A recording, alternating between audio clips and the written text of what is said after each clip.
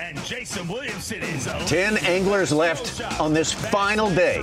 Bassmaster Elite Series at Winyah Bay. For each one of these 10 anglers, certainly there's a limit out there. Most of them will probably get it. For each of these 10 anglers, there's a big one out there. Maybe even 2 big ones. But finding them is another thing. Putting them in the boat, that's something else entirely. But someone who can put it all together today will hoist that trophy when it's all said and done. You're watching the Bass Pro Shops Bassmaster Elite at Winyah Bay, being brought to you live by Yamaha. Here we go, Bassmaster Live on the main day, the Championship Sunday. Bassmaster Elite Series at Winyah Bay, and that's the way it lays out before us there in coastal South Carolina. 10 anglers, as I mentioned, getting ready to go on this final day. We started with 75. They worked very, very hard to get there. You have to say, Davey Height, that each one of these guys deserves their spot on this final day because it has not been a free throw, a kick-in for anyone here. You're exactly right, Tommy Sanders. Every tournament in the final day, the final 10 have earned their right to be here. They've excelled more than the rest of the field, but this one in particular, the long runs that some are making, the choice to stay closer and maximize your fishing time, but maybe not as many fish in the area. Those decisions have been made, and the ones that have survived until today have absolutely earned it. Big fish have been a key. There's been 3 over 6 pound weighed in the 3 days. Big fish will be a key today. Yeah. Risk and reward is always part of the equation out here when you're professionally bass fishing for a living, but this one's just a little bit more dramatic than others because, I mean, there are so many places where you could just completely run off the rails and miss your goal, your objective. Hopefully it all goes our way today. That's all we can ask for. Been given an opportunity, so see what we can do with it. Stetson Blaylock you just saw right there. About 1.5 pounds ahead of Corey Johnston. Stetson Blaylock, of course, started yesterday with, and you reported it to us right off the bat, he didn't have any prospects at all for this little place he's fishing. It's unique, and we'll get a good look at it today. Yeah, if you weren't with us yesterday or the previous days, Stetson Blaylock is fishing in a very small backwater area, and he said, I have fished it so hard. I don't know if there are any fish left there at all, but boy, it turned out really good for him yesterday. One of 2 former champions, John Crews. What are we looking at? We're looking at about an 1.5 hour run up to where we're going to be fishing. And it's a long run. It's not a terrible run. It's just a long run. A couple no wake zones. We're going to get gas on the way up there this morning, and then we'll be able to fish all day as late as we can, and then haul ass back, and hopefully we can have us 5 big ones in the live well. Are you getting gas on the way because of tide? Right, because I want to be able to fish as late as possible, and then plus in the afternoon the gas pumps can get clogged up a little bit. Well, this is that run he's talking about, Davey, and that's he says it's not daunting. It just takes a while. It takes a while. It's not a difficult run like we would have in some places on the mighty Mississippi or across the Great Lakes or anything like that. Most of the run is in the Intercoastal Waterway, as you see right here, and it's an easy run. You know, as far as runs go, you know, to go 100 miles, there's 2 areas going across Winyah Bay and then going across Charleston Harbor where you could have some rough water and some boat traffic, especially on the weekends like we have now. But really and truly, it's just time consuming.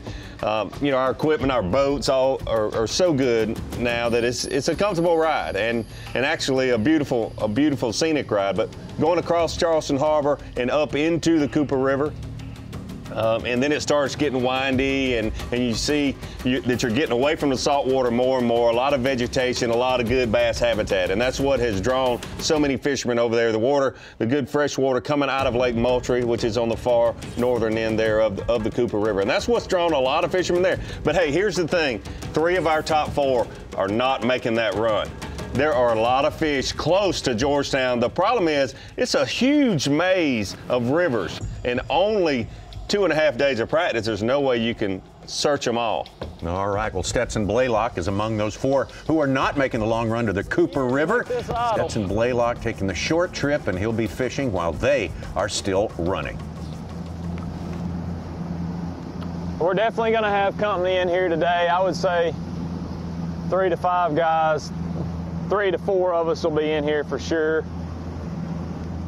stinks, but it's part of the game that we play.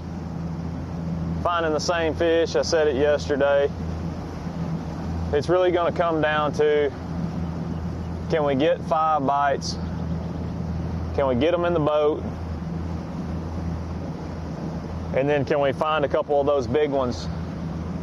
Because no lead is safe, and especially on a place like this where anything can change at the drop of a hat and go the other direction. So it's going to be critical to make the right decisions within our area here and, you know, get them in the boat.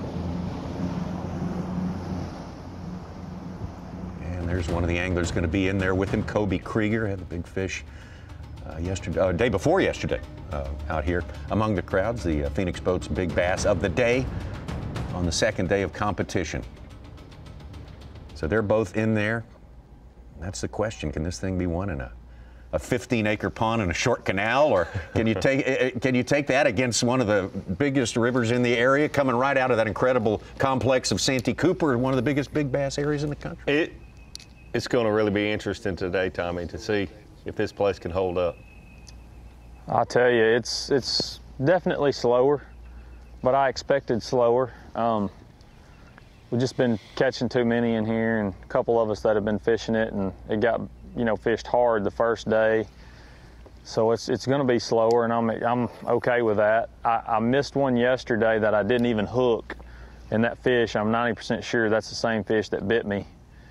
And just the same deal. Just, I think they're on beds and they're just biting it funny, and when they run out there and you lean into them, as soon as they feel that hook, feel that pressure, they immediately jump. And you know, I lost that fish. It's probably a, you know, it's over a 2-pounder. It's a good one. It's the kind you got to have, you know, especially with nothing in the box. It would definitely, you know, help calm me down just to kind of have something in there to go off of, especially with it being slow. And you know, I'm fishing reverse of yesterday around this thing, and I really expected to have a couple keepers in the boat by now, which I guess I should have one, but it didn't happen. So you got to put that behind you, and I'll go back and try to catch that fish later, because I'm pretty sure it's on a bed. So it's going to be slow. It's going to be hard. It's just got to get those right ones in the boat and hopefully have an opportunity when the day ends. Stetson Blaylock trying to pick up his first Bassmaster Elite Series trophy, along with the 9 other anglers out there today.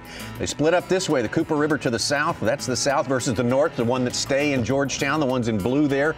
You see the 4 who are staying in blue, and the rest of the field, those names in yellow, making that long, still traveling, making that long journey. That's right, Tommy. If you look at this and have followed our tournament trail through the last few years when we were in Georgetown in years past, you might ask, well, why do they put in Georgetown when a lot of the anglers are going over to the Cooper River? We've had so much rain, and so many of these rivers were flooded when we were here a couple years ago, and also right now, several of these rivers, the Santee, the Big PD, Little PD, they're at flood stage, and it makes it difficult to catch fish in those couple rivers. But some of the others that aren't flooding, like the Waccamaw River, Stetson Blaylock's hooked up. Get in here.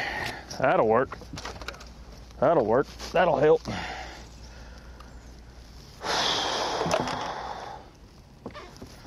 Gosh, that feels good to get one in the boat, even if it is a little one. Oh, I think we're going to call him today. I'm going to stay optimistic and put my cold tag on him.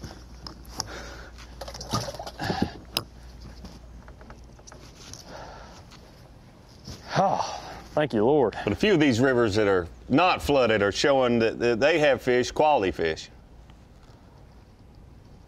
Absolutely, and the best bag from the Cooper River was just 1.5 pounds behind Stetson Blaylock's total yesterday. I mean, even though it's small, it feels good to get one in the box.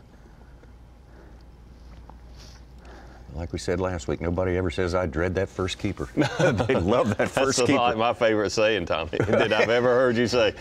I'm telling you, the way they're biting it, every one of them is just barely hooked, which I don't mind that as long as I'm getting them in the boat. Stetson using a wacky rigged Yum Dinger. Steve Bowman's out covering Stetson this morning. He said he already had one 11.5 inches he had to throw back. It Did measure, and he had another one on for 10 minutes before it threw his wacky worm. That's good additional info right there. No.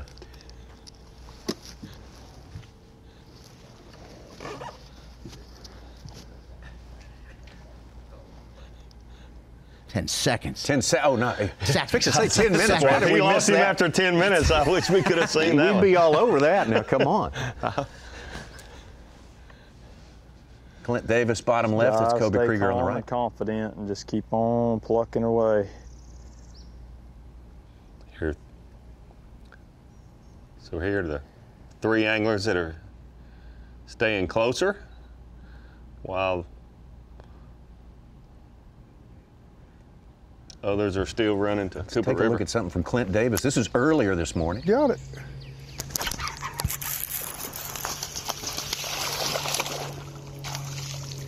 Ah, number 1. Couldn't handle it, could you, buddy? After that 4-minute fight there. Yeah. Clint Davis has been catching. Laylock hooked up again. Oh. I don't know what the deal is today, but they're way up in that stuff, and there's nothing else I can do to except throw in there to them. Stetson was fortunate yesterday landing some of those fish early Absolutely. in the day, just like this, when that tide is high and those limbs are down in the water. That one wasn't very big, but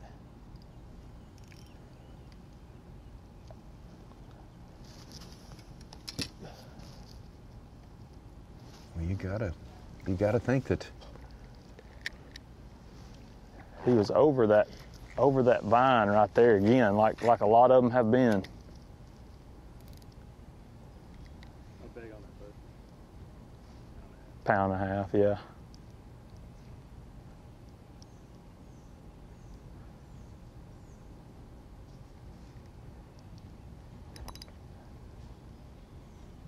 I would just stick with that plan if everyone that comes off was just little anyway, and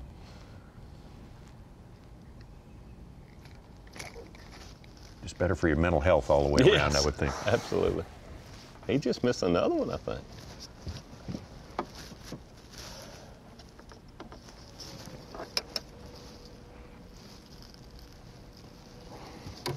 We talked about it a little bit. Popped my bait out of the bushes and it just wadded up in a giant knot.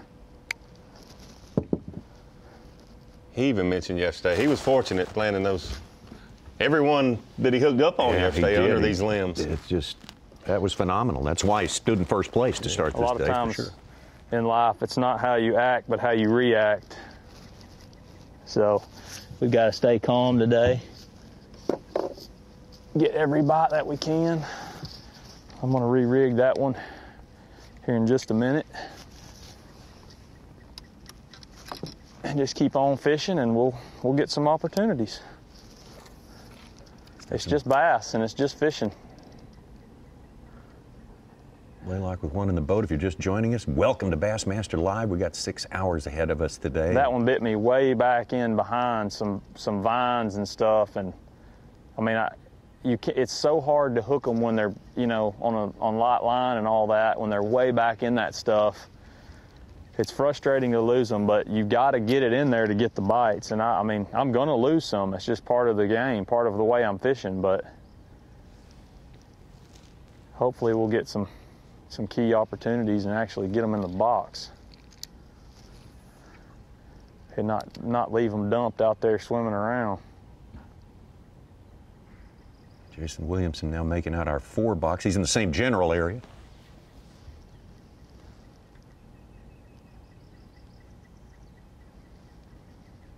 Had the biggest bag of the first day of the tournament and the biggest fish, Yep. but has really been a grind on Jason Williamson the last 2 days. Maybe today will be more like the first day for him. A couple of those bigger bites. Had a 610 and another one almost 4 pounds on day 1. Jason Williamson along with John Cruz, the 2 anglers in our top 10 who've actually won Bassmaster Elite Series championships. Everyone else, it's going to be their first if they can pull it off. I need to for sure.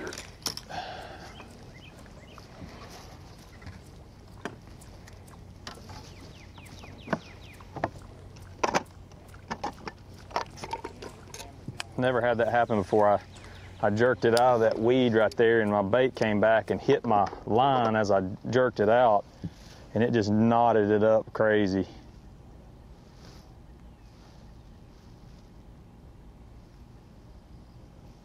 Well, we can. It's just kind of one of those things. You got to be prepared for adversity. Rigs his fluorocarbon leader to the braid.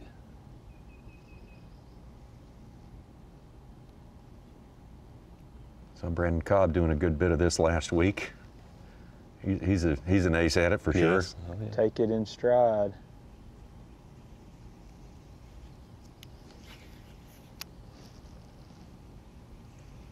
Stetson finished second place to Brandon Cobb last week. If he could pull out a win this week, wow, that would be a good little trip to South Carolina for him. Boy, that would be South Carolina. Yes, I would. Because I've lost 5-pounders when they counted a lot of times.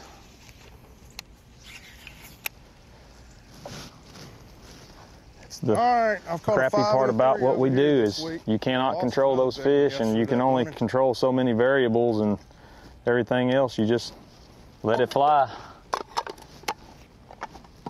Just let it bump, and hopefully you get the opportunities when they come and get them in the box. I was about to say to everyone who's just joining us, Stetson Blaylock, the leader, he's had a couple of fish come off. He has one in the boat.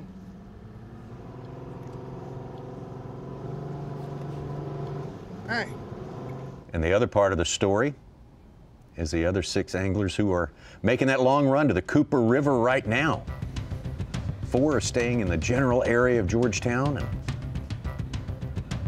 1 hour, 100 miles. More or less, about 90 miles to this gas station that most of them will be stopping at here at Hog Island. God dang. Most of them prefer to gas up before they continue their fishing, and that's what some of them are doing. Had to break out the big hose here. It's a serious hose to fill up a serious bass boat. Go ahead and get gas in the morning here. That way I get to fish a little bit longer. As you may know, I caught my biggest fish, a 6.5 pounder, on the last cast, because I got to fish a little bit later for the tide. So we're going to be able to fish a little bit later again. We're going to get gas. We're going to top it off this one time, and we're good to go. Well, that's John Cruz, one of our 2 former champions in the field here today. And that's pretty strong medicine, catching your giant on the last fish of the day. If you got some momentum, it might carry over. I'd be pretty excited about starting there this morning after catching a 6.5 pounder on his last cast. But the tide is a big player here this week, because it's affecting all of our fishermen, some more than others depending on how far inland you are, but certainly in the Cooper River, the tide is a big deal, and the tide wasn't low up on that upper end of the Cooper River yesterday until about 1:15, 1:30, which is the time that a lot of guys had already started their run back. So John Cruz being very smart there, maximizing his time late in the day. That looked like a little bit different of a dock than what we've been seeing where the guys have been pulling up on. Was that a place that maybe you went to, Davey? Or that was a different one, but not the one that I went to. Because you got to fish every angle, so it don't matter if you go left to right or right to left. You're still going to be faced with backwards cast and odd angles. And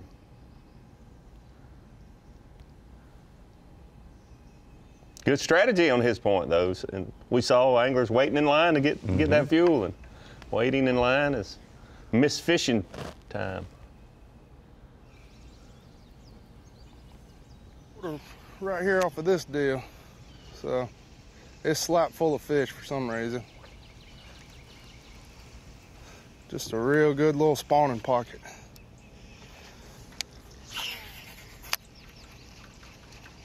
Clint Davis has been catching most of his fish swimming a jig, a 3/8 ounce jig. Come on.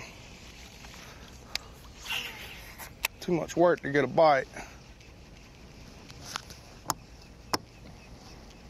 Just got a text from Super Marshal Rick Moore, who was with Clint Davis yesterday when he caught that 513. Said he was looking for little pockets with little to no current. Strangely, he caught his 2 biggest on a point of tules right where the current edge was. You know, my wife said they've been without power since, I think, 1 o'clock this morning, so hopefully everything's good.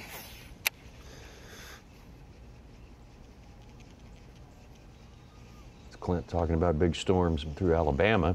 Kind of watched that on the weather radar last night. I think we'll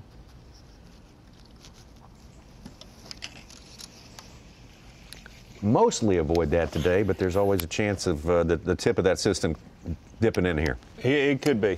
Could be. Later in the day, Kobe Krieger just missed See one. Tiger Woods doing good at the Masters.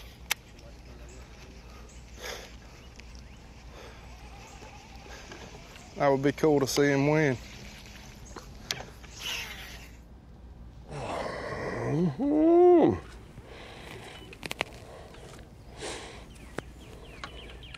What just happened? I think he broke off. Well, up there by that knee, there's a little log, another knee that sticks out. I know it sticks out because I've seen it under the water.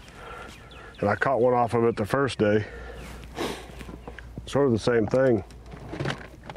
I actually lost it just like this. I didn't break off, but I lost it, got me tangled up.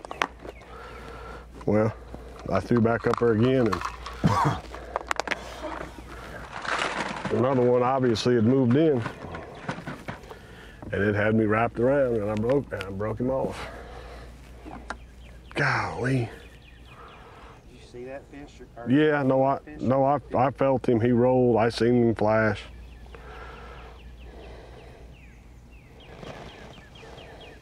I didn't feel him bite it. I just lifted up and it was heavy.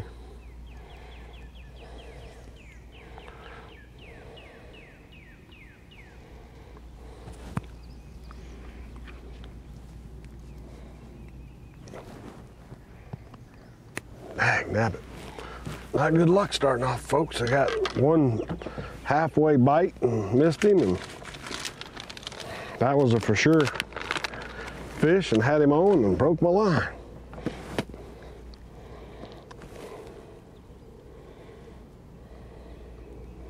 Dang, nabbit. Kobe Krieger in his 5th year on the Bassmaster Elite Series.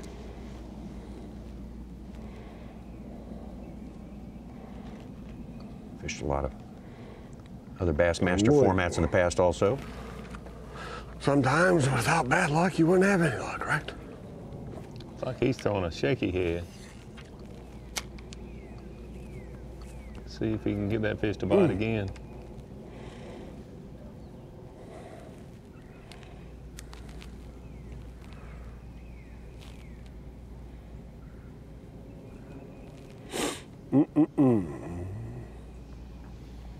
See if Kobe can get a second chance at that one. Sometimes you don't get a second chance at fish like that, as we watch Luke Palmer running up the Cooper River. He has made his gas stop, or has bypassed and elected to get it later. One or the other. Something real important yesterday, before these anglers got to that upper end of the Cooper River, Stetson Blaylock had several fish in the boat. Today, so far, just one, and Kobe Krieger breaking that one off. If you choose to stay close, I would always kind of keep a mental note of those guys are still running, and hopefully you put a fish or two in the box while they're making that initial run. When you know they're there and you haven't put one in the boat yet, it's not a little disappointing, not exactly what you want. There went half your advantage right there. Luke Palmer starting this day in 6th place, the angler from Colgate, Oklahoma. Submarine, nice little view of a submarine there at the Naval Station. Another submarine. So far, fish 2, Krieger 0. I said, so far, fish 2, Krieger 0. Those boats you saw just outside those submarines, do not go close to them. They don't like you getting close to the submarine. Okay. No. Don't mess with my sister. Keep your space. Yeah. Expensive piece of equipment here, folks. Don't mess with things.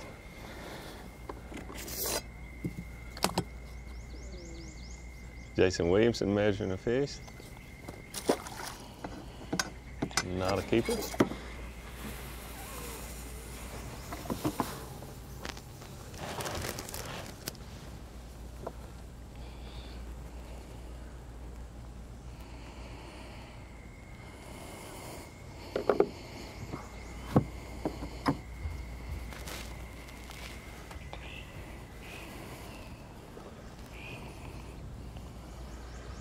Not good. Good idea of seeing Luke Palmer there. Still got, from what I'm seeing, probably another 10 or 15 minutes if I'm correct on this. He's still on the lower end. Cooper River, very special, unique place. Of course, we mentioned it flows out of the Santee Cooper complex, so it's in the middle of bass fishing country. There's a lot of history here. It was widened as they dug rice fields to take advantage of that water flowing there back in in some cases, the 18th century. Yes. So it goes back a while. It's the start of our country's history.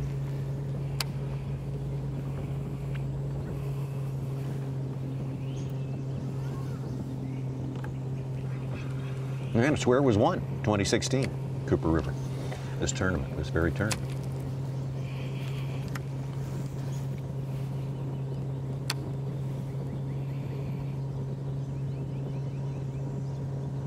So what do you think, Tom? You think it'll be close or the Cooper River at the end of the I think it'll be day? Close. Yes. Okay. Be one close or over in the Cooper River?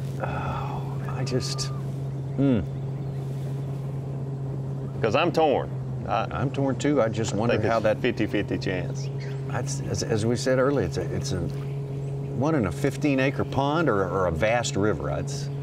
You gotta just look at the potentials and say the Cooper River. Yes. I think. Yep. And we haven't seen Corey Johnston. We've seen most of the rest of the guys in the top 10. Yeah, At we some don't have all point the today. info, We and haven't seen Corey. I don't even know what his area, how big it is. He's in one of the rice fields, spending a lot of time around where we saw Jesse Tacaranta yesterday.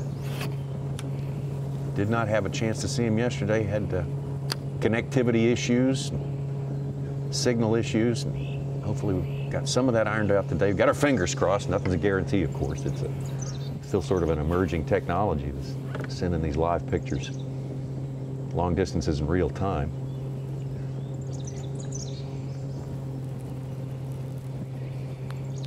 Without the use of wires or satellites.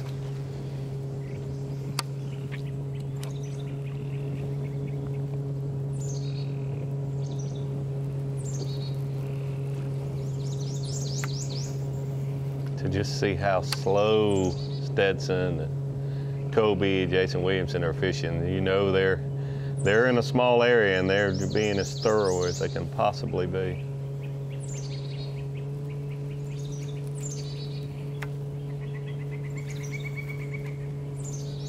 We're getting close to his spot there. That tower there is sort of one of the visual markers. That may be a different one though. That could be. Hold on. I think that's it. That's it? Okay. I think that's it. Smokestack.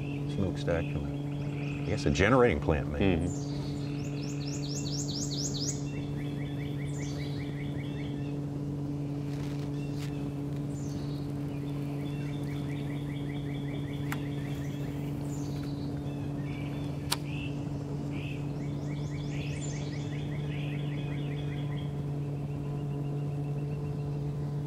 Problem is he's got to go past it and turn left and come back to it. So yeah, still got a few more minutes.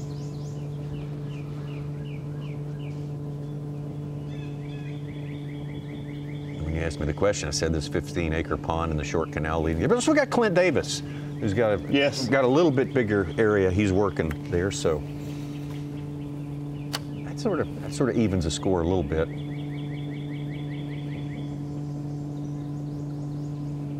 Every day we have seen anglers that excel have a 4+ pounder. Clint Davis had a 5.5 or so yesterday.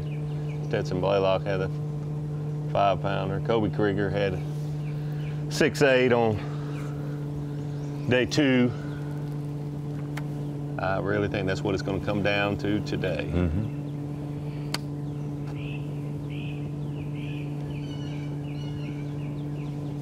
Well, Johnston's biggest yesterday was that 4.5 pounder, and he had a lot of other solid fish, 3+s, right near there.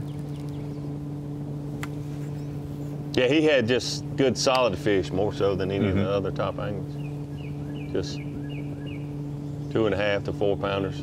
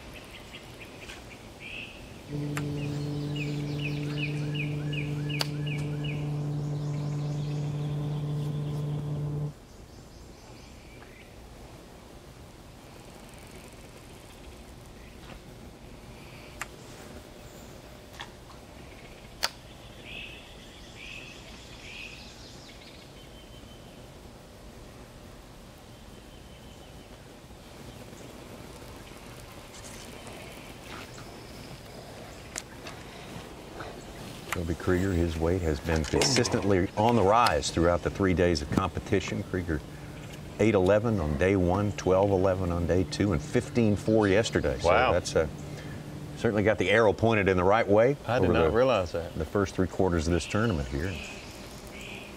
Jason Williamson to his left there, of course, had the big weight, 15-11 on day 1, and only half that on day number 2. Came back, had to catch almost 14, or almost 11, I should say, yesterday, to remain in the top 10, starting the day in 7th place. It took him all day to catch that 11 yesterday, too. Oh, my gosh, yes. The 5th fish didn't come until the last hour or so. Luke Palmer almost completing his run here. So there we go, about an hour and a half, or a little more after takeoff. He'll be fishing here real shortly now.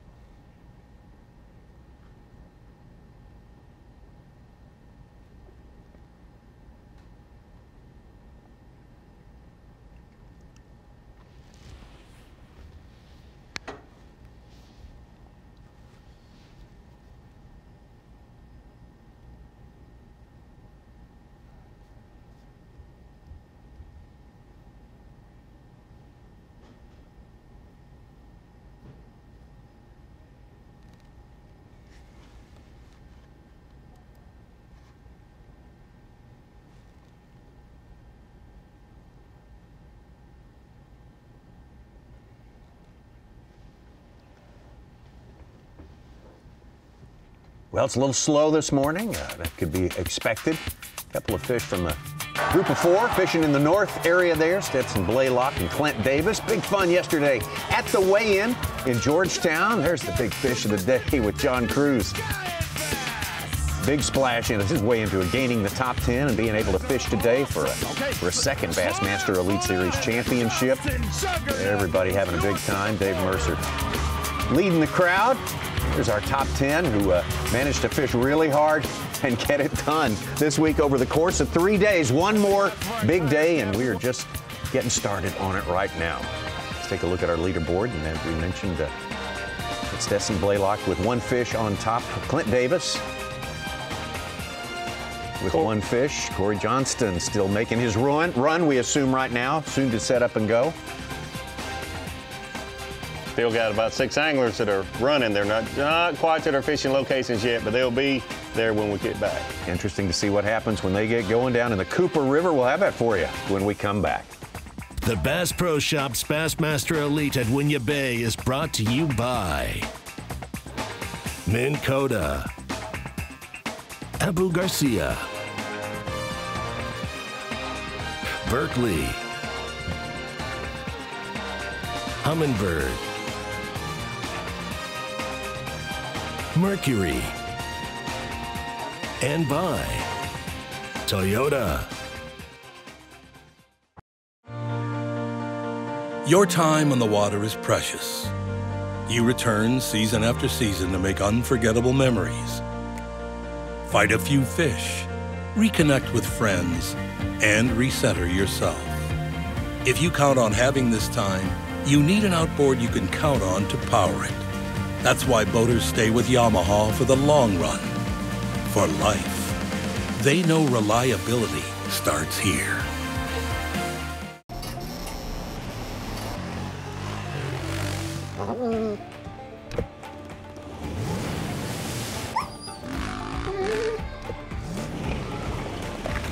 If you want to play, you need a Tacoma. Sign up to compete in the inaugural Hook Bassmaster BASS Nation Kayak Series, powered by Tourney X, presented by Abu Garcia in 2020. The trail features 5 regular season events, with a championship to be held in conjunction with the 2021 Academy Sports and Outdoors Bassmaster Classic, presented by Hook. The first tournament will be at Logan Martin Lake in Pell City, Alabama on March 5th, in conjunction with the 50th Bassmaster Classic. To find out more details and to register, visit bassmaster.com/kayak. Amazing. Nothing better. It flat out allows me to catch more fish. Power steering and spot lock have revolutionized what we're doing on the lake now. Faster response times when steering. A spot lock, man, it's second to none. Game changer. A game changer. Game changer.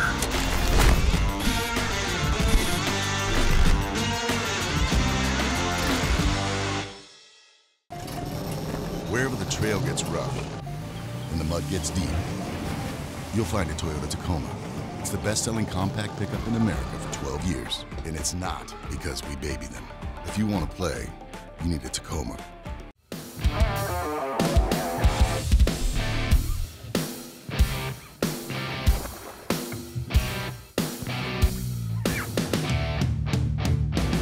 Chris Lane brings the pain. Casey Ashley, the native son, gets it done. Jordan Lee, back-to-back domination, unbelievable.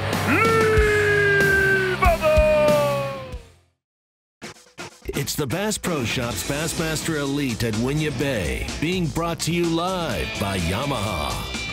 Georgetown, South Carolina, and Winyah Bay and the surrounding area, and I mean surrounding by hundreds of miles. That's what we're dealing with here. Things going a little slow this morning. Stetson Blaylock with one fish in the boat, maintaining his lead right now, but 6 of our 10 anglers, well, they're either just arriving at their spot or still en route to the places they're going on the Cooper River, 100 miles to the south of here. So that's the big story of today and has been for the last 4 days. You make a sacrifice in terms of time for the potential, no guarantees, the potential of picking up more fish, bigger fish in the Cooper River. There's the anglers who are staying close by as we look at our Humminbird lay of the lake.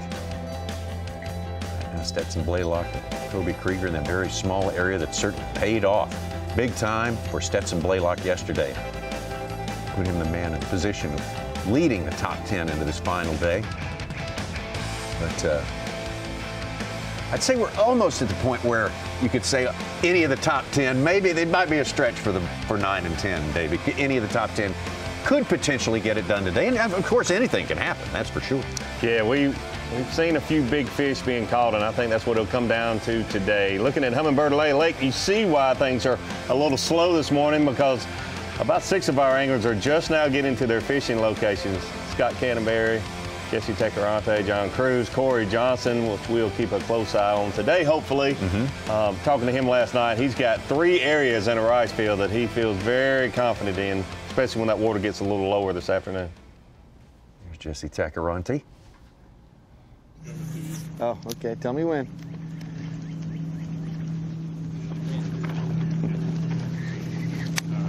Go, Jesse. Today I'm changing things up. As you can tell, I'm actually around a shoreline and cover. A lot of current where I've been fishing the flat where most of the guys, all of us, got here because of that flat. I just think that it's wore out. And Corey caught a 15-pound sack there yesterday, but hadn't he not caught that 5-pounder elsewhere, he'd have wound up with 12. And I think you're going to need more than that if you're going to make a big move today. So, you know, seeing as I can only move a couple of spots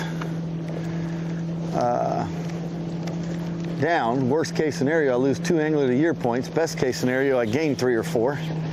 And you know, I just feel like there's a 20-pound sack somewhere in this Cooper. And there's gonna be it's just gonna be a different way to get them, but it's here. There's no doubt it's here. My understanding is, and reading it, they've had 40-pound sacks come out of this place. So I'm gonna go swimming a jig all day and flipping and pitching. Do it the way we do it back home in Florida when you want a big bag this time of the year. Some scenes yesterday from fish catching by Jesse Taccarante. It works on all 3. But this current's really moving through here, boy. I mean, really moving through here. We see his catches from yesterday. He was fishing out in those rice fields, the big expansive flat areas, fishing clumps of hydrilla and little depressions and ditches, just little small depth changes out in these big areas. And caught a lot of fish. He caught a lot of fish yesterday. He sure did. Just did not have the size that he needs. It got him to the top 10, but to have a chance to win once you've made a top 10, and you're not going to lose many points even if you finish 10th, but you need to often make some changes. Oh, it's all right. to try Come to on through. If you back out, you're going to create more of a wash than if you just keep going. You can stay right in here. It don't matter. I'm heading that way though. You're fine right there. Trust me. You're good. Yeah, Jesse says this place. I wouldn't tell you so if not. We're looking at from yesterday is may have seen its best day already. I appreciate it, brother. I appreciate y'all's support, man. This place is, huh? Oh. Yeah, there's one behind me I need to fish that I haven't had a chance to fish in all this time yet. Right over there off that little point. And then back in there, but there's some boat in there, which I don't care. I'm gonna go in there anyway, regardless. But that was his good one right there from yesterday, Jesse. Lighten it up a little bit for us there. That was fun. That was great. After catching about you're gonna fly that 10 1-pounders, he caught that good fish. Than me, buddy. A couple of I know the new technology is good, but man, I don't trust that stuff. It's a fight when it's up there. Oh, I can imagine. Yeah. Boy, this current is a rip. Oh, God, one just popped it right there. This current is a ripping, is it not? God almighty. A lot of energy, high energy guy, Jesse Tacarante. He's very verbal, fun to have on camera.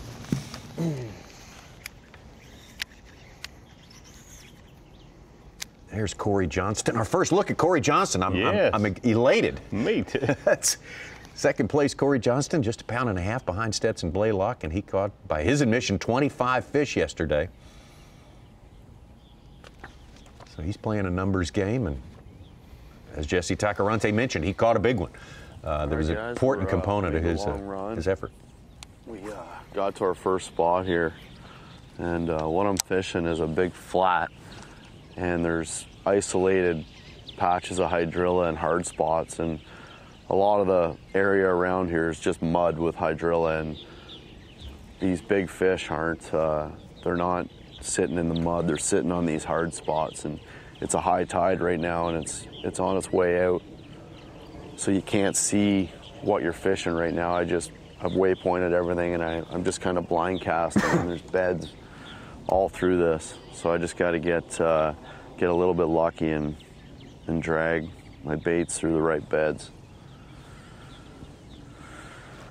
We'll see what happens. We'll see how she goes today. Good stuff there from Corey Johnston. You get these floating globs of slime. Moved into this area yesterday. There's quite a few big ones caught, so I think we're around the right ones. Whether they bite or not. It just does make it easier to fish when there's no slime globbing around.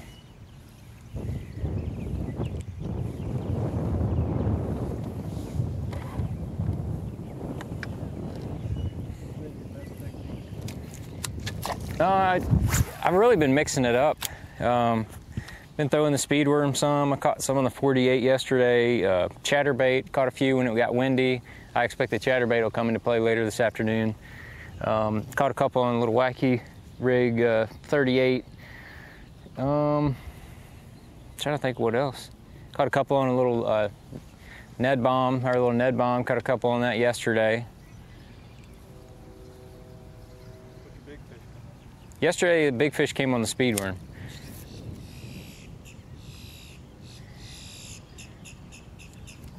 It's good for covering water.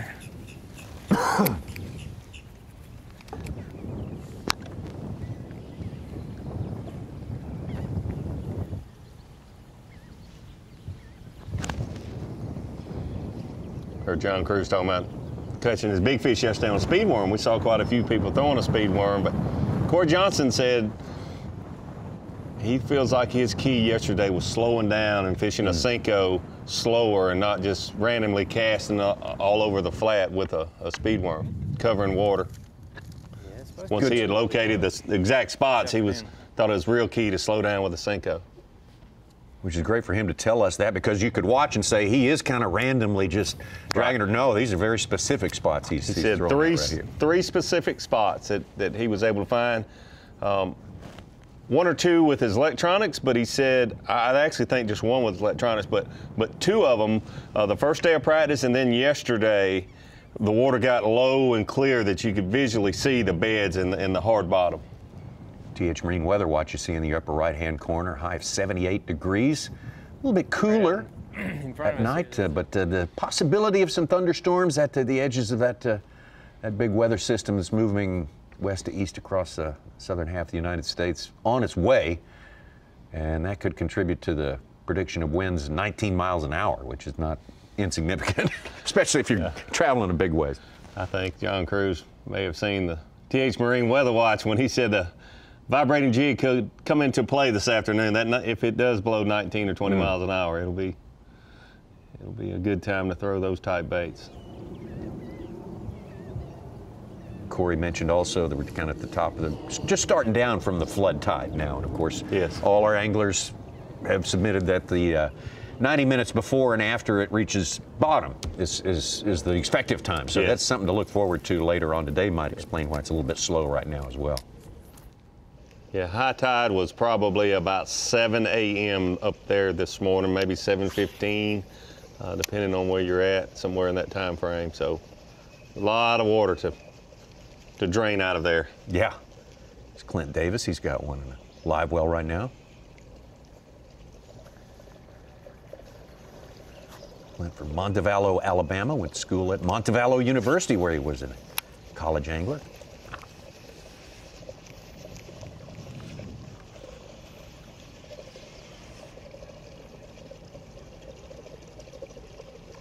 He's worked these little connecting canals all week long here. Occasionally getting back out to the main waterways. 3/8-ounce swim jig.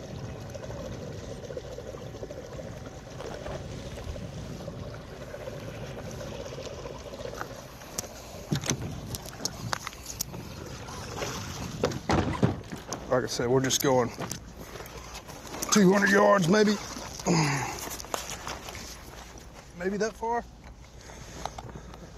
It's leaking here for sure.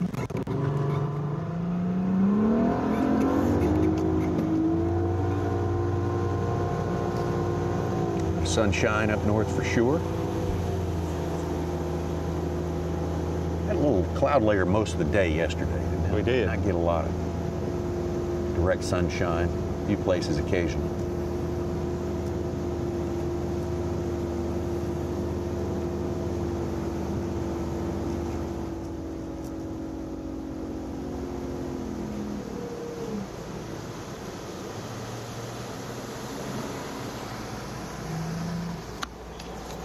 Tide's still real high for the anglers that chose to stay closer to Georgetown also. Should get better as the day progresses and that water gets lower and lower.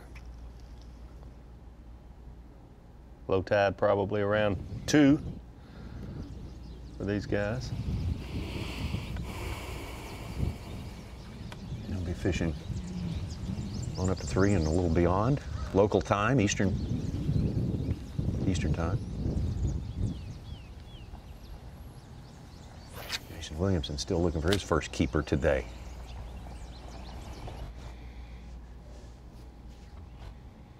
That 2 to 3 time frame this afternoon, I think, is so critical. That's when Jason's hooked up.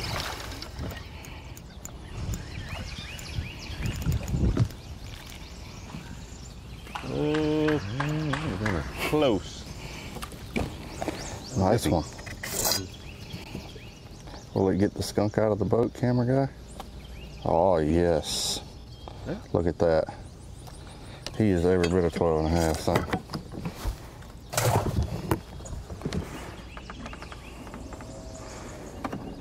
Kid There Rock. you go, Kid Rock. Some All right. applause. Yes. Kid Rock with Yes, a now, banana. yeah. Same thing here.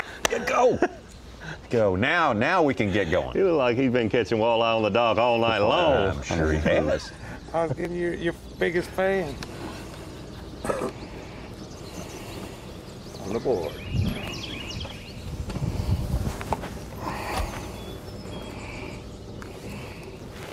Good friend EK said he's Jason's biggest fan. Pulling for him. Been with him all week. Yeah.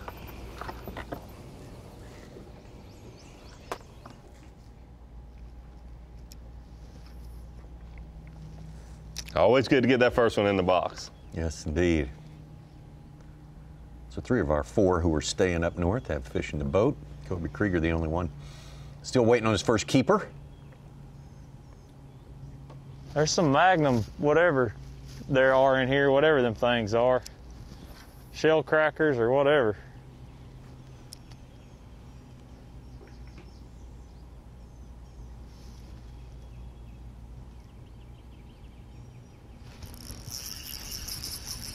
Little one. Yep. Oh.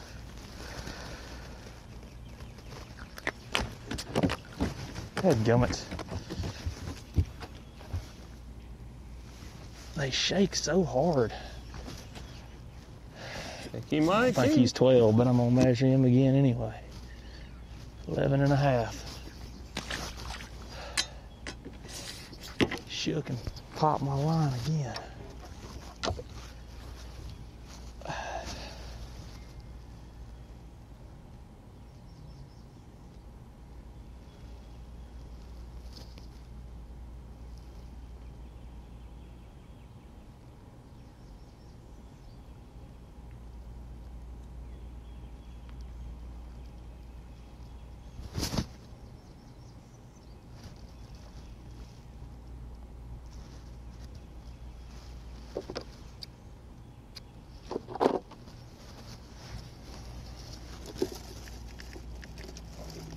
I might have to sit down and rig up more worms. I had a whole bag full and I done went through over half of them.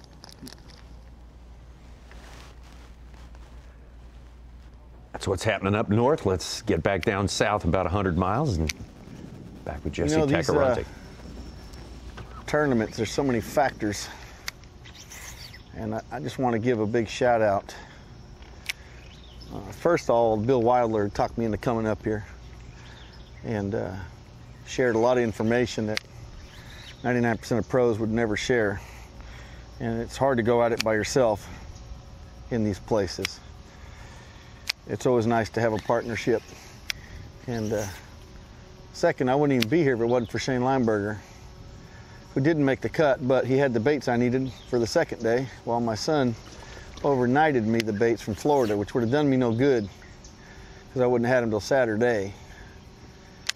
And so again, without that support and help from your teammates and friends, you know, things just don't get here. And then of course our support crews,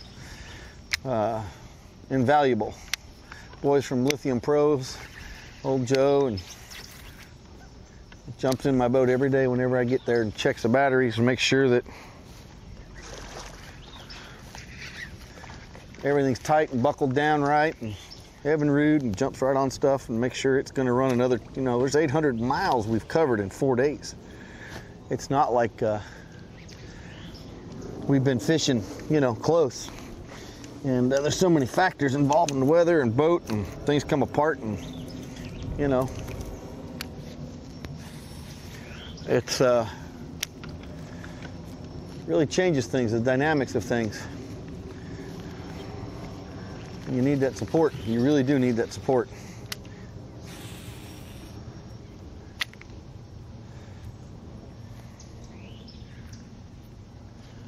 Jesse, with a little credit roll there, giving thanks where thanks is due, and it's well put. And 800 miles, that's a good point. It's, you know, stuff, I don't care how good it is, you know, there's a nut or a screw somewhere that's going to work itself a little loose, you know, during a heavy use like that. So I think we're very fortunate we haven't had any instance. We have a couple of fellows with an energy crisis now and then, right. But other than that, it's been incident-free as far as I know. It really has. Yeah, that's good. Like I say, we had a couple that I thought they could go a little farther on the amount of fuel they had than they actually could, and got towed in. Yeah. But very, very few issues. And if you're fishing today, that's just like Jesse said, it's 800 miles you put on your your boat and motor in the last 4 days?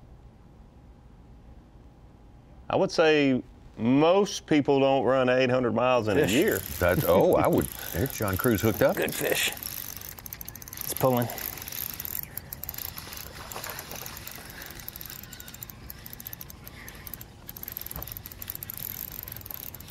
This fish thinks he's somebody. Get up in here, baby. I thought it was bigger than that. I'm on the board, though. Bull 38 do the trick. This fish is close to 2 pounds, maybe. Nah, maybe one. We'll call him 112.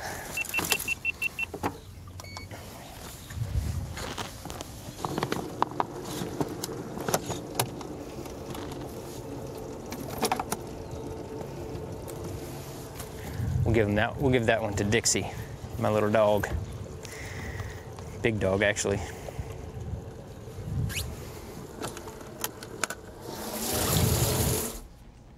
John Crews with the keeper there. Let's finally, we got Luke Palmer set up and going here. Well, he's right at the power plant. I was trying to. I just filmed the run and seeing him. Yeah, it wasn't low.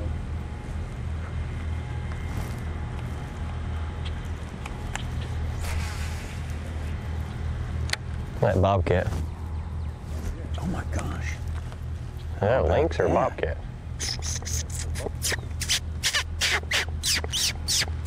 Wow.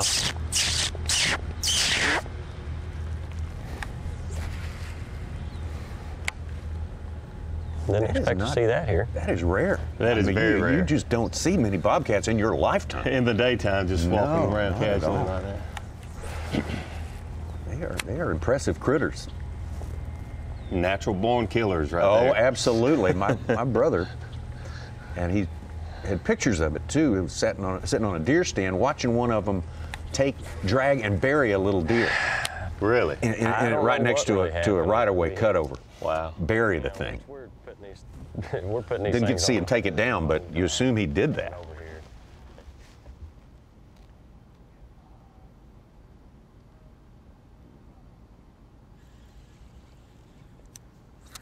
I got to tell a quick story of, I was deer hunting and squirrels were back and forth across a power line. Mm-hmm. Acorns were falling and they were burying them and back and forth. And a bobcat walks out of the power line, I think just going across, and it gets midway and just squats. And I thought, well, it'd be neat if one of those squirrels came by and see if this bobcat could catch it. Yeah. Well, about that time, one comes hopping across, and at a snap of a finger, that bobcat was carrying that squirrel away by the back of its neck. 2 hops and he was on I'm it, talking huh? about. Oh, it my was, God. And a squirrel looks pretty shifty, especially when you ride down the highway at 60 miles an hour and they jump out in the road. But, I mean, it was like not even a challenge for that bobcat to catch It was like an squirrel. F-15 versus a Cessna. Yes. Unbelievable. Oh my goodness. Yeah, they're impressive and like you say, so rare to see one in the daytime. Put up a poll on the Bassmaster Twitter page. You can find it on using hashtag BassLive or go to the Bassmaster Twitter page. Stay close, fish 8 hours, or run to the Cooper River. Those are your 2 options. Which strategy do fans think will prevail today? 4 of the 10 fishing close. 6 of the 10 made the run. Be interesting to see those results. We'll probably show them off during the show later. All right. Good poll there. Yeah. Be interested to see what the fans think.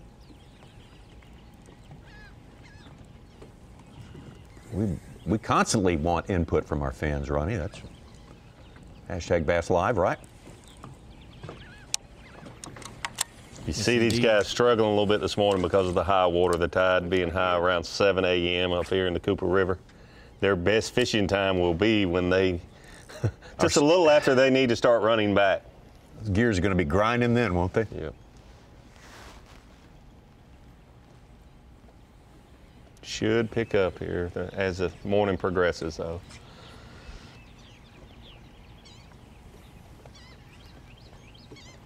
Yeah, we talked about that during the break, Davey. That, I mean, we always talk about the hour and a half in the morning to break the ice to get started while the guys are still running, but today the hour and a half when they're coming back might be the most important, especially with what John Crews said, trying to stay up in the Cooper as long as possible. The guys fishing close, they'll have the best tide for the longest period of time before they have to come Johnny back. Crews is hooked up. Begin. Small fish. Yeah, not gonna. Well, hold on.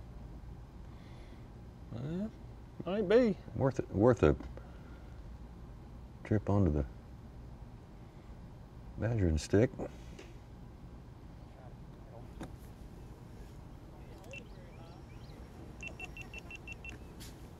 I don't have that long of an arm.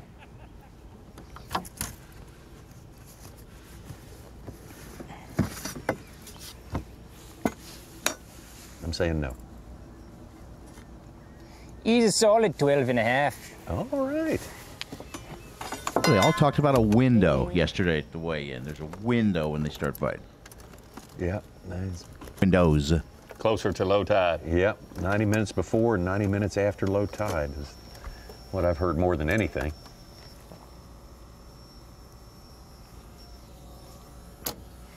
The only two anglers I've talked with all week that said, I'm catching my fish on the rising tide, you know, farther away from that low time period that you mentioned, because that is the answer 99% of the time.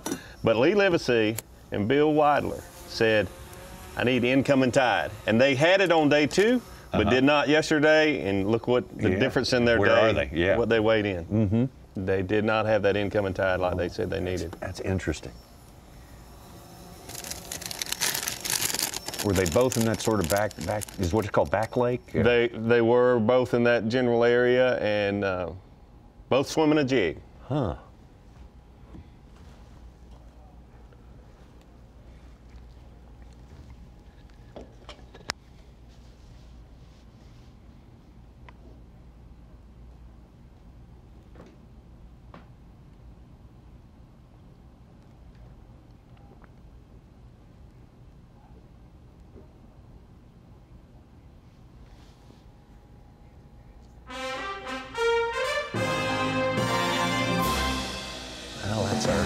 For now at the anglers fishing down south. 4 of the 6 at any rate. Something you definitely want to look at later this morning, 11 a.m. Eastern Time, final day. The big production show, 2-hour show of the Geico Bassmaster Classic Championship Sunday. That was a great classic, and if you watched with us on Bassmaster Live, you saw a lot, and you'll see even more, some things you did not see during the course of that. It's the story told in the best possible way. I recommend it to you today, 11 a.m. Eastern Time on ESPN2. Meantime, we got plenty more Bassmaster Live. Just finished up our first hour. 5 hours to go. We'll take a break.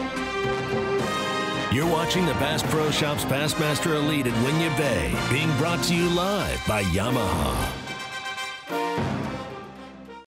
Blue Water by TH Marine, offering LED lighting solutions for your boat, trailer, truck, ATV, and so much more.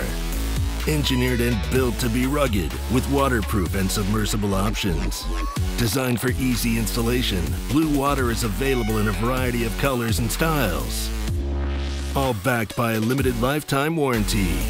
Blue Water by TH Marine. In the wild, nature dictates that when it's time to eat, animals will instinctively find and devour the meal that satisfies them most. In the water, Berkley Powerbait's scientifically proven formula triggers the natural predatory instinct in bass. Now available in a plethora of shapes, sizes, and colors. Berkley Powerbait. Fish bite and won't let go. I'm pro angler Andy Montgomery. I've been making my living with Strike King products for a long time. So when they showed me the new Tour Grade line, I was all in. I knew I could trust it. What I didn't know was how easy it was to use. With the spooling tool and the prepaid envelope to recycle your old line included in every single box. Not only is it the best line on the market, it gives you the easiest fishing experience possible. Find out more at StrikeKing.com.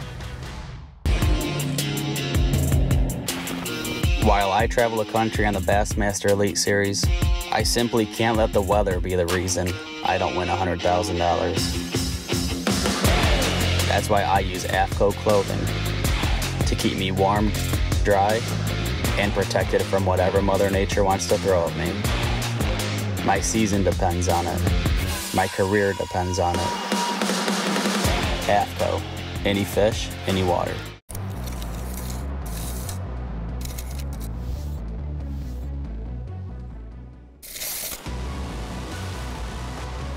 This reel allows you to cover more water, make more casts, giving you more opportunities to catch more fish. The new Revo Rocket, Abu Garcia, for life. For over 70 years and 18 consecutive NMMA Consumer Satisfaction Awards, Skeeter continues to set the standard. And right now through March 31st, you can buy Save Fish with rebates of up to $1,500 on the all-new FXR Limited, up to $2,500 on the new FXR Apex, and double rebates of up to $3,000 on the ZX190 and ZX250. Hurry! Buy Save Fish ends March 31st. Visit your local dealer or SkeeterBoats.com to see why now is the best time to buy the Skeeter of your dreams. I can vividly remember back when I was a kid and, searching for information. And it was so much work and it was such a struggle to get that knowledge, to get that information. We talked about the equipment, we talked about the bait, we talked about how to pick it apart. It's highly detailed, specific information from A to Z to help you learn, get to the water, and become a better angler quickly. That's what the Bass University is all about. It's the Bass Pro Shops Bassmaster Elite at Winyah Bay, being brought to you live by Yamaha.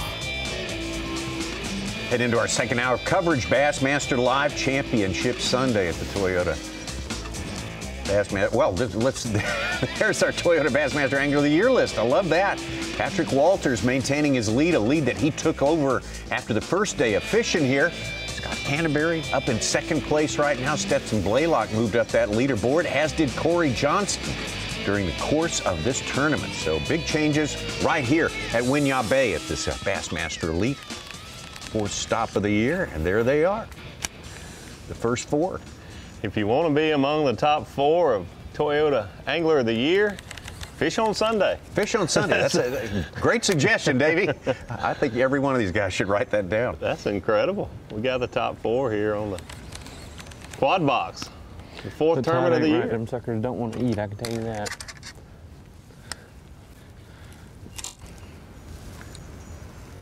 Corey Johnson. Canterbury with what looks like it might be a small keeper. Canterbury, the solid day yesterday in a place that he seemed to be, well, at least yesterday he was very positive about. What's that? Okay, yeah. That's a keeper.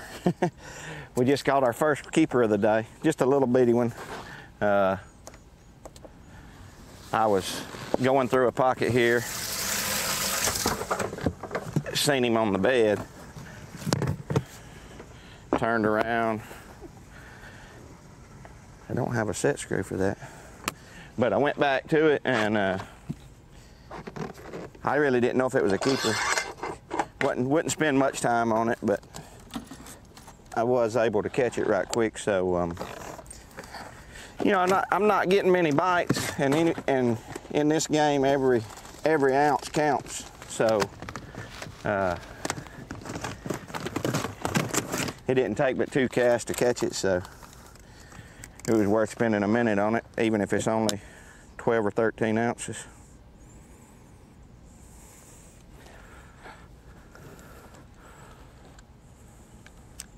Scott Canterbury talking about managing his time.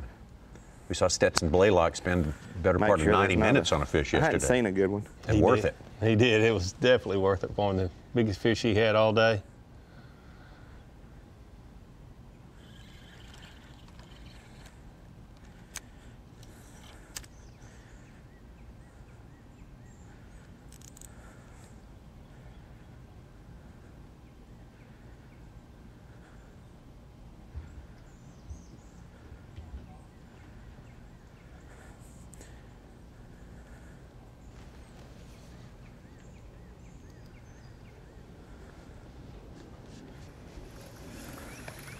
And Scott Canterbury just 3 points behind Patrick Walters in Toyota Bassmaster Angler of the Year race. Walters can only gain points today because he started at the cellar 10th place, so he can only That's move up. Canterbury can still move up and take that from him even if Walters doesn't move. So. Corey Johnson's happy to be ahead of his brother Chris finally, but he's only 3 points ahead, and he could lose that lead to his brother. Corey starting up there in second place. There's not a lot of ceiling for him today.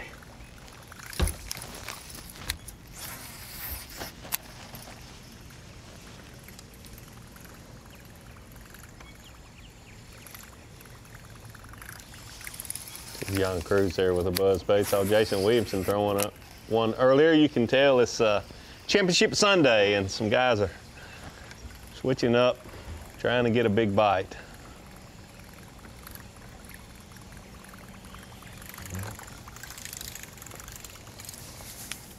Stetson Blaylock, and you see just over his shoulder is Kobe Krieger. They've shared this area all week. Yep. It's not real super secret place either, is it, No, David? it's not. No? It's not. Bit of a community hole. Very well known. Yeah. One thing Stetson said last night was that he had left. He was going to just spend his whole day back here in the pond at the bowl area in the back, but then he started just kind of fishing down that deal and was going to let it rest the rest of the day. And then at the end of the day, Kobe went in there and fished, and he was like, dang, hope he didn't, take any of the fish I was hoping to save in there. Yeah, that's not the one.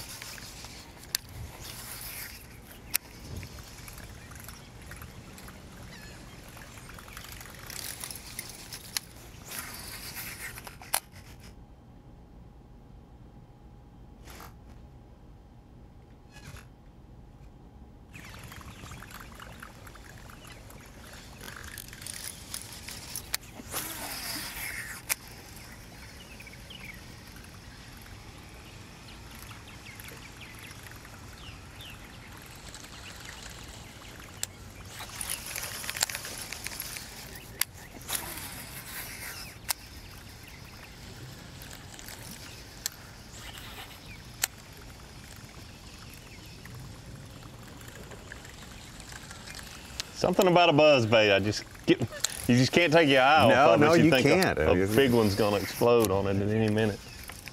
Buzzer comes out, you're watching it. I don't care who you are.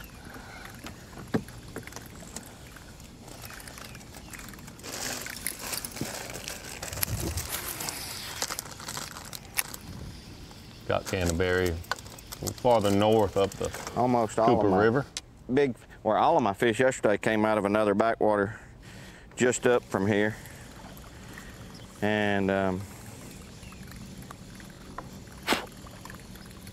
we're gonna go up there, fish it. I'm gonna pitch over here where this one was bedding yesterday. It's about the same size as that one. I mean, it's no big one.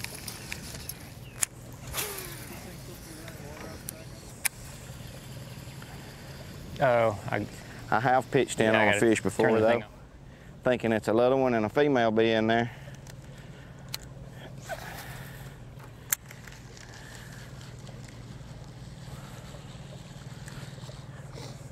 Got the tide moving good on the way out right now. Need to be in my big fish area.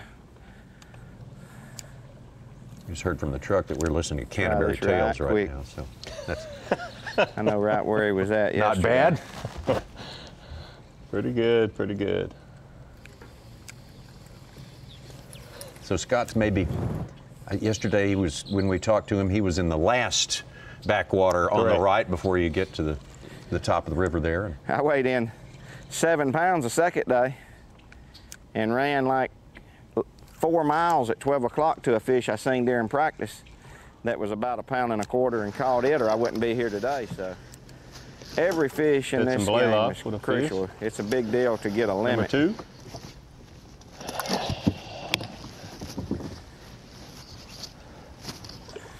Chipping away at it. Chipping away. You think, hey, he doesn't need those. They're just limit fillers right now. But with what we saw in 2016 with the top 3 guys were within 1 pound of each other, and only one of them got a limit, and it was the one that won it. So. Yeah.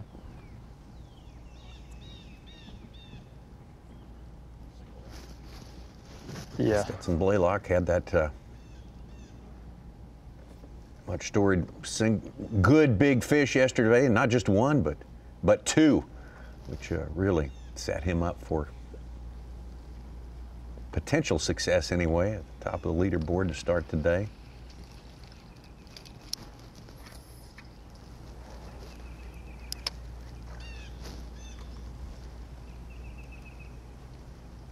Like Scott Canterbury's had a very successful career on the FLW. Stetson has. Both of these guys with a whole lot of credentials. Absolutely. When they came over here 3 years ago for Stetson. Yeah.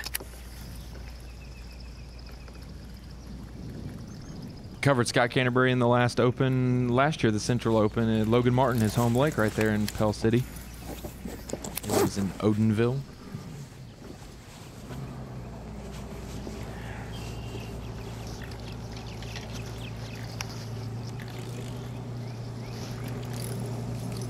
$2 miles. Looks like Canterbury's going to move a little farther up the Cooper River where we saw 5 big ones yesterday. The weather's right. We'll see. He thought a lot of that place when we talked to him about it yesterday. I had some bonus coverage with him yesterday.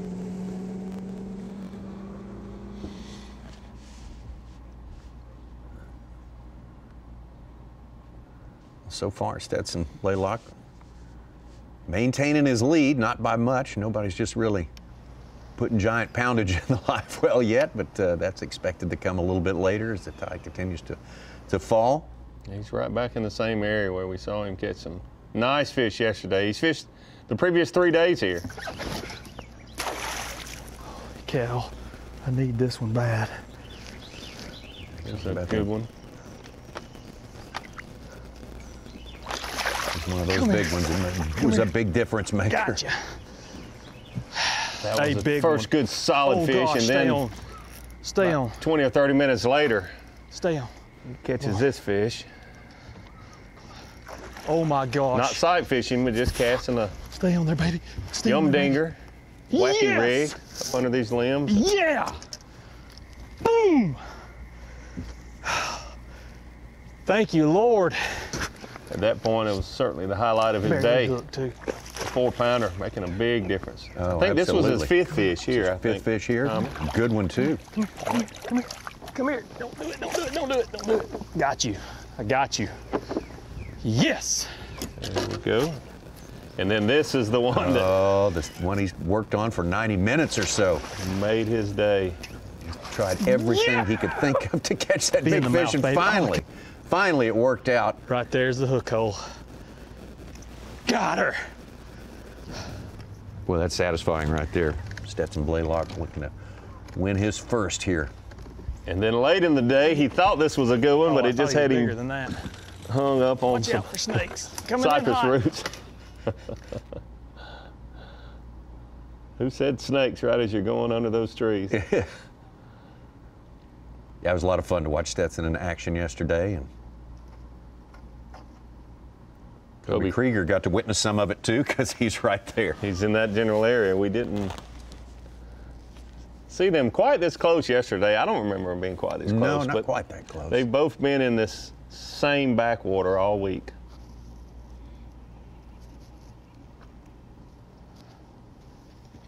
The depth of this pond here is a big factor, according to Stetson and you, as to why it's holding up. Yes, it's incredible how deep it is compared to all the surrounding areas. 20, 25 feet deep.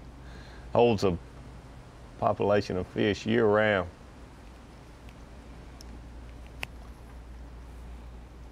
Good population of shad that live in that deeper pond area. Of course, when you're in a river environment, it's, the old conventional wisdom always says, it's got a good chance of, maybe a better chance of finding them when it's stable, the most stable water you can locate yourself on. Absolutely. at least a more dependable supply of fish.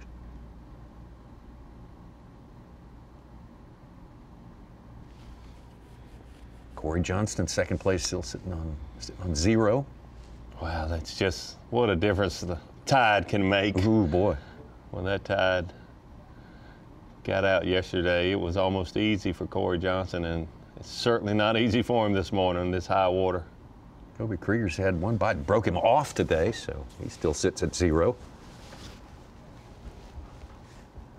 John Crews up north with 2 keepers, none of them giants for sure.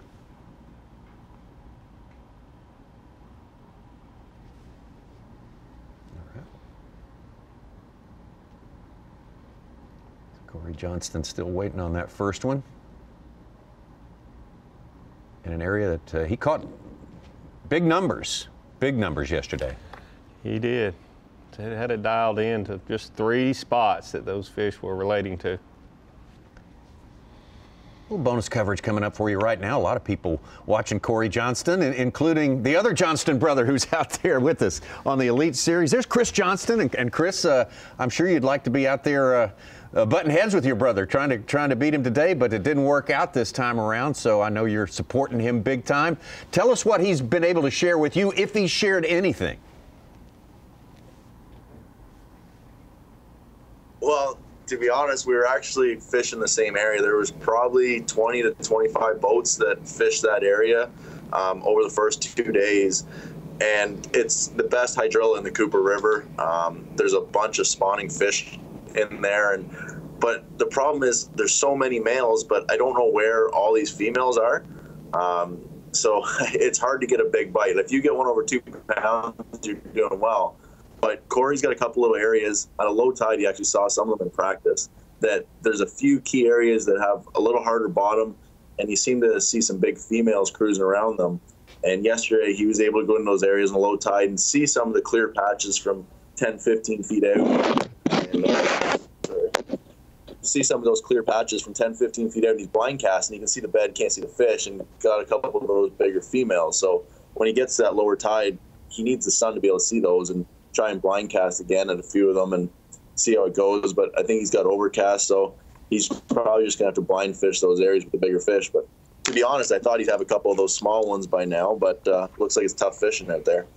So Chris, how close to the dead low tide does the fishing start to get good? It seems like as many fish as we've seen out on these flats, you'd be able to catch a few with the high tide, but it seems, boy, today it's been tough on Corey. You think you'll start getting bites 2-3 hours before the dead low tide?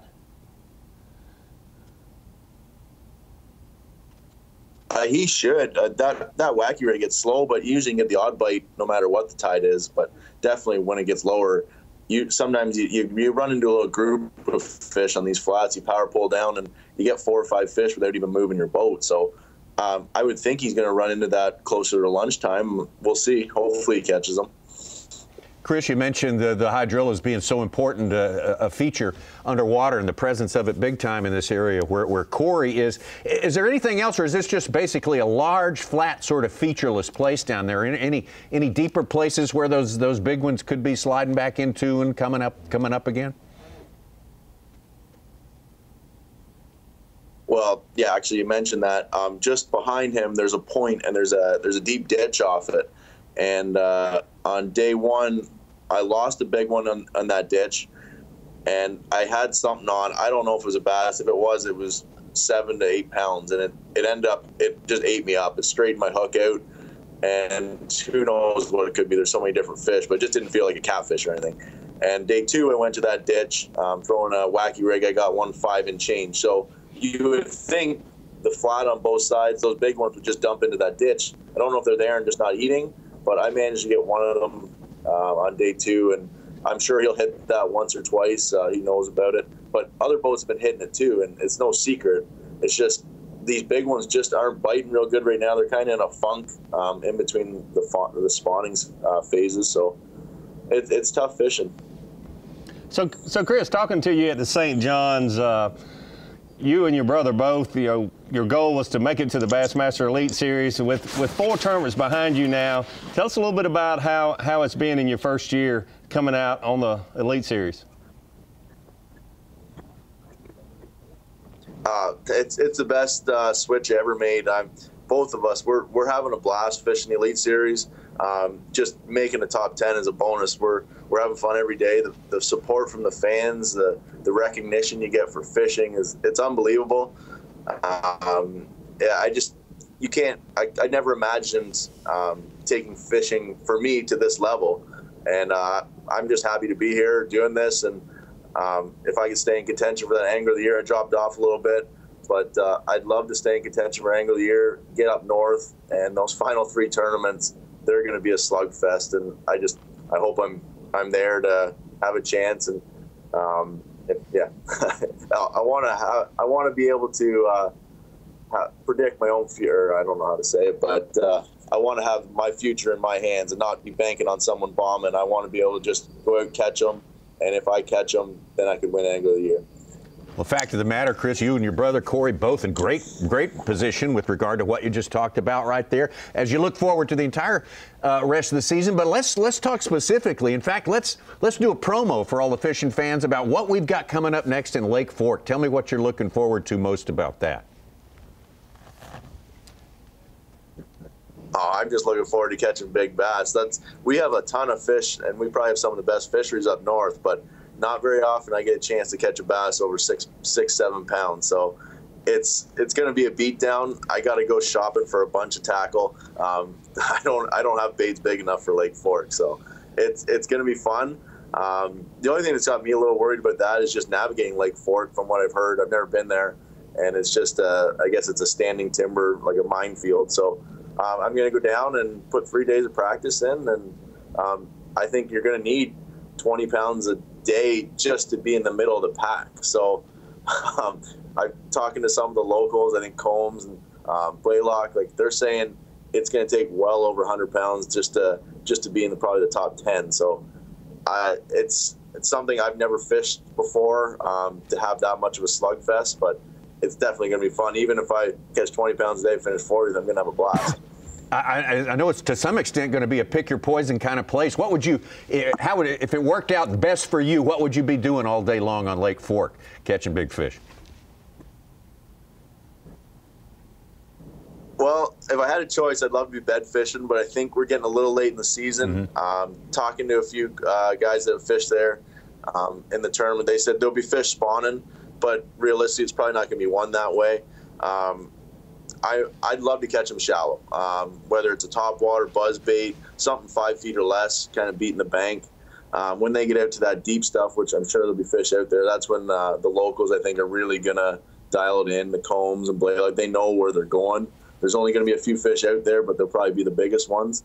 So I'd love to stay cold there and keep the fish shallow. I feel like it gives me more of a chance at doing well. Good deal, Chris. We always talked about it, of course, everywhere we've been this year, with possible exception of St. John's, where everybody had some big ones each and every day. We talk about that, the importance of that single big fish today. Can you amplify that for us a little bit? I mean, it could come down to the one person who catches the 5-pounder is going to be the one who wins today, right?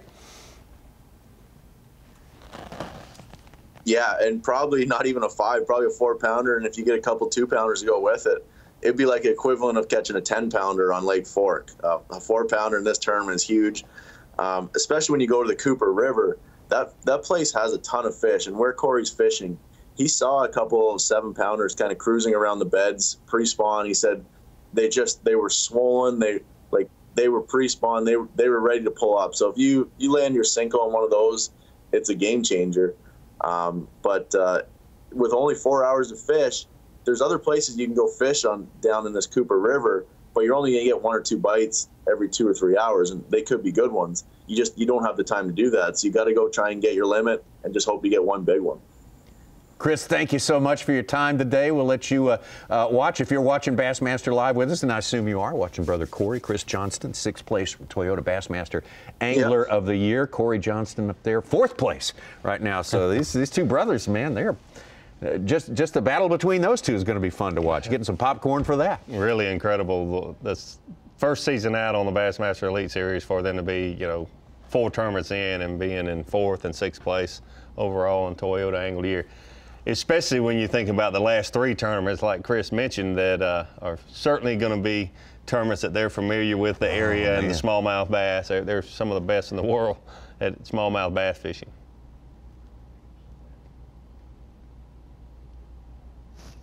Yeah, something tells me he was hoping he'll have an opportunity to go for Toyota Bassmaster angler. I think he'll be in position. Oh, I think he'll be just fine. Make that St. Lawrence River thing even bigger show than it always is. Oh, geez.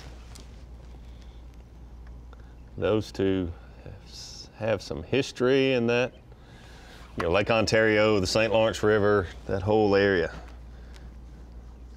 In fact, I got invited on a little smallmouth trip up there this summer. I'm certainly going to take advantage of. Well, I would if I were you. Hope to get to go fish for some smallmouth with Corey and Chris. That falls under getting essential intel, right? Yes.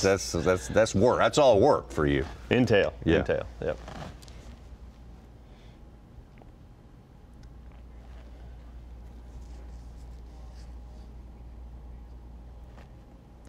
While we were talking to Chris, we just saw Kobe Krieger put his first keeper in the boat. As we say, we're just coming off the flood tide right now, so it's as tough as it's going to be all day long. But there has been some activity getting started toward their limit. Very important. Every fish counts right now, and most would consider a bonus in this high water. And the fishing definitely will get better during the day as that tide begins to fall. We saw it yesterday, and probably even more impactful today with that tide getting lower and lower as time progresses. It's real interesting to see what's going to happen when these Cooper River guys have to start their run back this afternoon with what should be the best fishing time of the day. John Cruz, the only angler making any move of any sort, really up and down the leaderboard, going. Jason Williams who just landed a 1.5 pounder. Okay, Jason Williams, late breaking news there, and I say there's no guarantees, but I think you'd reasonably expect that we'll be catching them more and more with each passing hour here for a good long while. And there's plenty more fishing to come, but the clock is ticking. It's the final day, Championship Sunday. We'll take a break and come back. You're watching the Bass Pro Shops Bassmaster Elite at Winyah Bay, being brought to you live by Yamaha. Your time on the water is precious. You return season after season to make unforgettable memories. Fight a few fish, reconnect with friends, and recenter yourself. If you count on having this time, you need an outboard you can count on to power it. That's why boaters stay with Yamaha for the long run, for life. They know reliability starts here.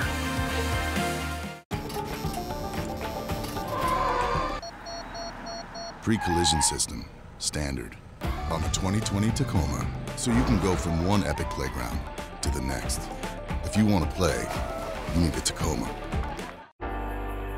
If you want to know how the best anglers always seem to find fish, stay on fish, and be in the right place at the right time, don't ask them. Just look at the name on the side of their boat. The one that's built 10 million motors, shallow water anchors, and more.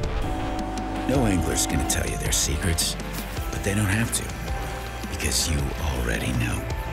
Minn Kota, fish for more. What do a taco and a taco truck have in common?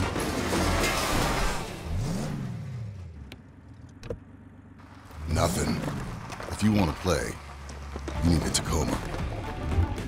If you love bass fishing, then show your support by joining BASS today. With your membership, you'll receive every issue of Bassmaster magazine, plus $50 in free gear, including a membership tackle bag, BASS cap, plus more. Click now on this video to join today.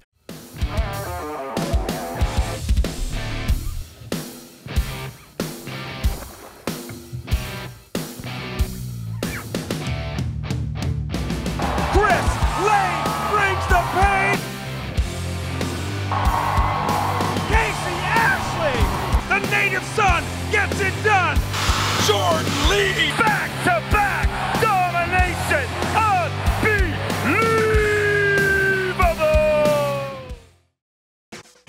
It's the Bass Pro Shops Bassmaster Elite at Winyah Bay, being brought to you live by Yamaha. Early going on Championship Sunday, the fourth stop of the year for the Bassmaster Elite Series. The Bass Pro Shops Bassmaster Elite, Winyah Bay. Certainly, this is a coastal sort of environment that we have here, and the rivers, the deltas, emptying this fresh water into the Atlantic Ocean, and that's the leaderboard right now. Stetson Blaylock holding on to his lead as it stands right now. In fact, he's increased it a little bit over second place. Corey Johnston. Big story. Part of the big story is 6 of our 10 are making the long run, 100 miles or so, all the way to the Cooper River, sacrificing time, sacrificing fishing time, with the promise catching bigger fish. So far, the bigger fish have not showed up. We do have a couple of anglers with some fish in the live well, and of course the conditions are not right, but they are. If the past 3 days are any guidepost, they should continue to get better as we go through the day. We certainly hope so, and I think so. Wind picking up a little bit. Hopefully that doesn't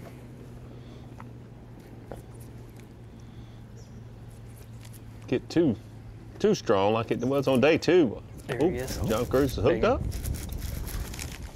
John Crews. Kidding me? Oh, he lost him. Wow.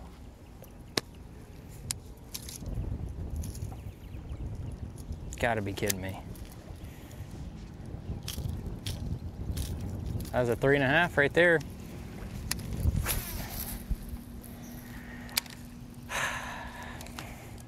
I mean, no drag slip. I mean, it's meat. Just went right into it. Just had it funny, I guess. God dang it. It's the ones we need right there.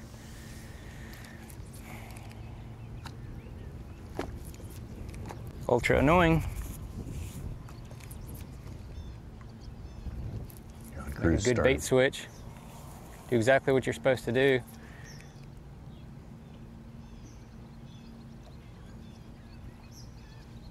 When that fish came up, I knew it was caught. Shit. Great start to the season for Crews, St. John's River. God dang. Got one of our true giants. In fact, I believe the Phoenix Boat's big fish of the tournament he caught down there, 11 pounds plus.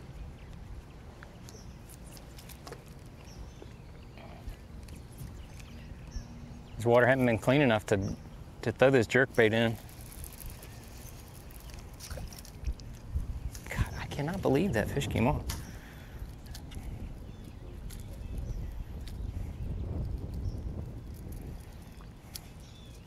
Good little change up here for John Crews, throwing a jerkbait. Haven't seen anyone else doing that. No, not at all. Of course, this tournament.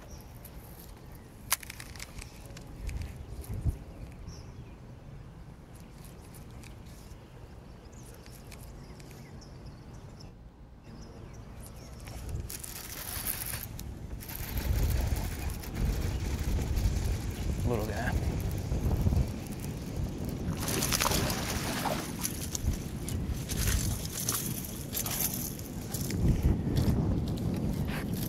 Good sign there. 2 bites and about 4 casts. Yes, man. That's and John Crews, you have to say right now, among our top 10, the only 10 fishing today. Chunker. Been the most consistent, the steadiest fish catching. Nothing huge just yet, but this fish right here. Going to allow him to get up into second place. Take a look at it again. 1.7. Of course, the big one came off. How is that? I knew it. Little one. Lost what he said was about a 3 or 3.5 pounder, and just 2 or 3 casts later, he hooks up with this one. So that's the one right there. Put him in second place, as we said, and back out live to John Crews in a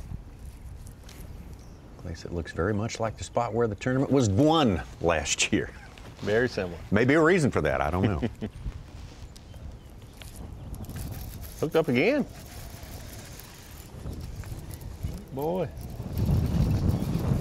Little guy.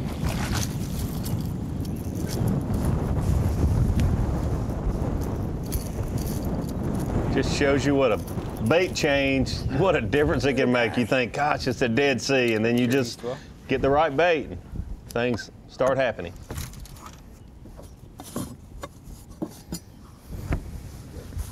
Oh, that's a keeper. 13. He's a hammer, baby. It gives us 5 though.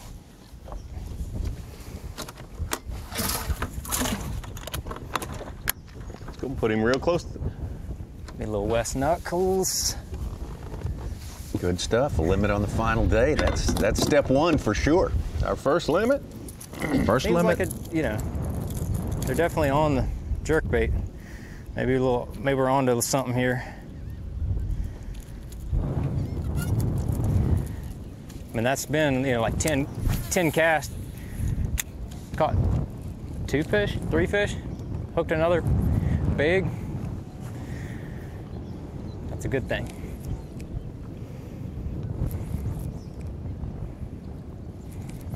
He began the day 5 pounds 7 ounces out of the lead, and now he's cut the deficit on Stetson Blaylock to 2 pounds 6 ounces.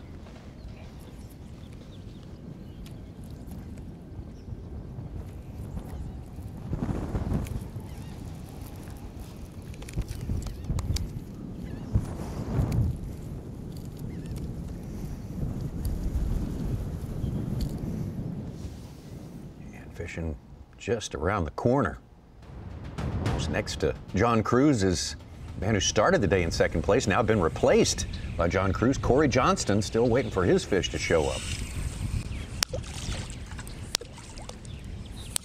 He's going to catch him. There's just no way he cannot catch him as many fish as he's caught the last few days. Well, we've seen in the last couple of days John Crews make a bait change, start catching them good. Jesse Tacarani, to a lesser extent, did it yesterday. Switched to something that looked more like a pinfish since he thought these bass were eating out here in this first cast. Yeah. Here we go. Here we go.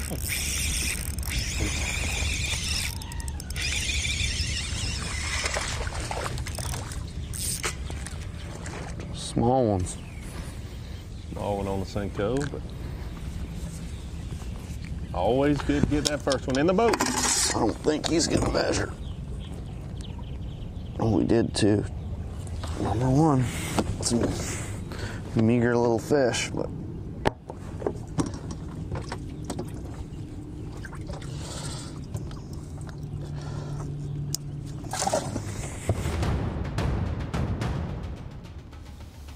Scott Canterbury, we visited with him about 30 minutes ago. He did a little peek into one of the backwaters on the way up to the top of the river there, and he's spent a lot of his time yesterday one more up, and he should be there right now according to what he told us.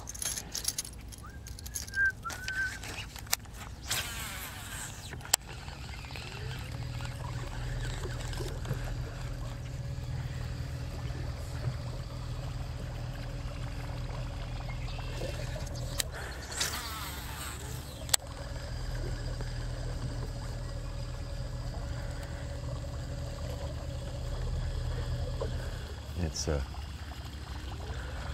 never ceases to amaze me how a little protection will make it look glassy smooth in one place and just right out the same river. Oh, here we go.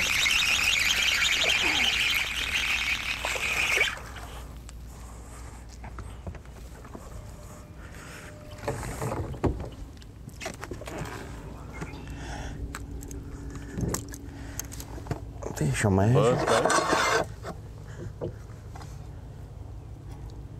Number 2.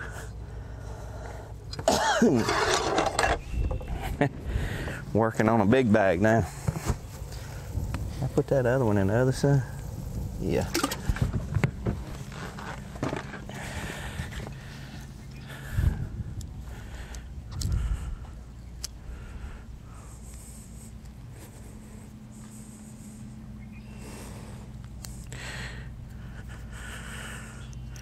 Like it's on his Canterbury Buzz, which is like a big bladed buzz bait. It had to put a toad on the back or a swim bait or whatever you want to put on the back of it. But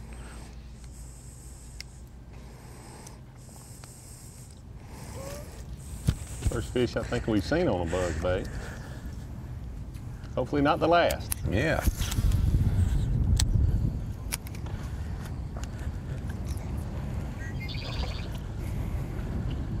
You see the definite wind out there where John Crews is, isn't it?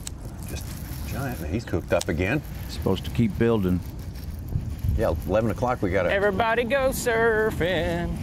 Surfing USA. 11 o'clock, there's officially a lake wind advisory for Monk's Corner, so 11? Fire 11 with PP o'clock on. local time, so it's going to be Oh, rascal. steadily increasing, according to Another hour AccuWeather, from now. or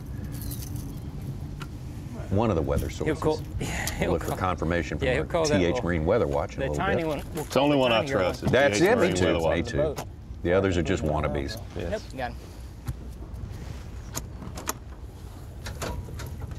Surfaces sketch on Jason Williamson. He caught a 1 3/4 pounder for his third fish. And here he might have a fourth.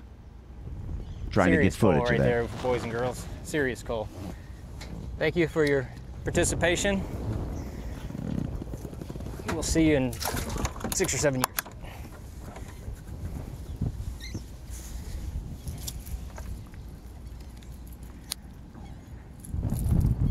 Cruise with a limit now, our first angler to a limit.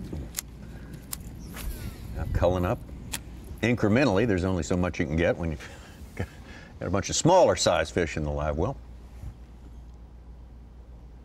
That change to the jerkbait is sure paying off for him.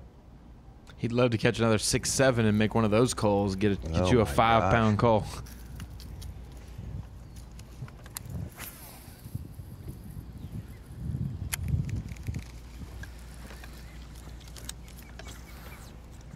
He caught that big fish yesterday on the Did you last see that cast. bite? Wow. That was cool. He just trailed it and then just barely pulled it down. That was pretty cool. I was thinking it wasn't going to be a bass. Sure, a lot of big fish through the history of tournament fishing caught on the last cast. But you got to wonder if sometimes it was the last cast because you caught that big one Exactly. right there. I'm going. Oh, he would have finished in the teens without that fish. That's what it always is when you're changing spots. Last cast. Unless I catch one, and then I'll make like 2 more, but then for real, we're leaving. Or if you were going to fish 5 more minutes and then you happen to catch a giant. Yeah. Giant, a 6-pounder, then hey, that's a good one in the last cast. Yeah, there we last go. Cast. Time to go, baby. There you go, another big fish on the last cast.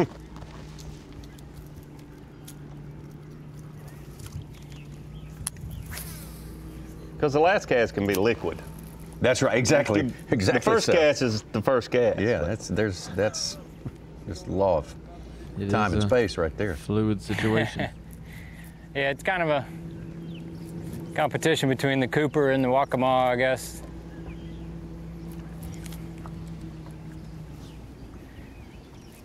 The Cooper's got the disadvantage of the short day.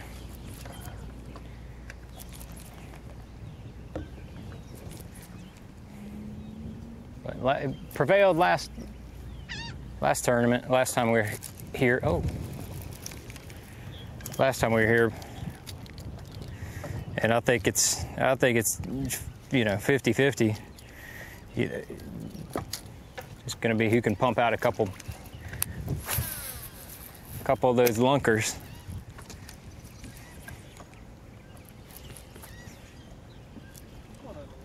Definitely tell that wind is picking up. Mm-hmm. Yep. Sure is pretty bad. 2010 in the California Delta, so it's been a few moons.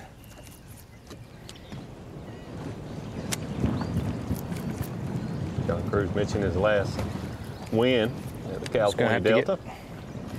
Get a little fortunate. Well, whoever wins is going to have to get a little fortunate. Get a couple of those bigger ones and get them in the boat. John's still definitely a young man. Talking about that was many moons ago, but speaking of young anglers, young Patrick Walters, our leader, Toyota Bassmaster Angler of the Year, right next to him in our 4-box, fixing to make a little move here. We're just gonna idle. 2 little ones in the boat for him. Tacarante, big motor cranked up, gonna moving around a little bit. They're doing Second what we should have place in been that doing. race, Scott Now the Canterbury. tide's finally getting right, we're going to start fishing a little more depression. It's 9:56. Low tide at Old Mills at 118. It's a big old rice field. There's a little depression where I caught some of my fish yesterday. But in practice, that's why my motor's so muddy. I got stuck back in there. I mean, if you You can stay too long in an area like this. It was like 7:30 in the afternoon or like 7 o'clock. I was about to take out. And I was like, I'm gonna go check one more spot. And there was like 20 minutes left to low tide. And I thought I was gonna be eating dinner out there in the rice field. Old Yamaha had to bail me out. You go ahead. Thanks. Low tide 118 at Old Mill. I don't know exactly where Old Mill, but I assume it's right there on the river. On the river, but not as far up as okay. you know, like a Scott Canterbury. Or... Copy that.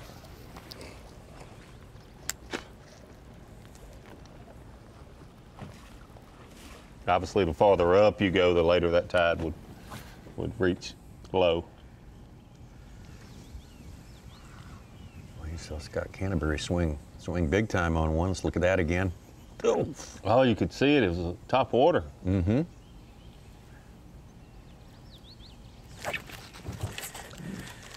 Dang it. On Google Earth, this was just a flat. Got my cricket. You know. Missed him again. Wow.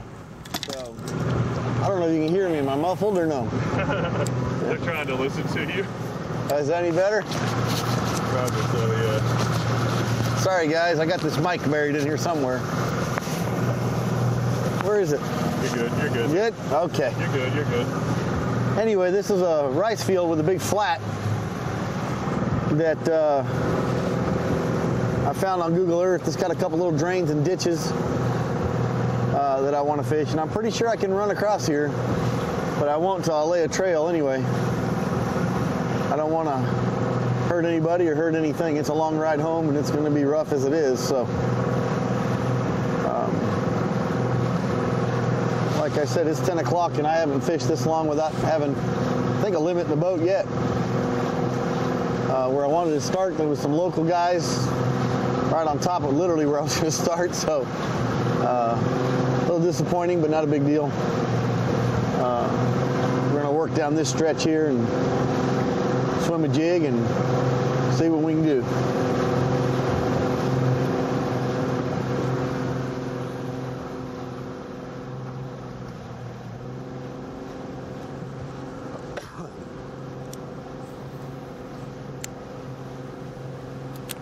Tacarante, not too much in the way of results from his experiment this morning, trying a new place there. So. I mean, really hard. As hard as it's been all week. And I'm going to fish about 500 yards of this. See? There you go. Just ran over a stump. And at an idle, that's okay, but at 30 or 40, not so okay. Anyway, I'm going to fish some of this stuff, and then if this don't work, I'm going to go look on the map. First creek I come to, I'm going in there and getting out of this wind and tide and fighting each other. I think it's just going to play havoc today. Walter's hooked up.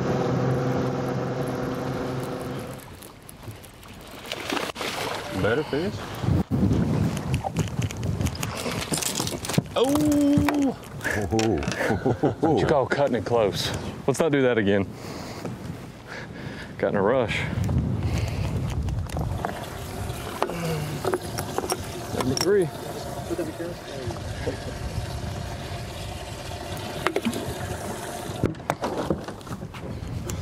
Might be the best one we've seen all day. I think it is. Solid keeper. And Patrick Walters getting a little something going here, coming up from 10th place. This little ditch meets the Let's not boat flip another one like that. I think Let's that's not the do key that. area. We'll see. There's so much wind.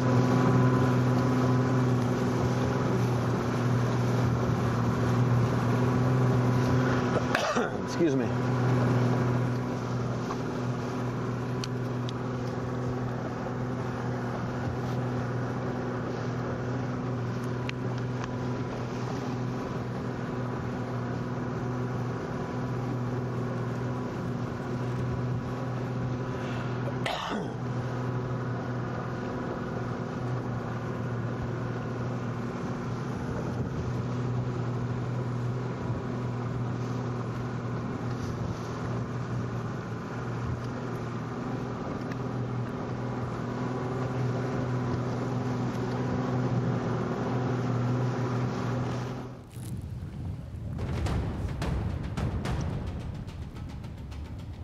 Jesse Tacurante down south, 100 miles or so. Let's make that quick hop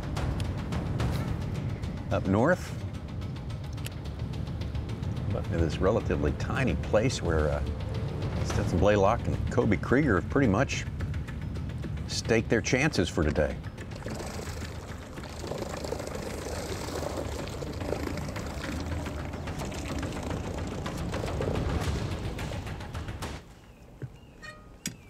Oh, there's one in the boat already.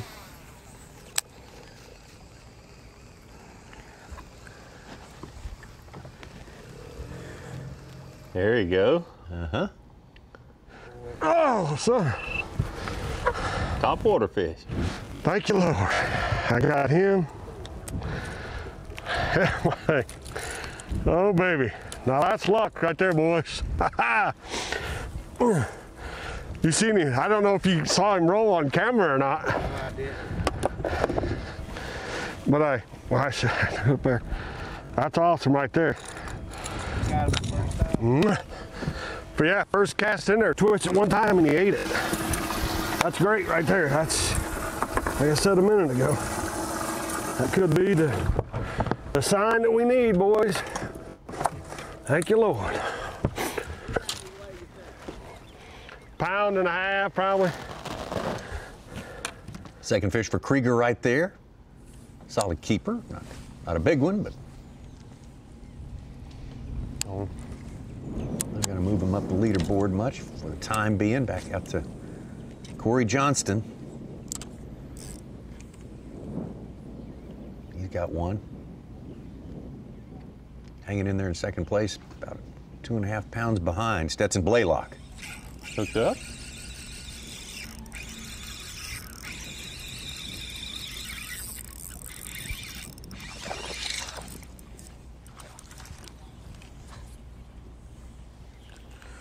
Two, anyway. They're small fish, but he's starting to get some bites. This tide's getting lower by the minute. I'm sorry, I misspoke. I was looking at the non-updated leaderboard. There it is. Of course, John Cruz in second place right now. Corey hanging in there in third place. 1 pound.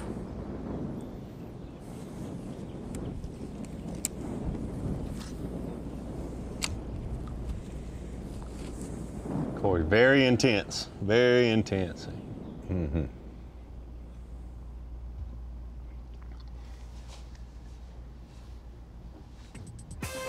Well, what a great place, and totally different place than anywhere we'll go this year, or just about any year. Winyah Bay, it's wild, it's beautiful, it's coastal, it's beautiful rivers and lots of them, lots of wildlife too, lots of great scenes of the local flora and fauna, if you will, and a little bit of the Snake City sort of situation as well. Lots of snakes, as a matter of fact. I think Snake Day was Tuesday. Bobcat this morning. Come on Very now. unusual. How unusual is that? Middle of the day. He looks a little bit gentle to be a bobcat, doesn't he? Just don't try to pet him. Hey, don't pet him. Don't put a saucer of milk out for him and try to scratch him behind the ears. Stetson Blaylock hanging on to his lead right now. John Cruz making the big move today up from 6th place. Corey Johnston trying to hang in there. Jason Williamson, he just added another one. Clint Davis, and just about all of our anglers with one on the board anyway. Take a quick break and we will be right back. You're watching the Bass Pro Shops Bassmaster Elite at Winyah Bay, being brought to you live by Yamaha. Blue Water by TH Marine, offering LED lighting solutions for your boat, trailer, truck, ATV, and so much more. Engineered and built to be rugged with waterproof and submersible options. Designed for easy installation, Blue Water is available in a variety of colors and styles. All backed by a limited lifetime warranty. Blue Water by TH Marine. In the wild, nature dictates that when it's time to eat, animals will instinctively find and devour the meal that satisfies them most. In the water, Berkeley Powerbait's scientifically proven formula triggers the natural predatory instinct in bass.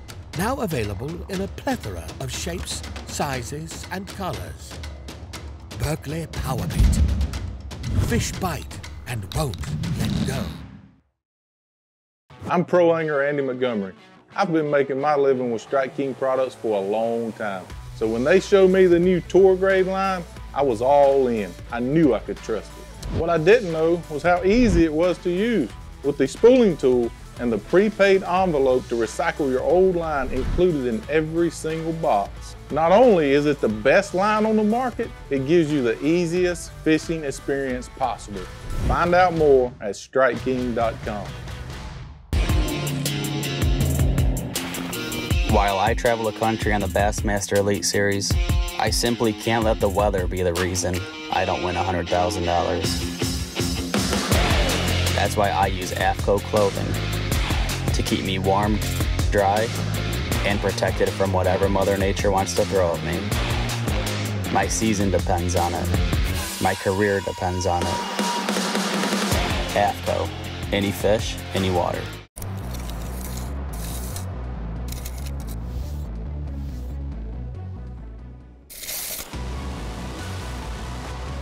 This reel allows you to cover more water, make more casts, giving you more opportunities to catch more fish. The new Revo Rocket, Abu Garcia, for life. For over 70 years and 18 consecutive NMMA Consumer Satisfaction Awards, Skeeter continues to set the standard. And right now through March 31st, you can buy Save Fish with rebates of up to $1,500 on the all-new FXR Limited, up to $2,500 on the new FXR Apex, and double rebates of up to $3,000 on the ZX190 and ZX250. Hurry! Buy Save Fish ends March 31st. Visit your local dealer or SkeeterBoats.com to see why now is the best time to buy the Skeeter of your dreams. I can vividly remember back when I was a kid and, searching for information. And it was so much work and it was such a struggle to get that knowledge, to get that information. We talked about the equipment, we talked about the bait, we talked about how to pick it apart. It's highly detailed, specific information from A to Z to help you learn, get to the water, and become a better angler quickly. That's what the Bass University is all about. It's the Bass Pro Shops Bassmaster Elite at Winyah Bay, being brought to you live by Yamaha. Oh, it's slowly picking up out there with our 10 anglers on Championship Sunday, the final day. Stetson Blaylock still on top of the leaderboard. He's got really only 2 keepers, but that's enough. They're good enough to keep him ahead of Corey Johnston, John Cruz. Corey Johnston just put himself on the board, but he's looking a little bit better right now. Clint Davis, nothing's big coming into the boats just yet. But you think, Davey, any minute now, somebody's going to put one of those big ones in and it's going to be game on. We knew we kind of had our backs up against the wall, or the fishermen had their backs up against the wall this morning with the high tide, but it's falling out good. The wind hasn't picked up so much that it's really holding it in. But looking at Hummingbird Lake, lay of the lake, you can see how the anglers are spread out somewhat, but then when you look at Kobe Krieger, Stetson Blaylock, they're fishing one little pond about 15 acres. They spent all 4 days in there. There you have the takeoff there at Georgetown, Carroll Campbell, launch facility there, and then you go up to the Cooper River, or down to, I should say. Down to the Cooper River and make a right turn in Charleston Harbor and go up north in the Cooper River. You see Patrick Walters, Jesse Cacarante, Corey Johnston, John Cruz, all fishing on the upper third, I guess, of the Cooper River. Corey Johnston started out in second place today. Certainly an angler will benefit from the tide. That's where he is right now. Here we go. 3 keepers in the boat. It could be a 4th right here.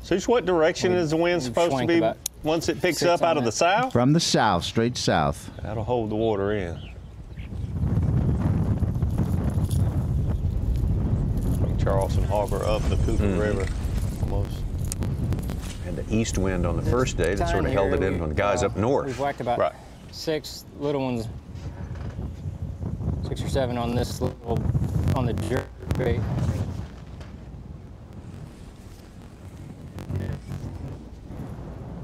In this ditch that's been holding some fish. I'm just slinging the jerk bait. This is the first day you've been able to throw a jerk bait. There's been so much of that moss.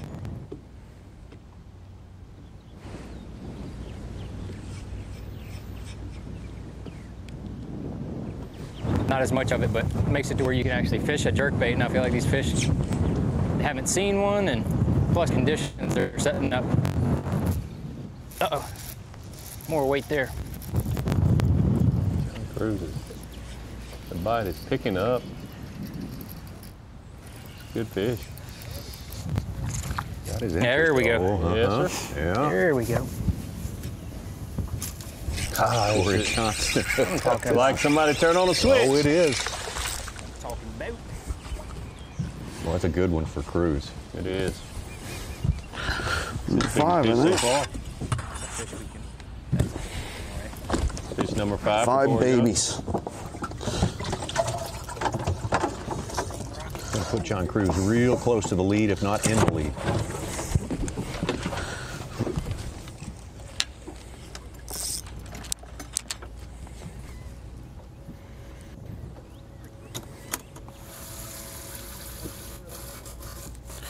That would be nice. Telling you these big females are around here. There's no doubt in my mind. Try something I haven't tried all week. Might be way too early to call, but that might be the Mercury move of the day for Cruz if he can make this jerkbait work. It's something he hadn't thrown all week. There's only 9 of them on this bait, but all it takes is one of them to be dull, and that's the one that the fish hits. The front one looks okay. Well, that's... When I check, I just check them with my fingertips. That one's a little... For now, that's our Phoenix Boats Big Fish of the Day. Absolutely. So, we will, and like... We expect it to be sometimes you'll get a little burr. Superseded after a while, but Better. still, that's a Get good a little move. burr early. on one of the tips, and you can... A lot of times you can take pliers and just straighten it right out. Just kind of slide it up. I don't think that did it. Oh, it did.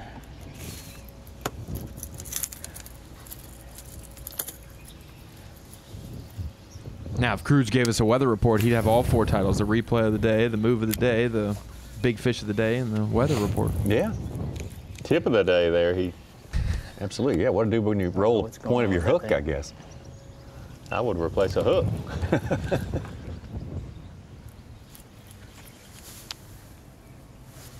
Oh, now it's working. Even if it's a lucky jerkbait like this one. Lost. Wow, he's just had another bite. Oh, okay. I thought he said lost it.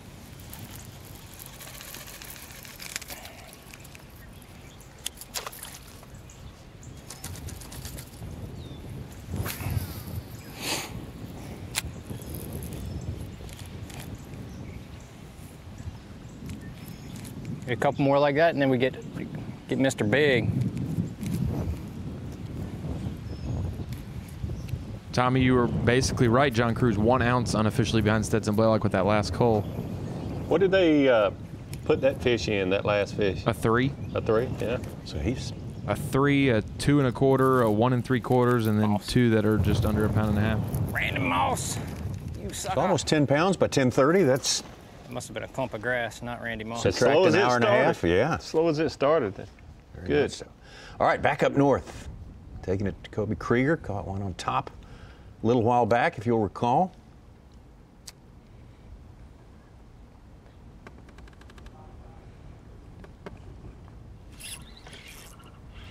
Little keeper.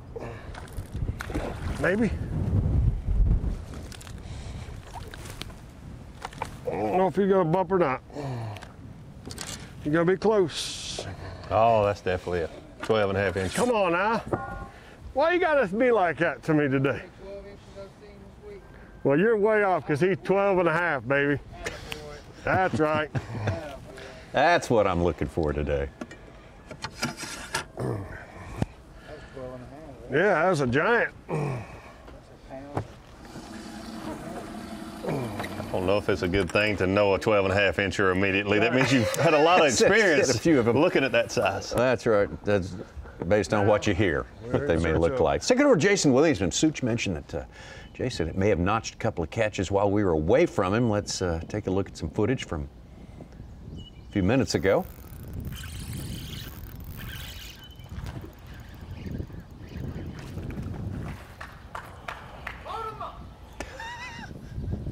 Got a cheering section. And you know who it is. Who is it, Tommy?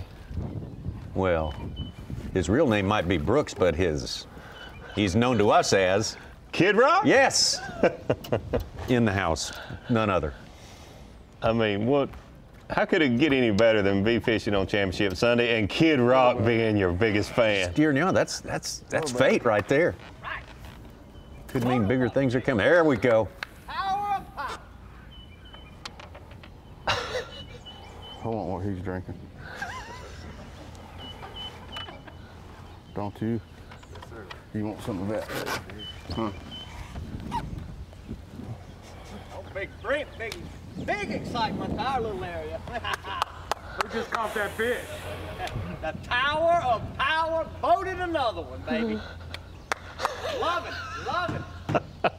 This is a genuine fan here, this Tower of Mr. Power. Rock. Love it.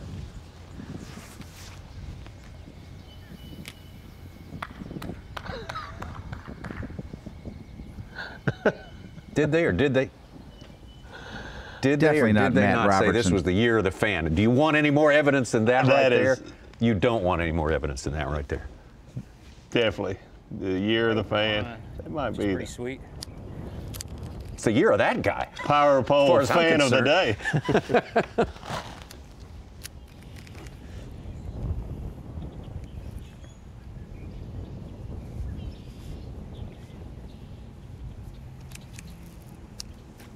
That's fun. John Feels Cruz pretty having a lot of solid, fun whatever it here is. today. Got a little Maybe hang a up tree right limb. now, but There it is. Oh, yeah. I don't know what that was. Funny, I looked at you, you looked at me.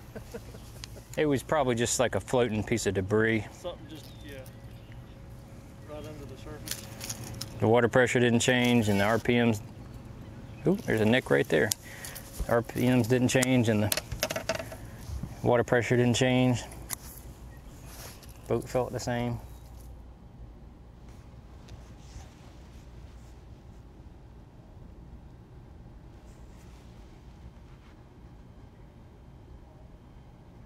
haven't heard from Luke Palmer in a bit. He's up there as well in the Cooper River, and there's that grass line that's been kind of important in his efforts throughout the 3 previous days. Good, solid, steady tournament, staying in the top 5. Absolutely.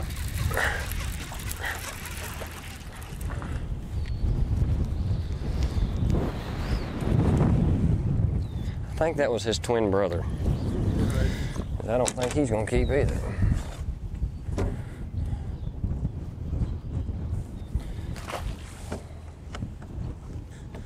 Palmer out of Oklahoma. Looking forward to getting back into Texas and Oklahoma for our next 2 tournaments here. He's part of that Dick's Sporting Goods Rookie of the Year race, to be sure. Luke Palmer having a good season. Take a look at our leaders right now. There's Luke in 4th place. About 60 points, 70 points behind young Patrick Walters, who's out there today as well. Drew Cook is not out there today. Drew Cook had the lead in that one when we hit town here in Winyah Bay and did not make the cut, the first cut to 35. So he has been surpassed by Patrick Walters, getting closed in on a little bit by Lee Livesey, who did not make the cut to today. Luke Palmer done himself a world of good by just fishing. here on Championship Sunday. Great group of anglers there battling it out for Rookie of the Year. There's your leader, Patrick Walters, on the right. Sir? Rookie of the Year means a lot. You know, it's a feather in the cap you can put in there, and nobody can take away from you. And you only get one chance to do it, and that's why it's so prestigious. Is you're only a rookie one time in your life. So to really do that in this year, it just solidifies everything. It's kind of what you worked for. It's like, hey, it's making a statement, and that's the statement you want to make. Starting out, I mean, hey, we're here to take names. I mean, we're here to catch fish, and we're here to be here for a while.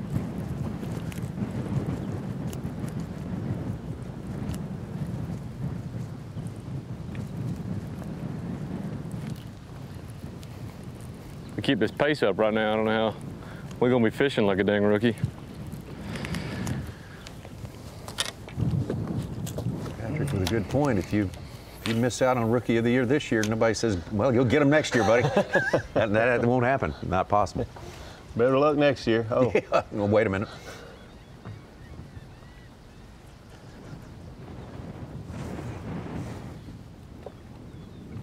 Well, you nailed it with the wind forecast, Tommy. About 11 Eastern time. I think that wind's going to be howling.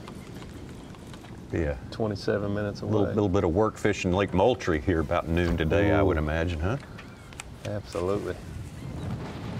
I'll be down there tomorrow, going on a fishing trip. That's right, that's right. Patrick Walters hooked up?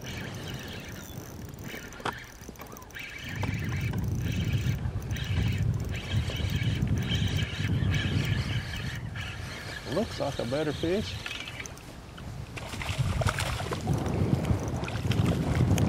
Thought he was a lot bigger than that, and he was running towards the grass. I wanted to make sure he wasn't gonna take me over into it.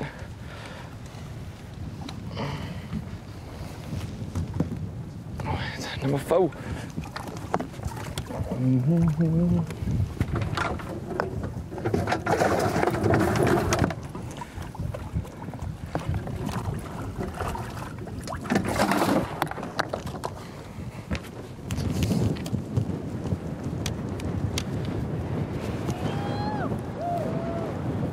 You can't be afraid to break out the spinning rod. Even if it's windy. The thing is, you just got to utilize the wind. Keep the wind to your back at all times. The main thing how you fish these depressions, how I'm fishing it right now, is current's coming this way and the wind's going that way. So you just want to always fish your bait with the current. And when you're fishing a spinning rod, and even other baits, it makes it a lot easier when you fish with the wind. That way you can always feel your bait. It maintains on the bottom, and the wind's not blowing it around. You don't get the giant wind bow in there. I mean, that's the perfect scenario. There's not all times you're going to be able to have that, but when you're able to get the wind to your back, it helps a lot.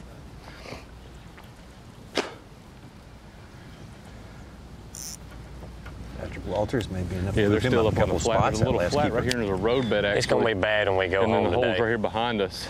That wind blowing right in there. Looks like they're still up on the flat right this second.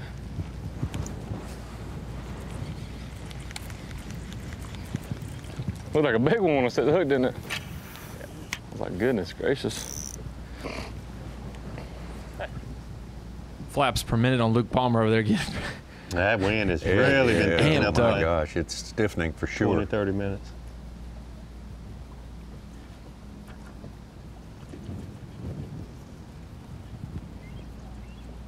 It's going to slow that tide down big time too.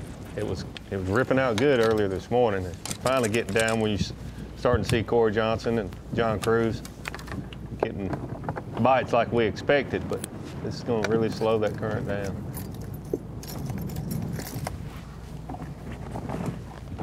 The other weather change is partly cloudy to cloudy. Not much sun getting through now.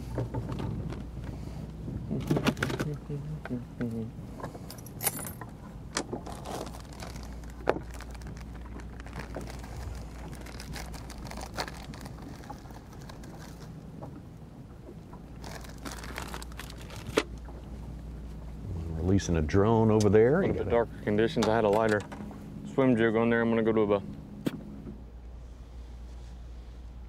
biggest limit of the day so far definitely belongs to this man, John Cruz, just under 10 pounds. Throwing a jerk bait. We saw him make that change of baits and then immediately start catching fish. Missed one there. Hooked up.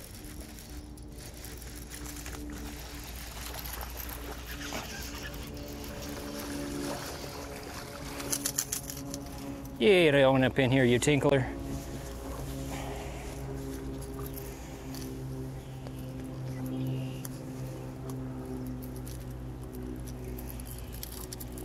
Yeah, that thing crossways in his mouth.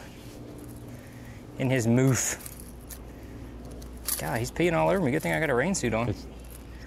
Be covered in fish tinkle.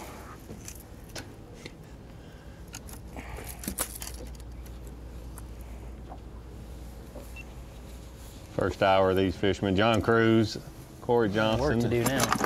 Jesse Tecarante could not get a bite, all in the same area that they're in now, and things have certainly picked up for them with the tide dropping out. Back to Corey Johnston.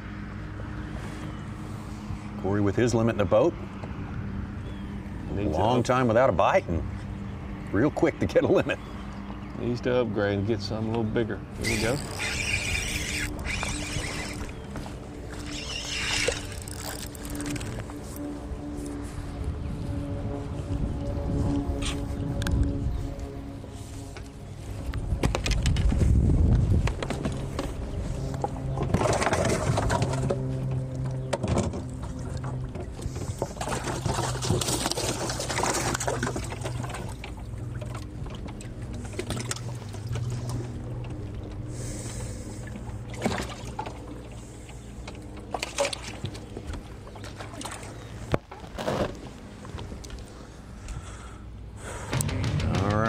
That's, you know that music there, Davey. You know what that means. That means Power Pole replay of the day. All right, what time for you to stand and deliver, my friend. What do you say? Well, I'll have to say the biggest fish we've seen so far comes to mind.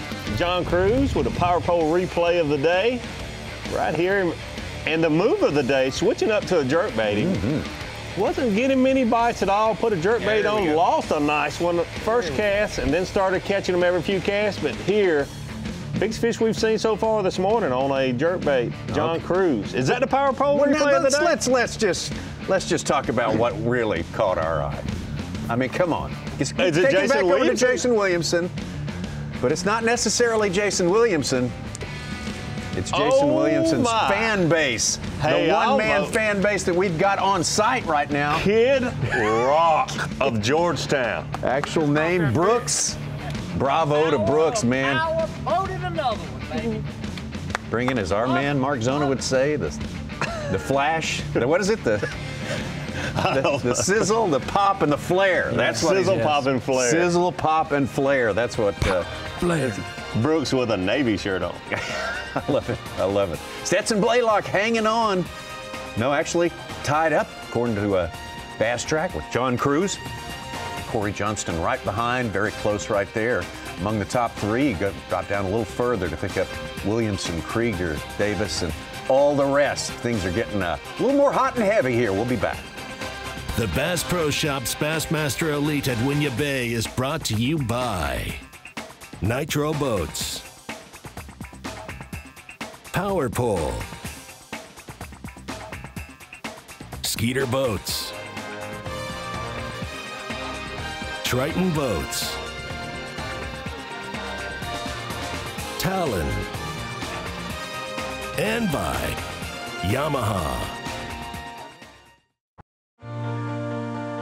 Your time on the water is precious. You return season after season to make unforgettable memories, fight a few fish, reconnect with friends, and recenter yourself. If you count on having this time, you need an outboard you can count on to power it. That's why boaters stay with Yamaha for the long run, for life. They know reliability starts here.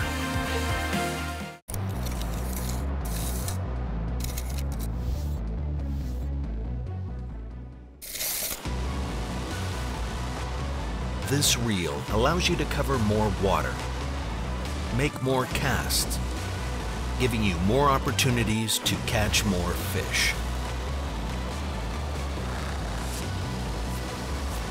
The new Revo Rocket, Abu Garcia for life. Amazing. Nothing better. It flat out allows me to catch more fish. Power steering and spot lock have revolutionized what we're doing on the lake now. Faster response times when steering. A spot lock, man, it's second to none. Game changer. A game changer. Game changer.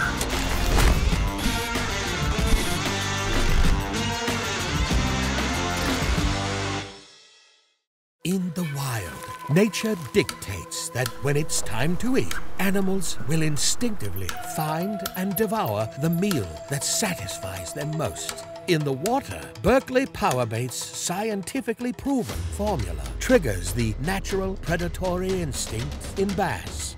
Now available in a plethora of shapes, sizes, and colors. Berkley Powerbait. Fish bite and won't let go.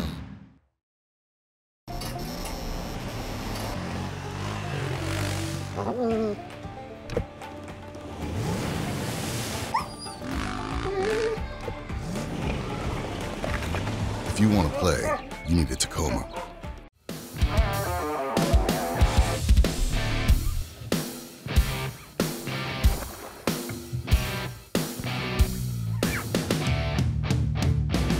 Chris Lane brings the pain. Casey Ashley, the native son, gets it done. Jordan Lee, back-to-back domination, unbelievable. The season is starting and it's time for you to bring it. Pit your knowledge against friends and fans everywhere in Rapala Bassmaster Fantasy Fishing. It's free and it starts by signing up. Then pick your 5-angler team for each event. Grand prize winner gets a Bass Pro Shop shopping spree, cash, and Rapala prize pack. Plus new opportunities including $4,000 worth of prizes for each individual event winner. Plus another $500 if you're a Bass member. Total value for the season is $90,000. Sign up today and start bringing it at BassmasterFantasy.com. Blue Water by TH Marine. Offering LED lighting solutions for your boat, trailer, truck, ATV, and so much more. Engineered and built to be rugged with waterproof and submersible options. Designed for easy installation, Blue Water is available in a variety of colors and styles. All backed by a limited lifetime warranty. Blue Water by TH Marine.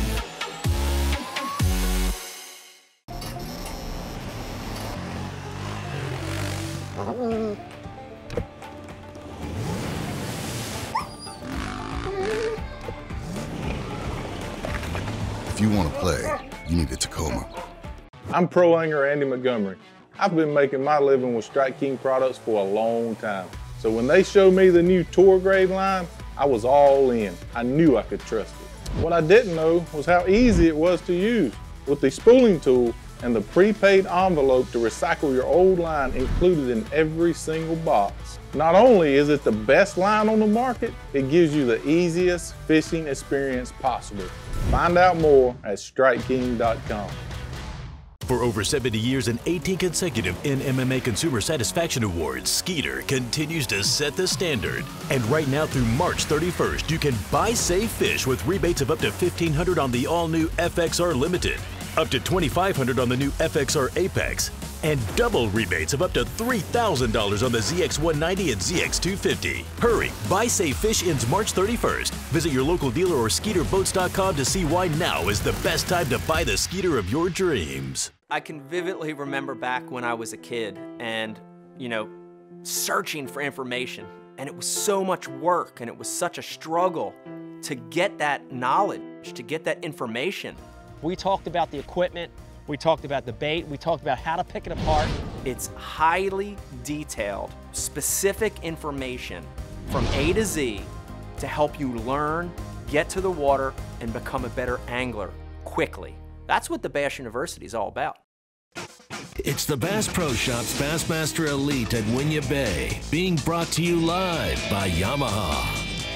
Things change in about every 15 minutes on this one-of-a-kind fishery, Winyah Bay and the surrounding coastal South Carolina area here. Stetson Blaylock setting a tie now with John Crews, a streaking John Crews, who's by far got the best limit of anyone currently fishing in our top 10. We're down to 10 on this final day, and the weigh-in today will decide the 4th championship of the year on the Bassmaster Elite Series. A lot of excitement on today. A slow start, Davey High, as we take a look at our TH Marine weather watch, and there's your wind direction. Any question about it being south? It's straight out of the south. It's straight out of the south, and that'll keep that tide from going out as much as fishermen like Corey Johnson wants. But here's another thing you better consider. That wind out of the south is blowing into Charleston Harbor. It'll be bumpy on their ride back this afternoon like they haven't seen so far this week. That's complicating things. That's already a complicated situation. Giving up an hour and a half at least travel time each way. All these anglers like Luke Palmer here that we see in the Cooper River, Patrick Walters, same thing. Boy, do you have to allow yourself more time on a day when you want to stay as long as you can to take advantage of the favorable tide. Good point. That time of day. Good point. Today is the day that I would really push it because of that tide being lower about the time these guys need to hit back. And jelly. Yummy.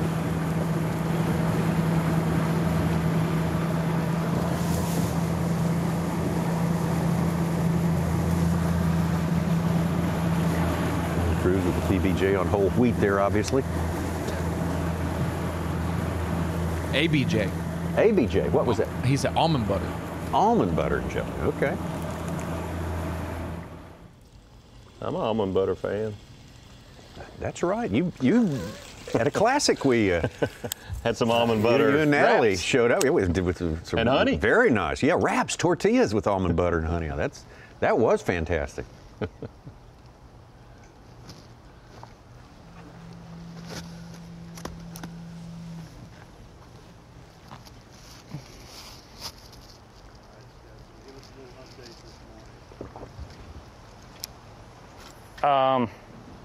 Other than 3 keepers, if it can go wrong, it has gone wrong. That's pretty much the summary. Casting, just wrapping around vines, worse than every other day. Lost 2 fish that for sure were keepers. One was a good one, would have helped big time. The other one felt like just a keeper. Kind of competing for my water a little bit more than I'd like. And very few bites too. I mean, that's the main thing, is just few bites. If I had more fish to go to, I'd be on my way right now, but I still believe there's enough in here to do well to catch another good limit. It's just a matter of if we can get it done.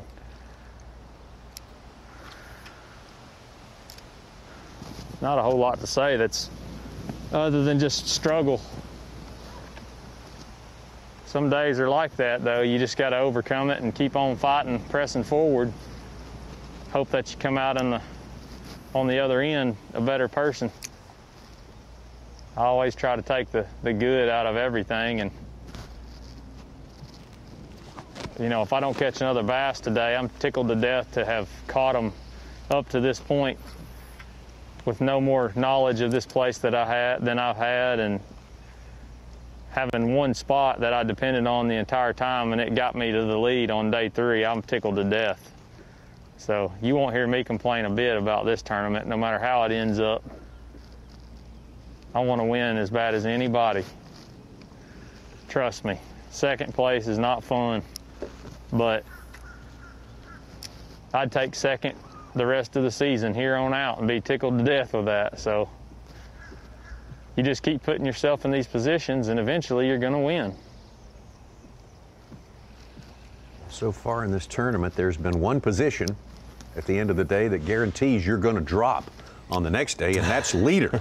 And we've had a different leader each day, which is the opposite of what we had last week. Still got a lot of day left, and we started with the lead. We just need to get a couple of those big bites like we had yesterday, and had one each day the day before that. So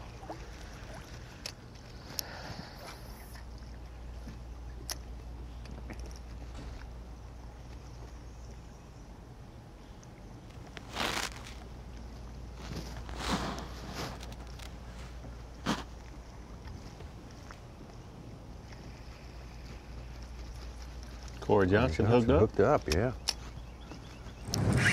Like a bigger fish, maybe? No? Good puller.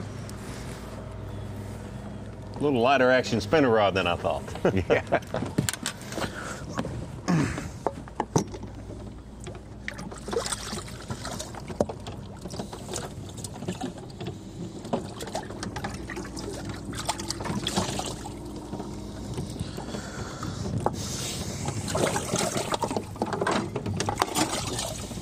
Do a little culling to get the ounces he can squeeze out of this transaction.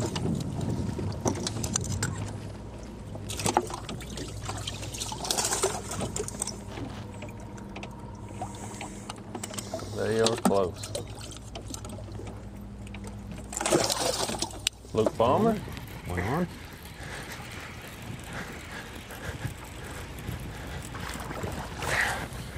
Oh gosh, it's a green one.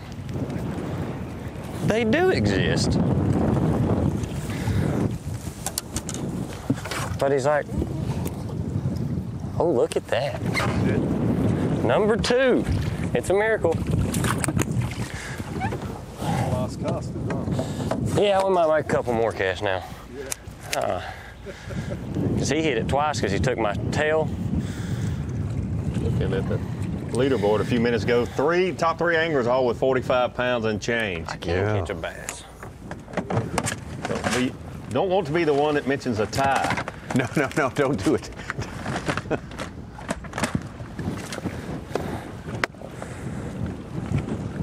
But it is good to know there's no tiebreaker that's going to decide it there with co-champs or anything like that. It'll be either a fish off that afternoon or the next day, depending on what Trip Weldon and the anglers decide to do that tie.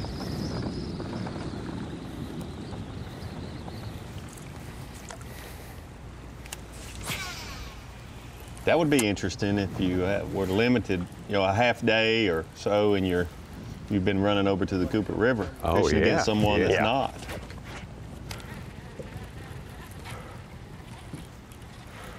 Yeah, that would be hard to sell a half day to the long runners. Yep.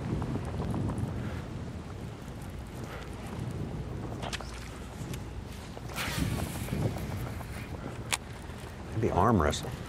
Might really mess with my plans on going fishing at Santee Cooper tomorrow. Wait a minute. Yeah, that's right. Go compete down there, Davey. I mean, that's some essential research you got to be doing down there. We can't have you covering a tiebreaker tournament on Monday. Kind of dealing with old business or something like that. You get some new business.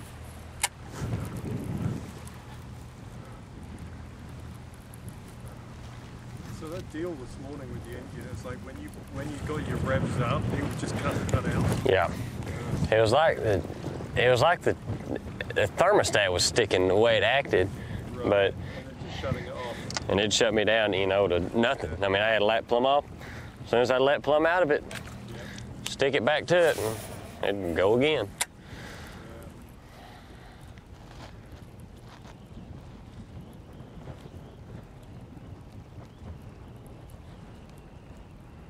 Might be killing it here and stuff. Hopefully surely it won't happen, but there is some weather tomorrow too even for your fishing trip. Oh boy. Oh boy. On Santee Cooper. I mean, just saying. Hey, they bite good when it's raining. There you go. There you go. Just won't be able to throw a wacky Senko. I'll have to be throwing hard, big spinner baits. There you go. What's the conditions like with 17 to 20 pound or 17 to 20 mile an hour wind on Santee Cooper? It probably gets a little rough. I have some friends that it's going to fish with me Monday and Tuesday, flying in from Michigan, and on a private plane. That'll be a little bumpy for them coming through that. Yeah, probably. They'll get to rock and roll a little bit. Good friends of Mark Zona's. Zona's not going to make it this trip, but some friends of mine that I got to know through our friend Mark Zona. All right. Well, I hope Zona and I fished down there just a week or two ago. About 2 weeks ago. Filmed a Zona show. Patrick Walters was in on a little bit of that, right? Sure did. What was your biggest 5 fish that you caught there? 24, 25 pounds. All right. And I think the next day, Zona filmed with young Patrick Walters on another lake, Lake Moultrie, the lower lake, and I think they had about the same. Wow. Corey Johnson with a better fish. Yes, sir. That's going to stir the pot a little bit, I think. That helps him a little bit.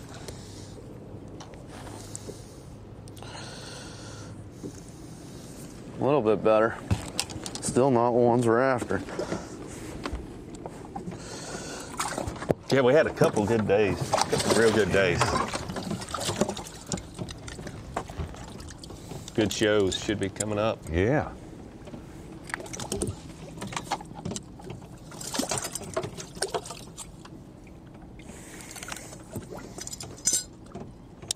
Then you're going to be burdened not too long after that with a smallmouth trip up north. I mean, oh yeah. I mean, gosh. Intel. It just never. This retirement is tough. No rest for the weary.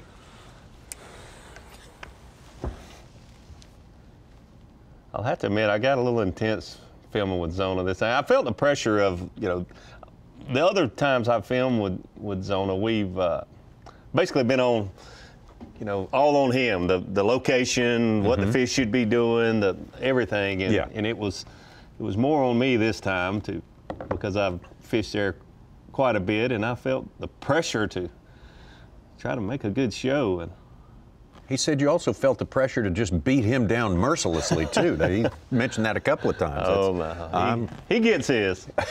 He does that to me when I go up north, smallmouth fishing.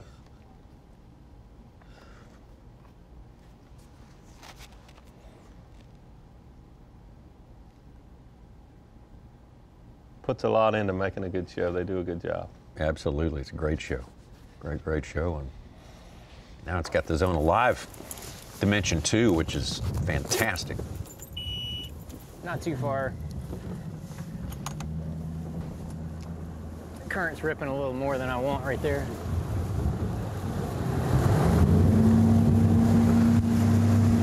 Crew started the day 5 pounds 7 ounces behind Blaylock. Corey Johnson was 1 pound 8 ounces back. Of course, Stetson only has 3 fish.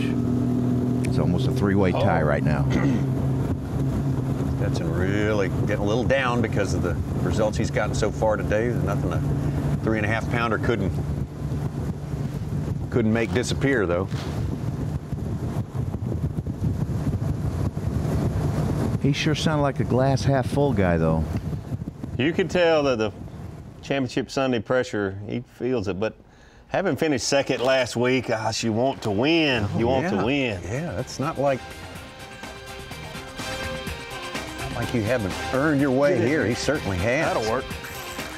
It'll be so interesting this afternoon with Stetson Blaylock still fishing and John Cruz and Corey Johnson running back in with an hour less fishing time. Well, you nailed it first thing today. It's going to come down probably the last minute.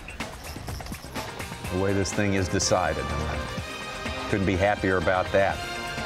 Got our afternoon session of Bassmaster Live coming up at 12 noon Eastern Time, taking you just about the weigh-in time. And there's the weigh-in, 3:20 p.m. Hey, I'm going to go watch a little bit of the Classic show while we're on break. Yeah, 6 minutes from now, that gets going. The Geico Bassmaster Classic final day coverage. If you watched it with us on Bassmaster Live, this is a whole lot of new material. Just really a different way of telling the story, and you will find it fascinating. Good stuff. ESPN2, 11 a.m. Eastern Time. Final day of the Bassmaster Classic. Well worth your time. We'll take a break. Ronnie and Such back with Facebook Live, but we're gone for an hour starting now.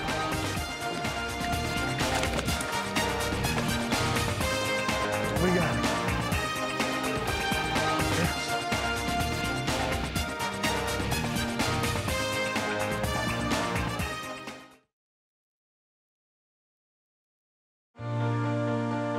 Your time on the water is precious.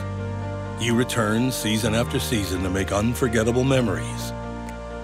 Fight a few fish, reconnect with friends, and recenter yourself. If you count on having this time, you need an outboard you can count on to power it. That's why boaters stay with Yamaha for the long run, for life. They know reliability starts here. You're watching the Bass Pro Shops Bassmaster Elite at Winyah Bay, being brought to you live by Yamaha. Bassmaster Live, and if you've been wondering if anything's been cracking since we left, yeah, a couple of things. We might show you a little bit of tape from a bit ago from Scott Canterbury.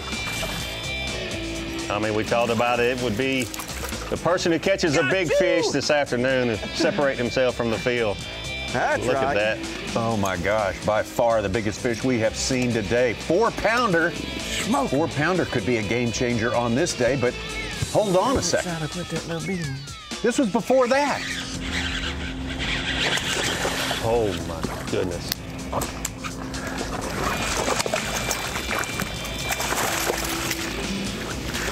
Got you! That's what we're talking about. Woo! That's what we're after. One cast. Woo! Yeah, just slow, a bunch of little fish, you know. Sometimes it's like that on championship. Hold on a second. Buzzbait 6-pounder, Davey Height. Never go to lunch. That's what I say. Never take a lunch break again. Never take a lunch break again. What a difference a few hours make. Well, earlier today, we watched Scott Canterbury turn the boat around and cast to a fish that was like 12 1/8 inches long, said about a 12 or 14-ounce fish. Boy, things have changed for him during the day today. Throwing that buzzbait, catching a 4 and a 6-pounder, absolutely game-changing. All right, I don't know if those are totally reflected as yet on the leaderboard, but if so, Scott Canterbury now taking a 3-pound lead over Stetson Blaylock, who started the day with the lead, was able to hang on to it through all the morning. Let's set you up on where we are if you're just joining us now with our Toyota Midday Report, bringing you up to date. 10 anglers out there today, the 10 who have worked hard enough to get here and had results enough to get here. Luke Palmer among them, the Oklahoma angler, and he's one of the 6 of the 10 who made the run down to the Cooper River, David. We watched him making that long run this morning. Quite a bit of his run we saw this morning, while other anglers, Stetson Blaylock, Jason Williamson, Clint Davis, Kobe Krieger, were all fishing long before Luke Palmer even got to his starting spot. He's been slow but steady this morning. It's a green. Every day before now, he's been able to catch a good solid 3 or 4-pounder. Has not been able to do that so far this morning. You see there, looking at the edge of the grass in this canal, the tide has fallen down quite a bit, and the fishing has picked up. He's been able to get some bites, but just has not been able to catch quality fish so far this morning. All right, 5 fish in the boat for Luke Palmer, but only about 6 pounds and 6 ounces so far.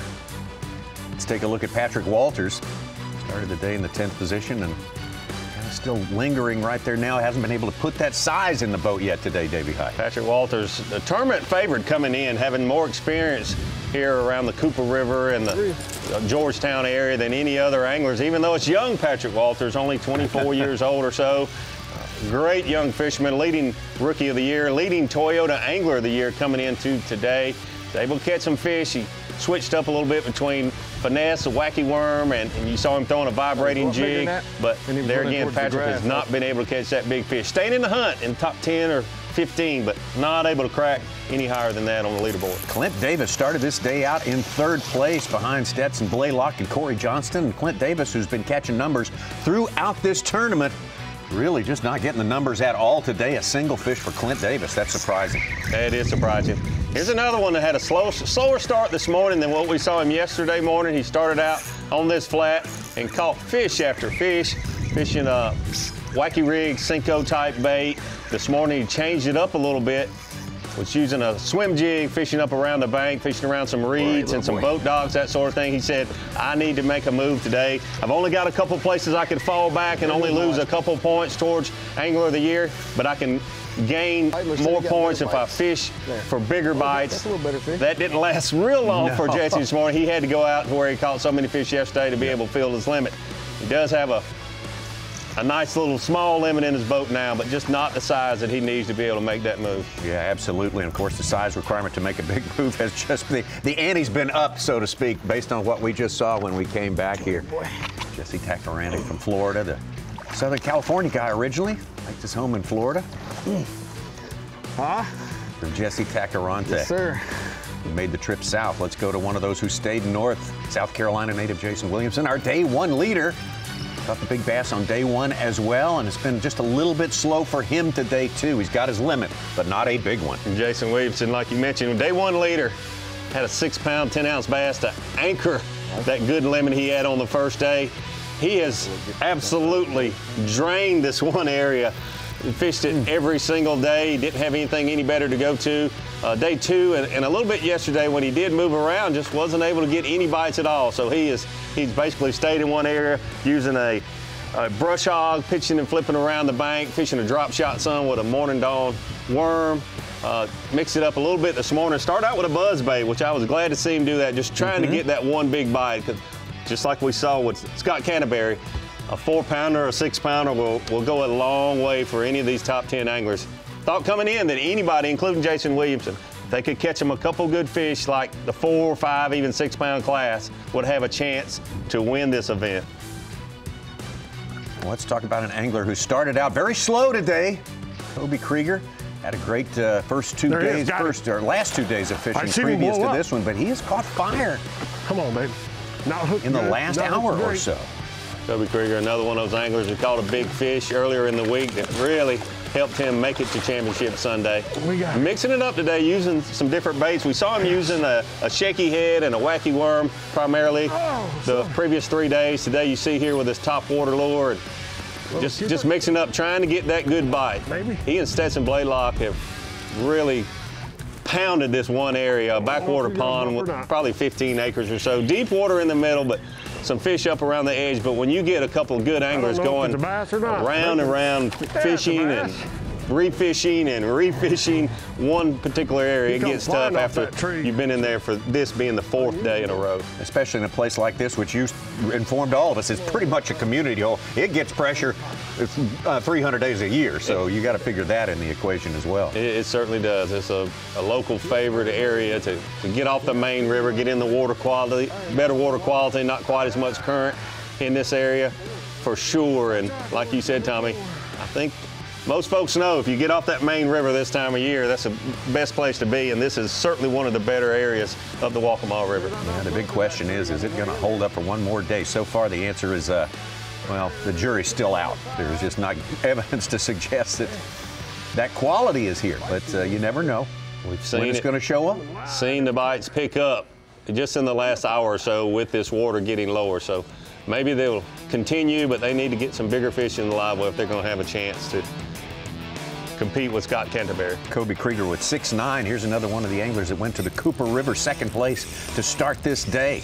Corey Johnston having a great tournament so far and catching big numbers throughout the first 3 days. He certainly has, and probably the only angler that I can think of that hasn't caught that 5.5 to 6.5 pound fish that really separate themselves. We've seen John Crews, we've seen Jason Williamson, but Corey Johnson has just not had that big bite, and hopefully he was thinking that, hey, I'm due. I've got 3 areas out in this flat. I've really figured out where these fish want to be. There's some scattered hydrilla, some hard bottom.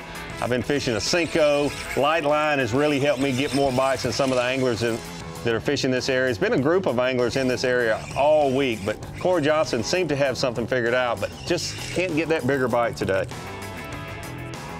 And he's fishing not too far from this man right here, John Crews.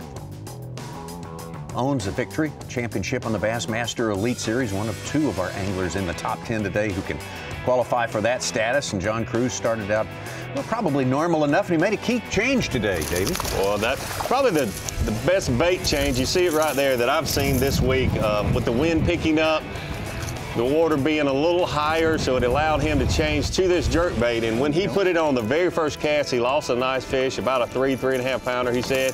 And then 2 or 3 casts later, he caught a fish, and he's caught quite a few. The only angler we've been on so far this week that we've seen catching fish on a jerkbait. Conditions are set up perfect for it, especially this morning when that water was higher and you're able to fish this jerkbait over the top of the hydrilla. As that water falls a little bit, he'll either have to change to a different jerkbait or maybe even entirely a different bait. We watched him through the morning session. He was the one who excelled, who overachieved in both numbers and size throughout the morning hours, allowing him to crawl up from 5th place all the way to a tie with Stetson Blaylock. Here's Stetson Blaylock. Started the day again with a lead. Not much more than 1.5 pounds. Get in here. Over Corey Johnston. That'll work. And it has not gone as easily for him today as it has been the past few days. Everything just absolutely went perfect for Stetson Blaylock yesterday. We saw him catch 2 way above average fish with a 4-pounder and the 6-pounder. But you've got to know when you're using finesse tackle like this, fishing in those overhanging limbs and brush and that sort of thing, that you're going to lose a few fish. And caught up with him a little bit this morning. He missed a few fish. He said they were biting funny. Then he had a few fish get him in those overhanging limbs and all. But now that the water is down, you can skip under those limbs and they're not actually touching the water. Should be able to have better luck this afternoon landing those fish. He was able to hang on to his lead through the morning, but right now he has a deficit of 3 pounds to this man, Scott Canterbury. Just called our first keeper of the day. Who, like everyone else, was a little while getting that first keeper into the boat, but I'll tell you what, when size shows up, the world changes. That is for sure. And of course, before that, working on a big bag now. Size was definitely not there. But then, what you just saw to open up our afternoon coverage, the 4-pounder shows up for Scott Canterbury. Well, this is the kind of fish you need to make the move that he's made so far today. And it's good to see him make that change to this buzzbait. He's known to love to throw a buzzbait. Signature series buzzbait there for Scott Canterbury, and perfect conditions for it with this front coming in, clouds, a little bit of wind, and a perfect day to gamble a little bit with a big fish bait like a buzzbait. Championship Sunday, that's the day you want to try to go after those 6-pounders and give you a chance to win. And he's certainly put himself in the driver's seat for the win this afternoon. Well, that's one of the few things he said to us this morning when he was just getting started. Man, the weather is perfect for me right here. I guess he knew what he was talking about. He certainly knew what he was talking about. It was a little surprising to me when we were talking to him yesterday. He was the only one that was on the very upper end of the Cooper River, closer to Lake Moultrie. And in years past, that gets a lot of attention in that area, but he had it to himself this morning, and we'll see if he continues to upgrade. Would not surprise me at all. Well, I wonder if you'd asked Scott Canterbury before the fishing started this morning, would you take 15-4 and shut her down, walk away? Probably not. He would say no, but he's got to be tickled to death with the results so far, with still plenty of fishing time left, although not as much as our anglers in the northern reaches of this fishery. I mean, I was going to spend 5 minutes on that stretch of river and then head down toward the rice field. Well, Scott Canterbury, actually, if you want to talk about specifics here, he's got maybe an hour and a half of fishing time. Sort of changes your game plan, especially when it's a big one. But Stetson Blaylock's got the better part of 3 hours to fish. And that could figure the finals. Also, when you figure that that's going to be low tide, the best tide conditions right there during the course of the day, I don't think we can hand it to Scott Canterbury just yet. Certainly cannot. I know from experience, the longest run I've ever made in a tournament, I had the lead when I left to go back to weigh in, but during that run, I dropped all the way down to 3rd place. So a lot can happen in that last hour when you're making the run back. It's something you need to think about whenever you consider running long distances. You're going to miss typically the best time of the day for the fishing, your last hour and your first hour.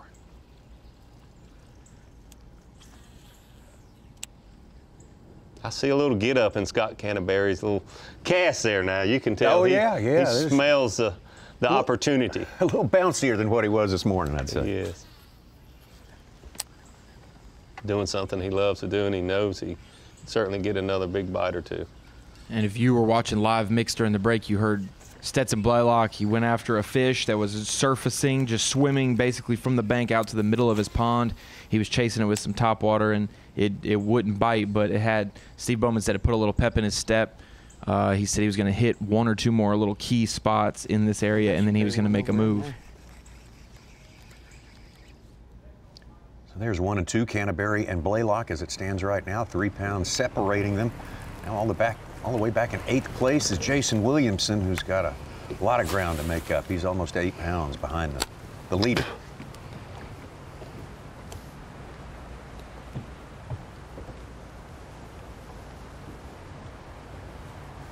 Looking at the bank, you can tell the water's down several feet from what it was when we were with Jason Williamson this morning. Really falling fast. Here we go. Big one. Ooh, that is a big one. Bigger. Bigger. Bigger.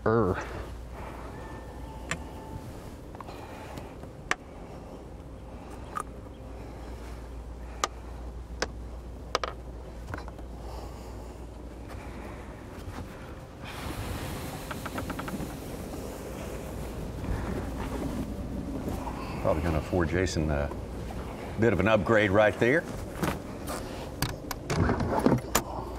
Definitely will. While he sorts that out, we'll take it back over to Kobe Krieger. Kobe with a limit, 6.5 pounds. Looks like he's fishing for one on the bed. Super shallow now that his water has fallen. Oh! The matrix stuff coming right at you.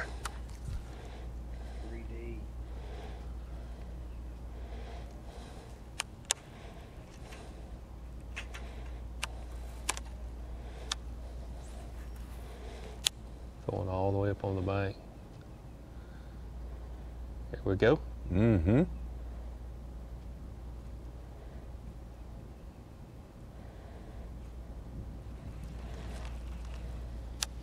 Not enough light, but good clarity. You can see pretty much everything's going on.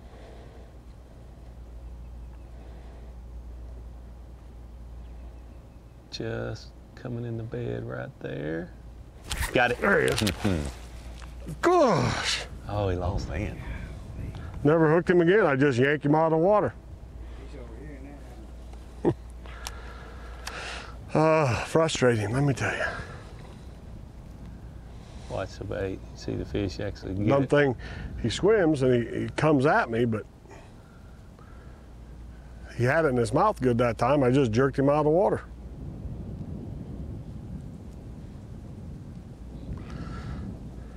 See the Still fish. never hooked him. Fish gets it right there. Moves to the right. Totally has the bait in his mouth. Ah, he did everything right there and just never hooked him. Never hooked him. Good camera work. Very good. Good job with the camera. Kobe generally considered, I guess what British people would say, pretty dab hand at the sight fishing too, right? Oh yes, oh yes.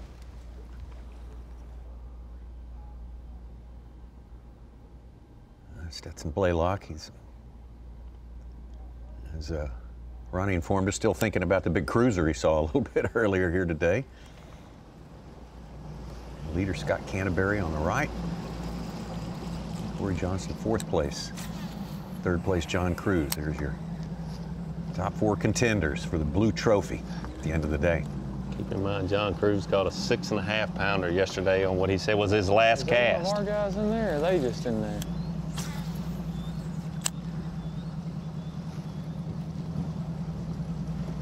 I think they're just in there.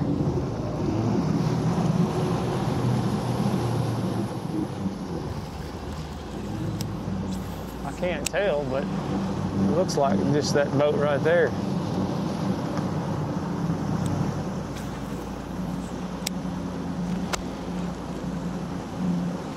Crappie fishing. Make it happen quick.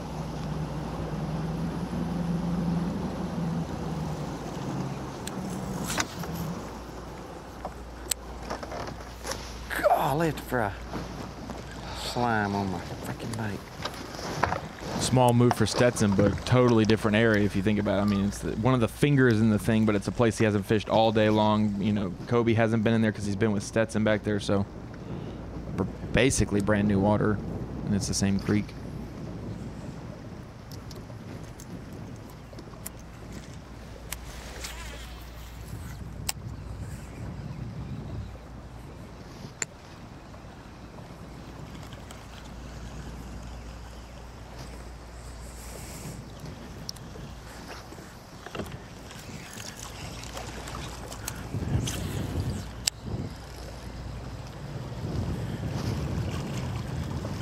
Everywhere I see Scott Canterbury throw that buzzbait, looks like he could catch another 6-pounder. He was really, really high on this little backwater here. The last one on the right, he said it was. Got some bonus coverage of him yesterday while he's fishing his way into this top 10. Boy, Glad he made it in today, Yeah, I tell you exactly. that. Certainly improved his lot in life, which wasn't bad to begin with. He was, what was he coming into today? 26th and 8th. 8th. That's what I was thinking. 8th. He was like 7.5 back. Yeah.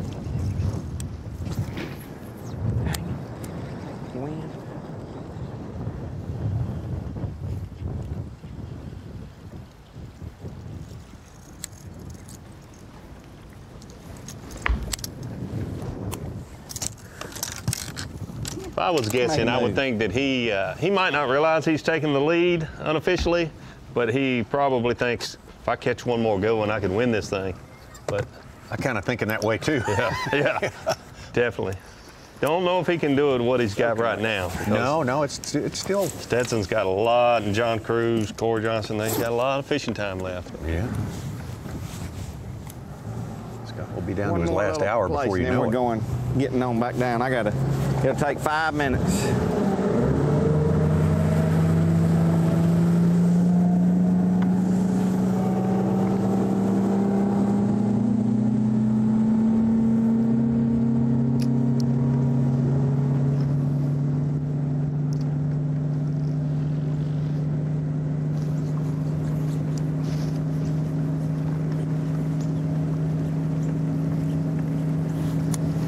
We need some magic.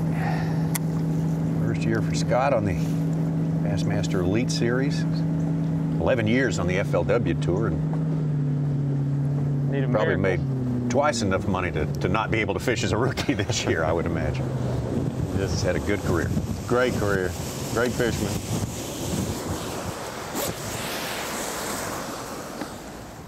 Good guy. Mm-hmm.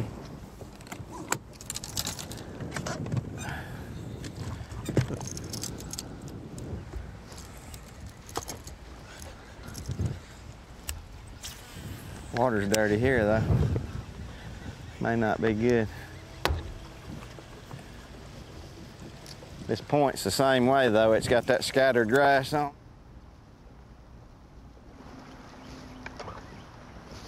I'd look to that red marker. Up. Got some blaylock hooked up here. Watch out. Oh, that sounded like a big one when it jumped. Made some bubbles. Oh, it is. Oh, it is. Oh, my. Better. Oh, my. Definitely helped. Better than what he's He's got. not going to let that one get out of my hand. Oh, yeah. Oh.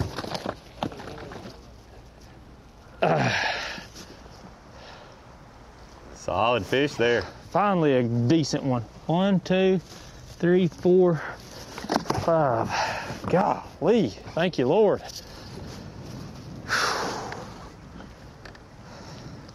Oh, that's going to put him So close. so close. Really close. Boy, Stetson was. No wonder he has Dauber down a little bit. He's still not hit 5 pounds yet. So I thought he had his 5th fish, but was very small. We just but need a that couple was big his ones. 5th I mean, fish that's right all. there. Added straight Still to in the the total. hunt. Right at it. What did he say?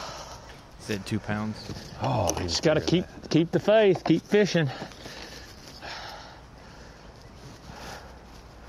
2.5. Just keep doing the thing.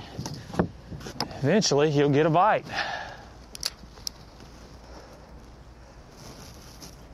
I guess, finally. Golly.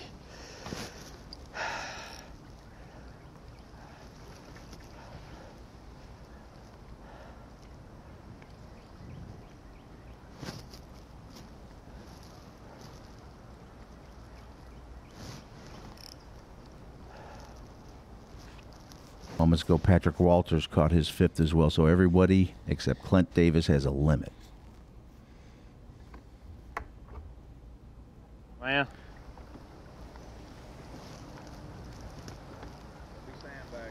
That one's not. How's a 2-pounder?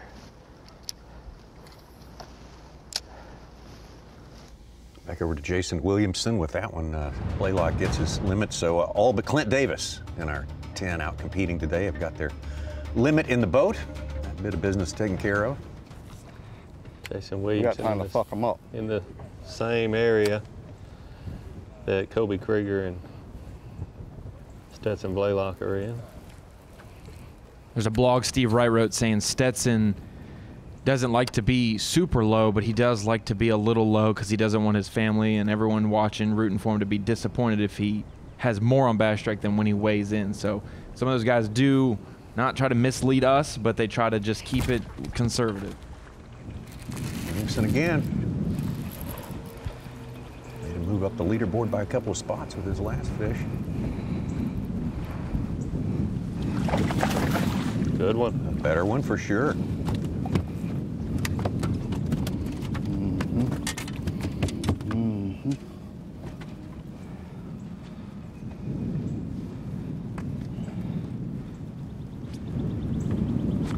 He's got a 1-pounder, so that'll be a good upgrade right there. Absolutely. Absolutely. It's money fish there, no doubt.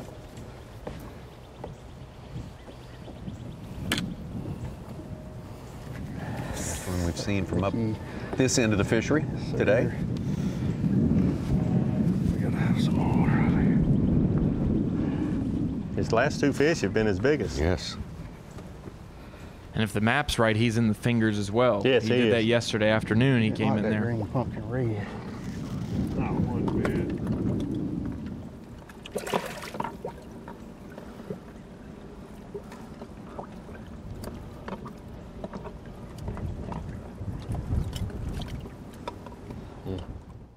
Nice shot of him jumping. Nicer shot of him coming in the boat. Yeah, that's the one. That's the That was too good. shot you like. Well, everybody's seen it. Tell me about it. Well, we went to our marina this morning and we caught 5, but it was really slow. And it was getting close to 12 o'clock and I felt like if I was gonna be able to upgrade that I needed to come here. And I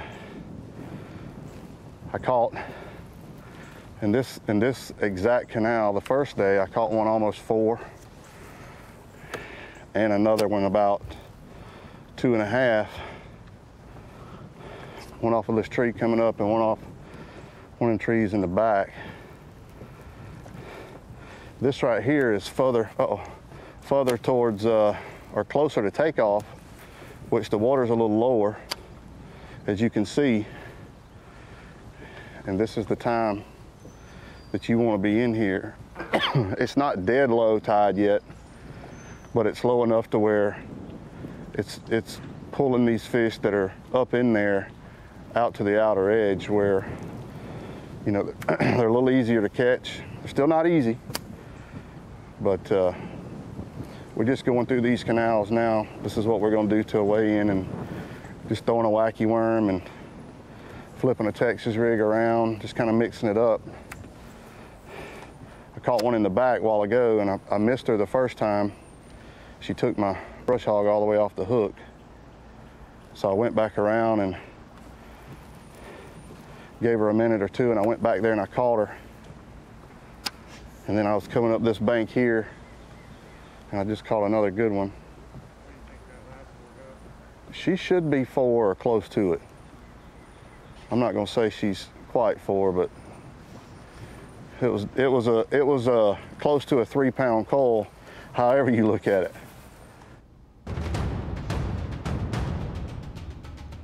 All right, from the north down to the south, 100 miles away. Starting the day in second place.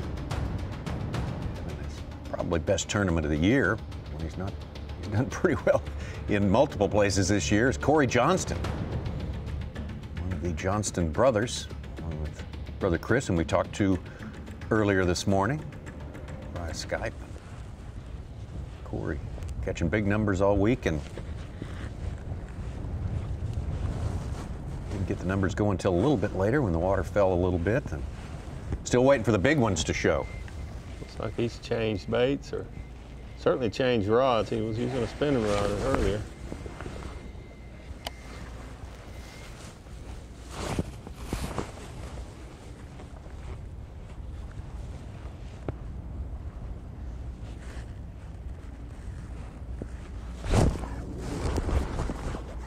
Big one. Good fish. Saw that fish jump. Just.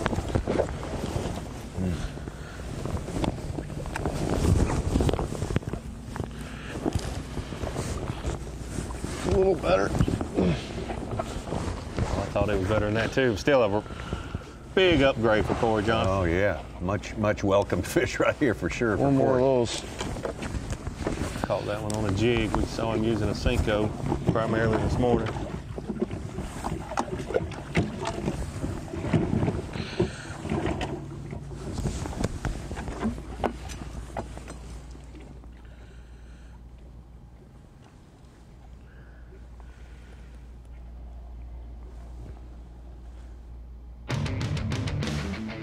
So Tommy, grade right there. That music now, Davey. That music means something. All right. So we got a new power pole replay of the day. Don't tell me we don't. Kid Rock was holding the power pole replay of the day he had down it in one solidly, hand anyway. But this is what we watch Bass Live for. Big fish and Scott Canterbury breaks out the black buzz bait this afternoon and catches his 4-pounder. That's right. Gets him in position. All he needs is one more really nice bite to take the lead and take Power Pole replay of the day. Sole possession of Power Pole replay of the day. Absolutely, yeah. Got you! That's what we're talking about. Woo!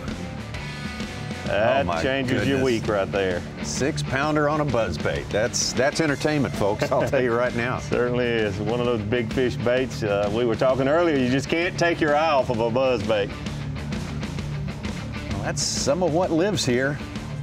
They're not easy to get, not by any means, but when they turn on, it's much fun here at Winyah Bay.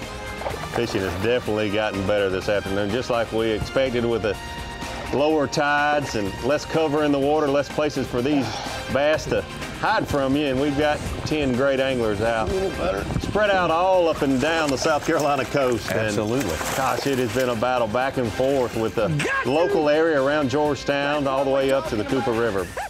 We'll have some results from the poll on who thinks the fans, if they think the close game's going to win or the long game's going to win. All right, that'll be interesting to find out. Stetson Blaylock caught a good one not too long ago and actually made up half of the ground he had to make up on Scott Canterbury. So lest you think we don't have some competition, lest you think it's not game on, it is definitely game on right here. Corey Johnston may be busting loose with some bigger fish if the last one is any indication too. So we got plenty more to keep track of. We'll be back from our break in just a minute here. The Bass Pro Shops Bassmaster Elite at Winyah Bay is brought to you by Minn Kota, Abu Garcia, Berkley, Humminbird,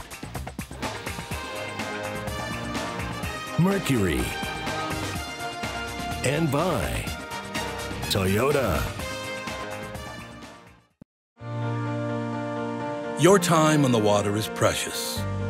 You return season after season to make unforgettable memories, fight a few fish, reconnect with friends, and recenter yourself. If you count on having this time, you need an outboard you can count on to power it. That's why boaters stay with Yamaha for the long run, for life. They know reliability starts here.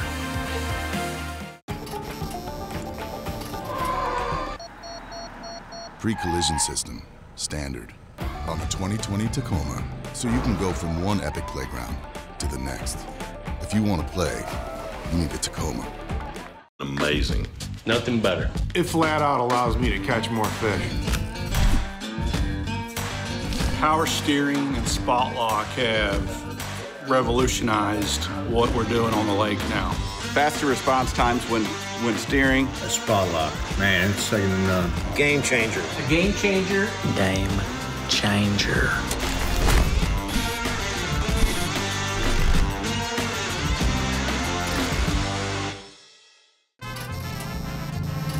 What do a taco and a taco truck have in common?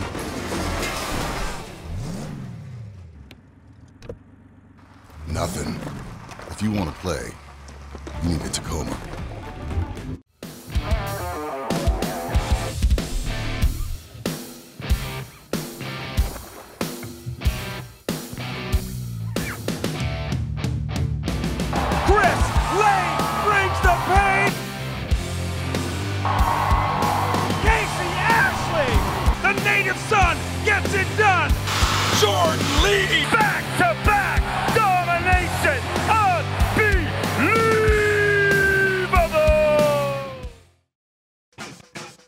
Bass Pro Shops Bassmaster Elite at Winyah Bay, being brought to you live by Yamaha. 9 regular season events for the anglers on the Bassmaster Elite Series.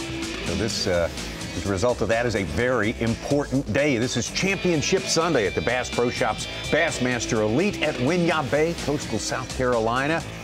Should I stay or should I go is the title of this graphic right here. If your name is in yellow, you made the long run 100 miles each way to the Cooper River. Or if you're blue, you stayed near Georgetown, our host city right there. And you can see that we've got a Cooper River guy on top and a Georgetown guy right after that. North on top, south on top, north on the bottom in the first 2 spots right there. But we have a lot more to settle, Old Davey Height, before this is all said and done. Weigh-in coming up at 3:20.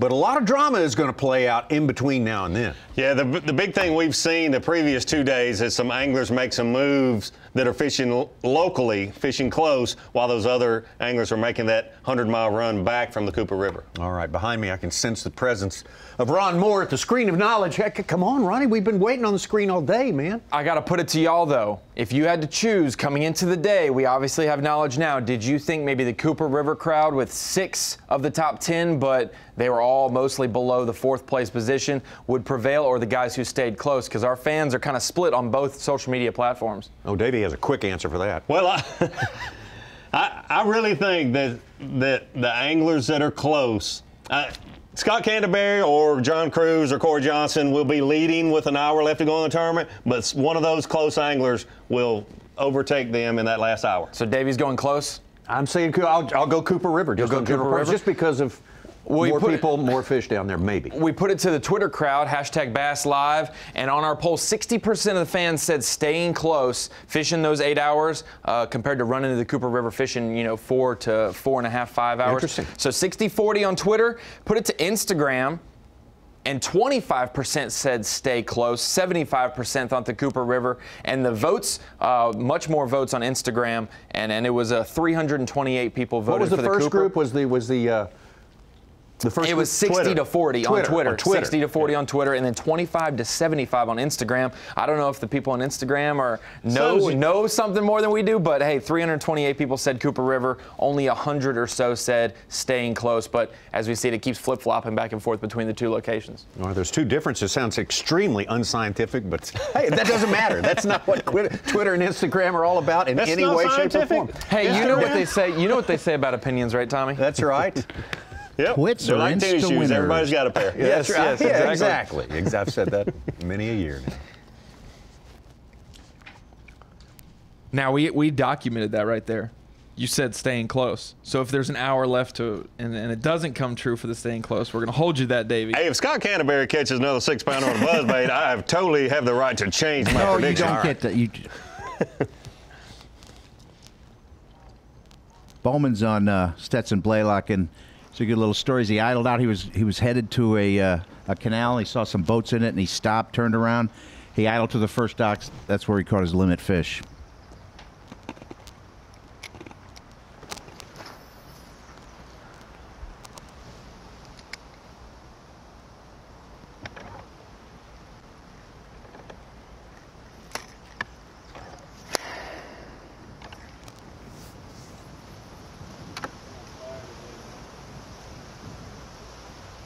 How many times did I get hung up yesterday? Twice, all day.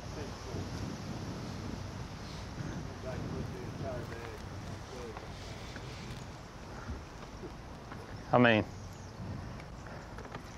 some days.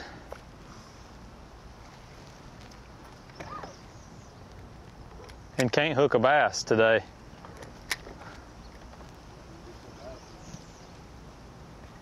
I literally have had probably 5 or 6 bass bites today that I've not hooked. At least.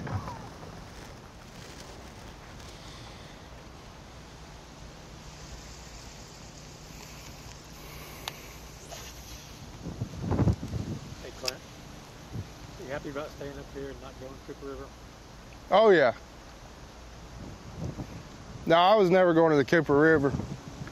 My #1 goal is to get as many points as possible and qualify for the Classic. And this was I guess you could say, a layup week for me that's turned out to be a top 10. So I didn't know how long this place would hold out for me for what I was doing. But, I mean, I really thought when the tournament started that I would be lucky to catch 5. So I got fortunate and got on a little deal that's lasted for 3 days. And, the tide for it's just about to get right. So hopefully it'll last one more. It won't take long if they're when they start biting, as long as I'm around some. I don't know. Again, I don't know how many fish are left in here. I have no clue.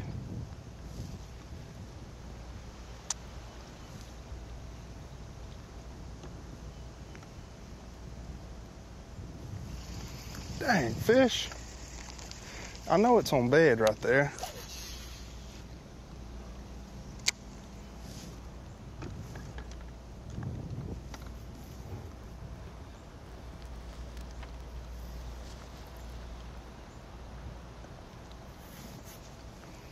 Was that something the studio asked her? I didn't even know we were live. How long you been live on there? When I asked you the question. Ah.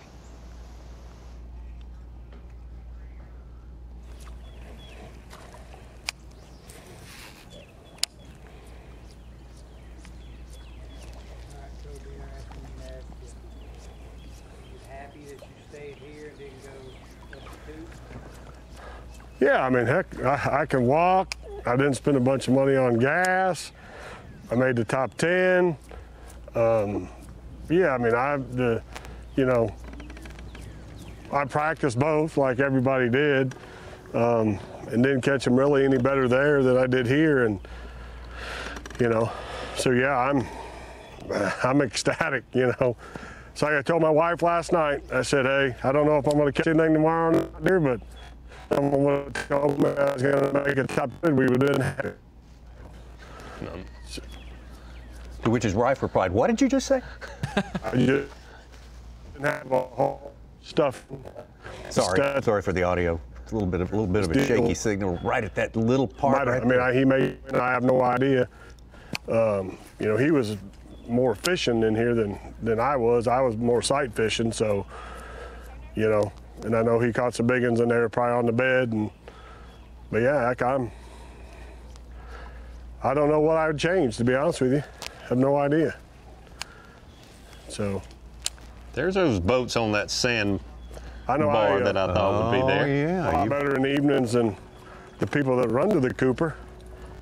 Although I think it's been pretty fortunate for them. It hadn't been too bad or too rough or anything, but still a 2-hour boat ride's a 2-hour boat ride. I don't care. That was the voice of Kobe Krieger on the right there. In 20 minutes, or you commute to work in 2 hours, I'd rather do the 20-minute commute for sure.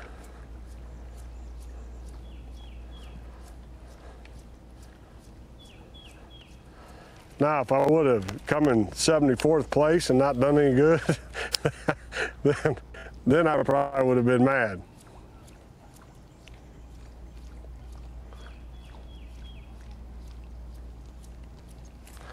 Just in all reality, probably if I wouldn't have wasted a day of practice in the Cooper, I might have been able to find a little bit more something over here, substantial to go aside with this place. So, but you got to practice when you come here.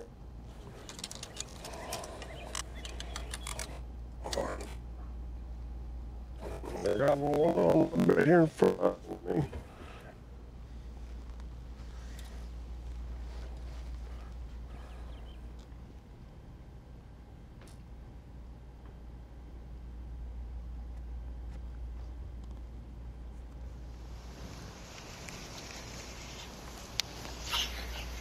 If they are bass, I can't figure out why they're not biting it the second time.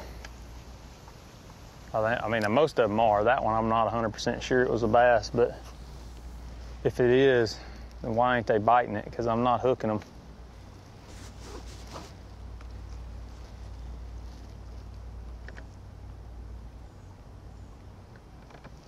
unless they're just not on beds.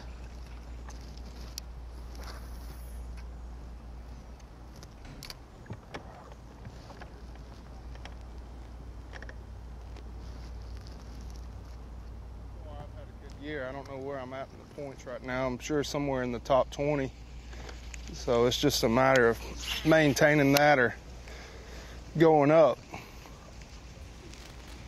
And that's the other thing about today. I mean, what if I finish 10th? I'm going to lose a couple of points. So this is a relaxed, honestly fun day. I mean, I'm busting my tail, but I don't have anything to worry about. Clint was actually in the top 10 to start this day, 9th place. Yeah, he's ninth. So he's not top 10 at Lanier. Yeah, absolutely. Having a good year. He's not floundering in a point sense in any way, shape, or fashion, that's for sure. He's got 5 more Low tournaments to keep it together. 116, so about 145 it ought to pick up. If not, it's going to pick up. It's just a matter of whether or not I'm around fish at 145.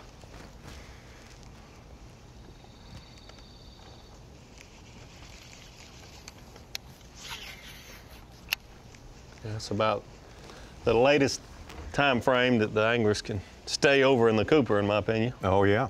That's when it'll be low tide where Clint is. They did the same crap in here the first day of the tournament. Difference is the tide was, what, 3 or 4 hours earlier? I mean, I went 3 hours without a bite, and as soon as it turned, it was like boom, boom, boom. And then I left and went and found some different stuff and started swimming this jig.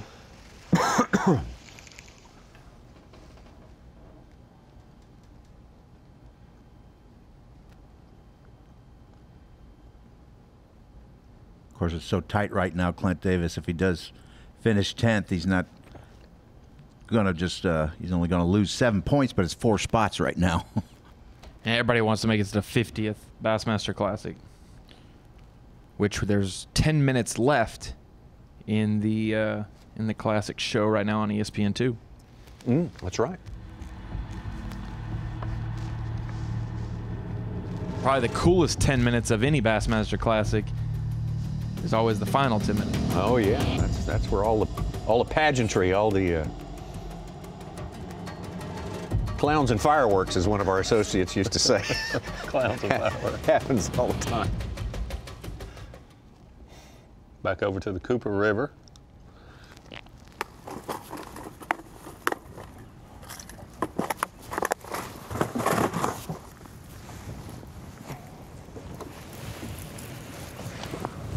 I thought I had Shamu.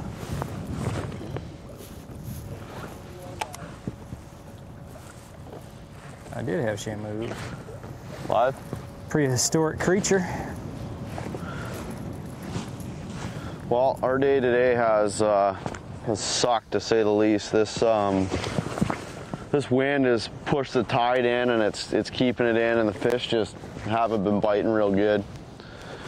But it is what it is. I mean, you got to make the best of it. That's what you risk when you run all the way up here. If it had been calm and sunny, I think the outcome might have been a bit different. I'd be able to see the beds and whatnot, but that's it. You know, I'm happy with my finish. We'll be in the top 10, that's for sure. So there'll be more chances, I'm sure.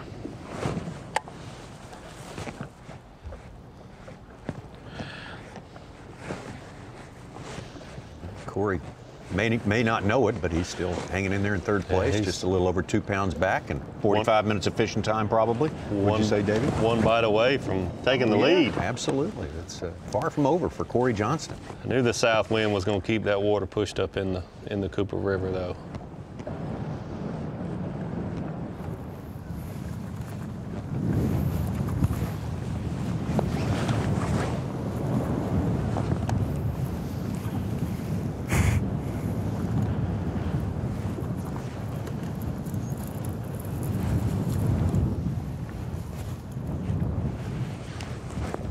Davey, I'm sure there's lots of different opinions about this, but between Winyah Bay here, and this giant fishery here, and say Chesapeake Bay and Potomac, what's the best tidal fishery between those two points there? Are they the As good as it gets on the Atlantic seaboard? Boy, the Richmond area, the Chick and James River. James River, it's really good right now. Mm-hmm. Okay. Really good. Has been really good the last few years. I don't have a prop, no. No. Was it Garrett Paquette said that James River was his favorite fishery? Yes. Yeah. Total surprise to me. Yeah, from Michigan.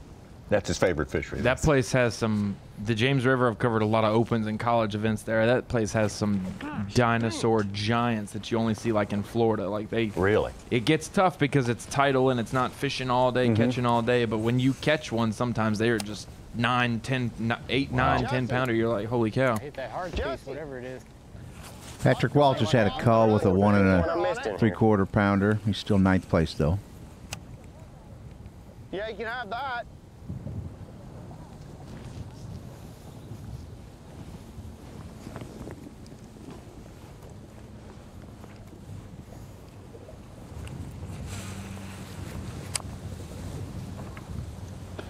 I think Jesse was asking for a spare prop.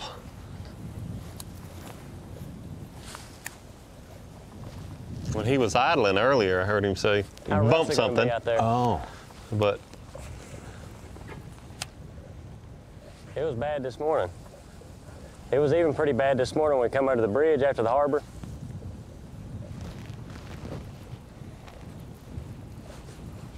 yeah, that's him there with his that's Jesse. Engine tilted all the way up like he's working on a prop. Prop come in handy when it gets time to head back to the weigh-in for sure. Yeah, it'd be a necessity. 12:54. Really cut back on your fuel economy with no prop. Oh, yeah. A lot of RPMs go slow. 30 more minutes for these guys if it's 12:54. I mean, if they've got John 30 Cruz to already 40, stopped for thinking, gas, yeah. you know, John Cruz already stopped, but some of these guys Yeah, didn't. mine probably will be too. You have a like a hammer or anything in there? I don't either. We're live right now. Will the prop, you think the other help come out the other prop? I don't know, we can try. Yeah.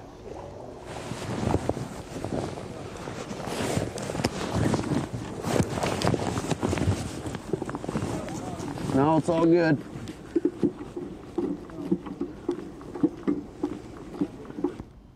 Pretty generous of Corey to at a critical time like this to help a fellow angler out. I was going to mention that. That absolutely, gosh, he's the best fishing period of the day this last 30 or 45 minutes. He's sitting in 3rd place with a chance to win his first Bassmaster Elite, and he's taking time to help out a fellow competitor. With time running out so quickly.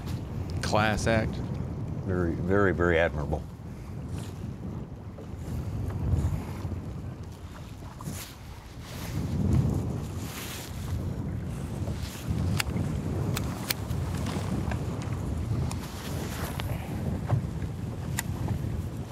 Kind of like I got a spectator. I got a spectator. You're it.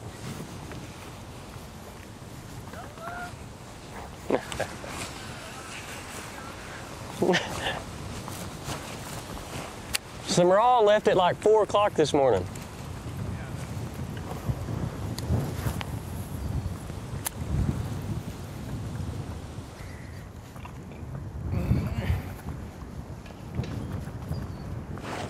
So the spare prop from Corey Johnston is now in the boat of Jesse Tacarante. Live. There again, that's admirable. Yeah.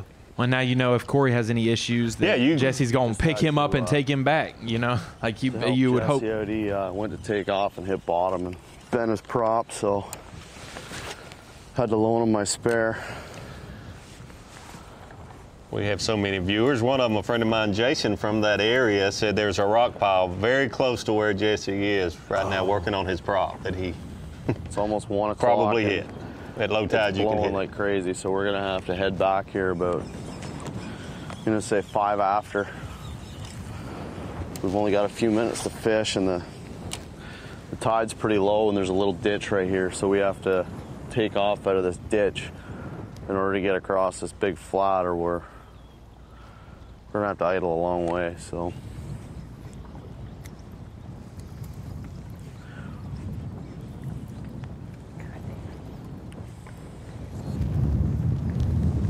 Corey had it figured for less time than I did before he has to leave. It says 10 minutes. He's got to bust out of here. That's.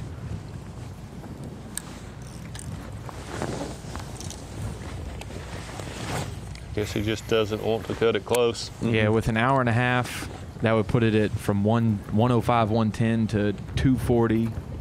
Stop for gas maybe, and if it's rough. Yeah, that's, well, he's 315 is when everybody's due back. TH Marine Weather Watch. Still wind out of the south, that's for sure. That's certainly confounded some of the anglers on the Cooper River. Needed more water to drop out. The south wind held it in there. Cloudy for sure. 79, otherwise perfect conditions for catching fish, but just the water isn't right for some, but apparently not all of the guys in the Cooper River. Scott Canterbury being a notable exception. Well, I just looked at the map, and he had moved south already a little bit, and he's in the east branch of the Cooper River right now. Canterbury, you mean? Yes, yeah. Canterbury. Yeah. He's not way up north in his spot.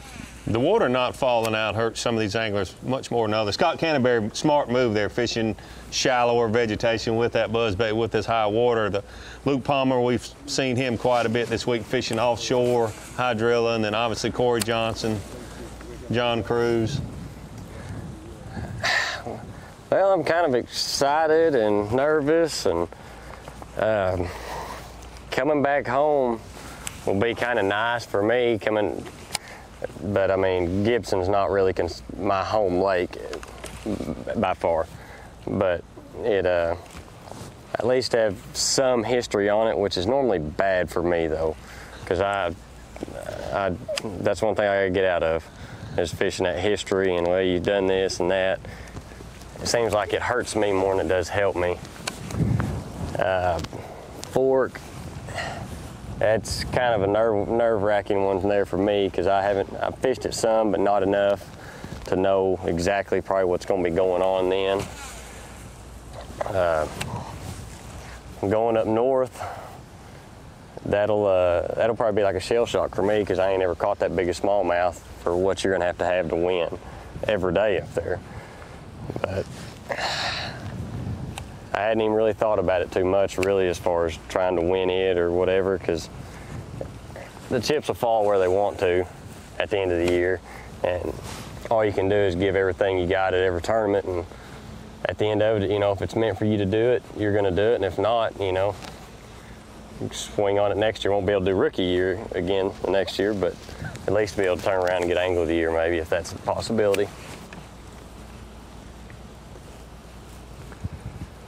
I'm hoping Luke's applying a little reverse psychology here. If you act like you don't want to go there, maybe it'll turn out to be good.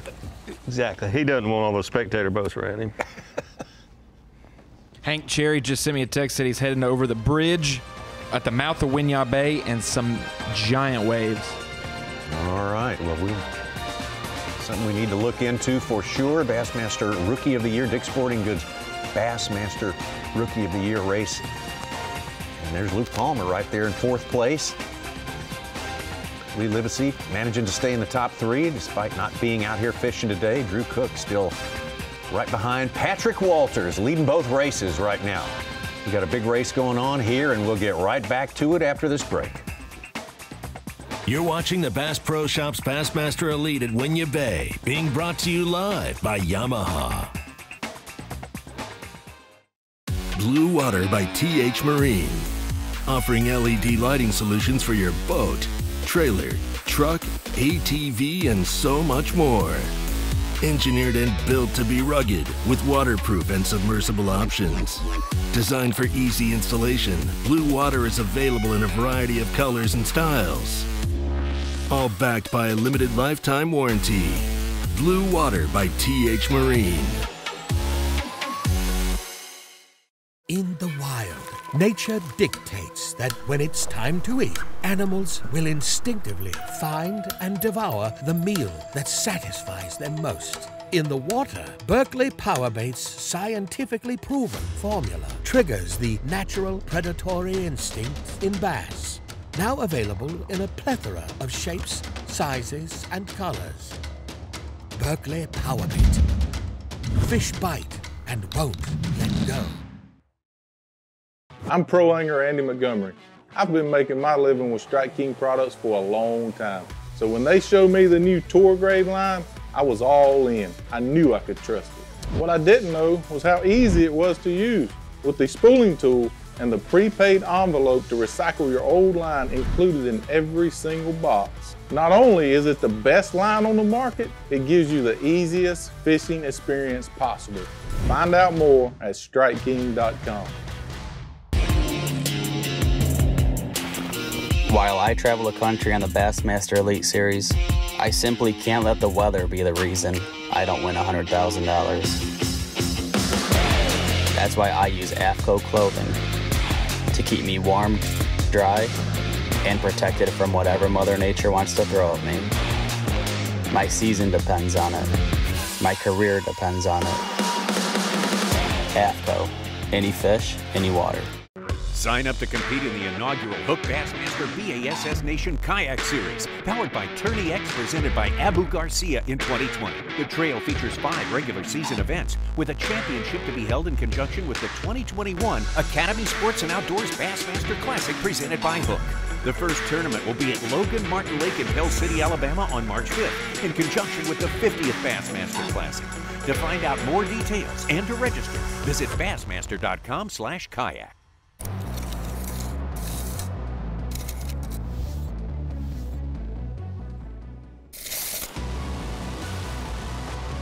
This reel allows you to cover more water, make more casts, giving you more opportunities to catch more fish. The new Revo Rocket, Abu Garcia, for life.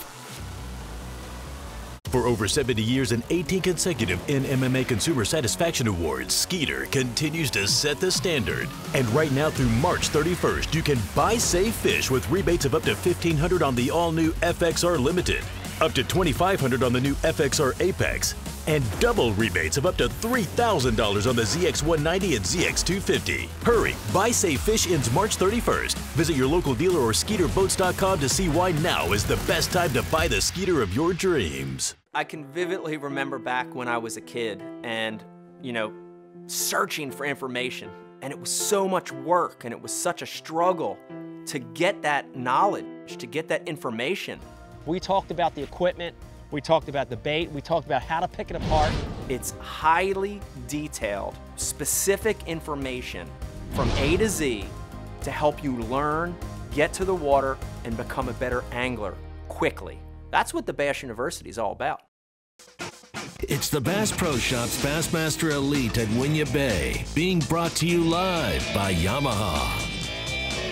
Championship Sunday time running out for these anglers out here. 10 of them left on this final day. There's Bass Pro Shops Bassmaster Elite at Winyah Bay, and Scott Canterbury with the lead right now based on not one but 2, what you might call game changers in the context of the fishing here at Winyah Bay today. Championship Sunday, and Stetson Blaylock.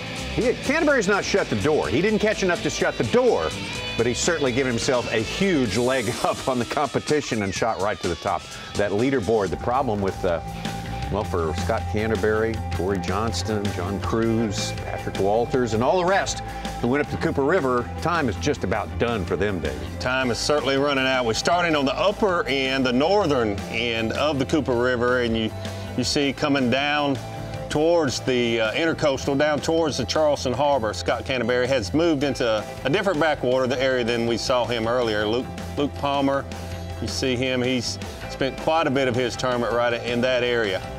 You go northeast, all the way up the intercoastal, and you see takeoff there in Georgetown, South Carolina, right there at Carroll Campbell Launch Facility, and Jason Williamson, Kobe Krieger, Stetson Blaylock, all 3 in this one area that they have, they have really pressured it the last 4 days. If it can yield just a couple more fish in this last hour and a half, 2 hours of fishing time that they have left, will be the deciding factor on who wins this tournament. To Stetson Blaylock live now.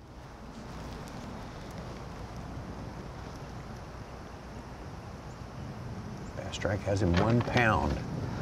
Deficit to Scott Canterbury right now. Blaylock started the day as the leader.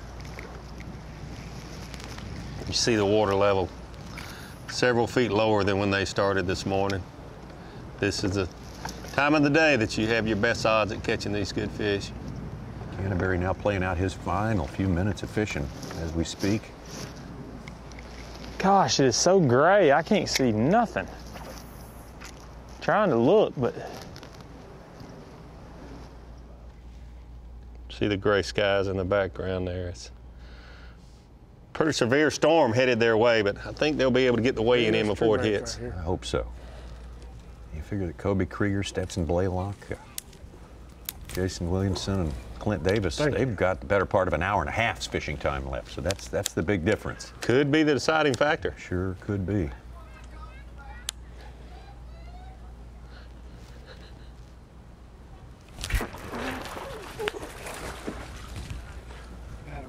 I told you, baby. I told you he was going to bite. A little help. He ain't big, but you know, we're gaining on a little bit at a time, boys, a little bit at a time. Well, let's see what the... All right, trying to gain got some more to gain if you want to catch up with these two. Leader Scott Canterbury on the left and good day. Stetson Blaylock on the right. I just didn't catch another big one like I needed to. I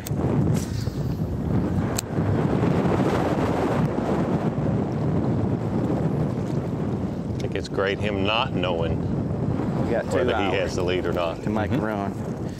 I'm gonna get some gas, take our time.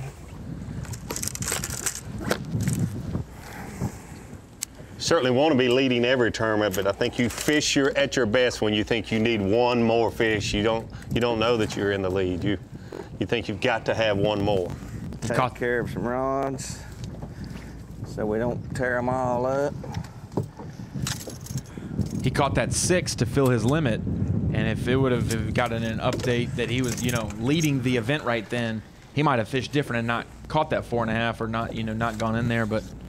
Or, same thing for Stetson, knowing that he was tight with just the little weight he's got.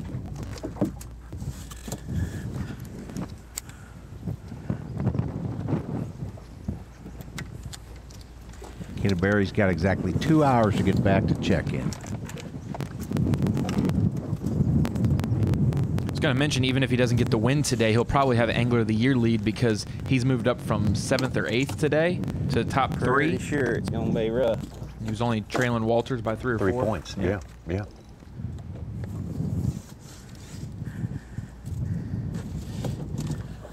I wish I could say I take that good of care of my rods and reels on a tournament day. He is tidy now, this guy, Scott Canterbury. But the wind ain't blowing 40 like it is today.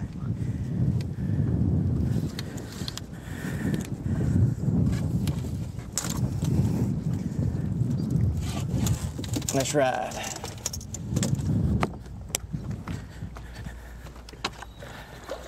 I have a few reports of some somewhat choppy water between here and Georgetown, South Carolina. So, there's a rumor going around that 2-footers can break stuff on bass boats once in a while. So, hopefully that won't be the case. Hopefully it won't be that bad. It'll be bumpy in Charleston Harbor, but these guys, they've experienced rough water before. Oh, yeah. They'll be fine. That's part of the job. So it's 1:15 local Eastern time. 2 hours before check-in for Scott Canterbury, he basically put his rods in the rod box, and all indications, most of his fishing is done. You gotta get gas. Got to get gas. Yeah, so there you go. There's your hour and 45 minutes, which I'd say is about the mean time that guys are allowing for the run.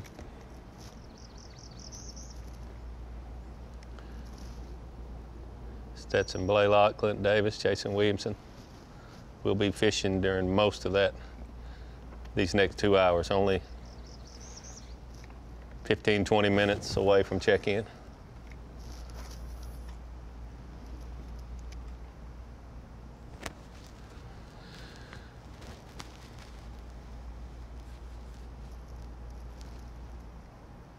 Read a blog.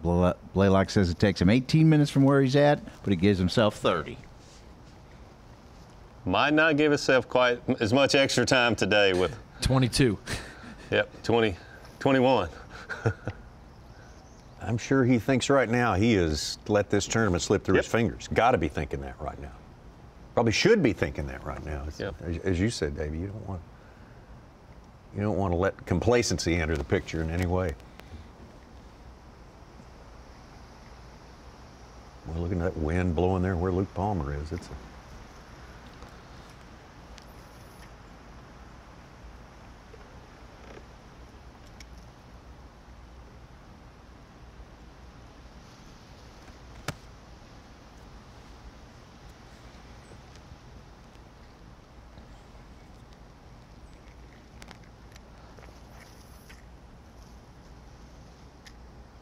Stetson Blaylock, 1 2.5 pounder could put him, what I would say, too close to call from getting his first Elite Series victory.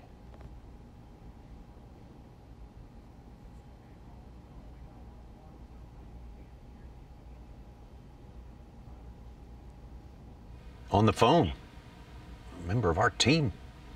Big time. Mark Zona, Z, you're seeing what we're seeing here. What's going through your mind right now? Tommy, number one, it was I have watched really everything today. I had it successful. We kept it a little bit quiet. Such was going to do a blog about it.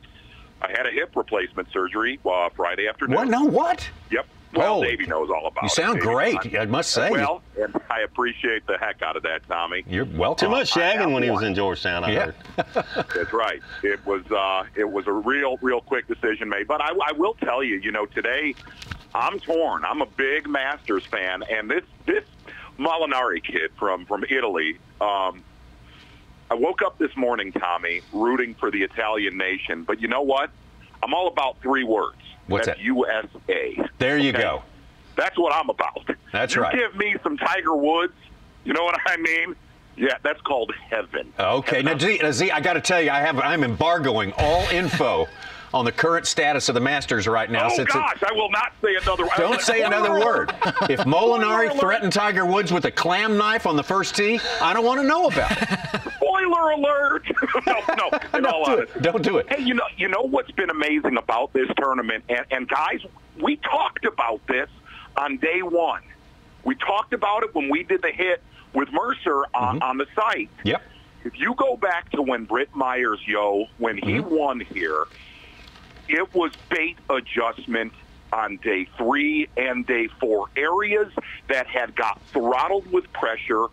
And, Davey, you and I talked about this, that this tournament would some way, shape, or form come down to gambling on bait adjustment on this final day. And what we got to see Scott Canterbury, 2 words, roll tide, do during our midday timeout.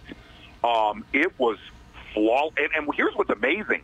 Watching him put his rods away a few minutes ago, he has no clue that he is in the lead. No, he does not. He's only in the lead by a pound, and it looks to me like he's through fishing for the day. Corey Johnston, John Cruz, if they're not through right now, they will be very, very soon. Now, you talk about key adjustments. You've seen what Stetson Blaylock's gone through today, Z. Any adjustments that you foresee that could possibly help him erase that small deficit? I don't. Here's the thing, man. This is actually one of those tournaments that it is going to go down to the last minute of fishing for Stetson Blaylock. And he and so many other anglers in that region of this system have mined those little bit deeper canals for everything they're worth and maximize their fishing time. And this next 45 minutes, truly, it's going to dictate if maximizing your fishing time was the game plan to win this event. Well, that's good entertainment. You got to admit that's going to we'll know who to focus on for the next hour and a half. That's for sure. You know, one of the things that I really thought about while I was at the event with Mercer, and then you going into post-op, is one of the things that I really thought about. from this tournament, then moving on to Lake Fork, you will never see two events where a 3.5 pounder meant so much, and then another event where a 3.5 pounder virtually means nothing. that is good. It's all according to context, isn't it? Here we go. Here. That'll work. That was earlier today. What we saw with That'll Canterbury work. also That'll was help. earlier today. Stetson Blaylock, lest you think that suddenly we have a tie game just yet. So, Z, I got to ask, if you were in this event, would you tend to make that long run, go to Cooper River, or stay close by? You know, we actually, Mercer and I talked about, Mercer threw the same question at me on day one of this when we were on the hooked up stage. Yeah, I mean, it just seems like, you know, the population's a little bit more stable at Cooper. The population, it appears, at least for the guys that we have covered, here's how I put it is, you know, what we learned the last time here when it was a little bit more of a secret to this time around, still the vast amount of checks and consistency came from that region yet again. You know, but here's the other side of that is that is so mentally grueling for 4 straight days to make that run. You got a lot of thought time, and at least as of right now, it was yet again the most consistent region of this fishery.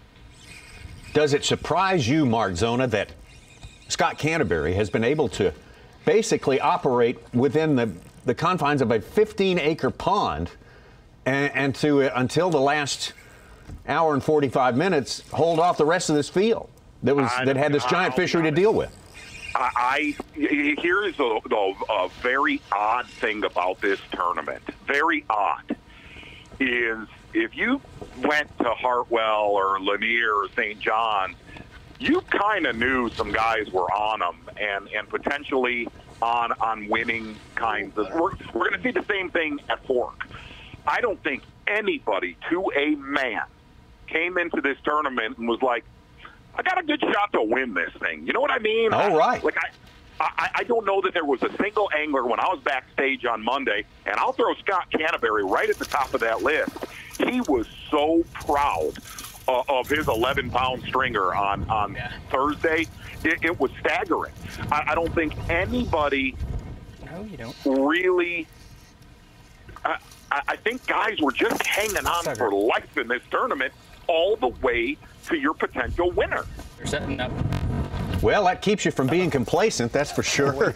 There's something to be said for that. And I tell you what, you got to say, I don't know, I don't claim to know the actual numbers, but we are seeing way much more fish catching the final day today than we did back in 2016. Oh, that was the final day in 2016. Brutal. It was brutal. It really was. I mean, everybody had kind of tapped out, you know, as far as you know what was interesting watching Stetson Blaylock yesterday. You could tell when he got his first bite, and he had a great stringer yesterday. But those first two bites of the morning, you could tell he was like, oh, thank goodness there's still some fish left in here. Mm-hmm. Yeah. And that's been the real common thing of this theme of this tournament is guys getting to their areas like Canterbury, like Stetson, and just getting a few bites in the morning to where you're like, wow, I didn't catch them all. Yeah. So I think a lot of these anglers were surprised that these places replenished for at least 3 days, but you can really see the pressure on this area with Jason Williamson, Kobe Krieger, and Stetson Blaylock pounding on this thing for now the 4th straight day. Davey, that's a great point, and I will tell you one of the biggest differences this time around compared to the last time we were here a couple of years ago. You guys have had a lot bigger ones on camera than we had back in that tournament. Mm-hmm. Back in that tournament, if you caught a 2 to 2 1/4 pounder, Tommy and I in the studio were like, "Wow, you know, check it out." Thank you, Lord. There's been a lot more quality caught on camera this time around. Yeah. Be in the mouth, baby. Oh, I can. Beautiful fish right there by There's Stetson. the hook hole. Just a great performance yesterday by Stetson Blaylock. And do you think he has any idea, Mark Zona, Stetson Blaylock really just a pound behind Scott Canterbury? Do you think he has any idea that he's that close, or do you think he's probably in his mind saying, I've let it go? It's just gone. I think the latter, Tommy. You could tell he's very laid back and still, he's still just fishing, and you don't feel that sense. You didn't feel the sense of urgency from either one of those anglers, being Stetson or Canterbury, for the simple fact, I think a lot of guys probably think today, after the bigger stringers that got caught yesterday, I think a lot of guys truly think that there's going to be a lot more 14 to 16 pound bags today. Yeah, good point. Well, Z, I can't thank you enough for sitting there recovering from hip surgery and to have and you sound remarkably lucid. I'm sure they have you on some sort of painkillers and stuff like that, but you sound great. They absolutely do, but like I said, it was a success, and hopefully within a week I can do a Zona Live. That's what we're aiming at right now, Tommy. That's what we're aiming at. We all continued good health, my friend, a quick recovery, and we will see you when Lake Fork comes around in 3 weeks' time. That's fast. I want to, spoiler alert, the Masters so bad right now. Don't do it, please. I'm begging you. I won't do it. I'm begging you. Do it. I'm begging you. Thank you, the great Mark Zona, joining us from his, from major surgery. We had no idea about that, Davey. No idea. Thank you, Mark Zona. There's a shag festival going on down in the Georgetown area. So. Wouldn't be the first guy to throw a hip out. Throw a hip at a shag dancing contest.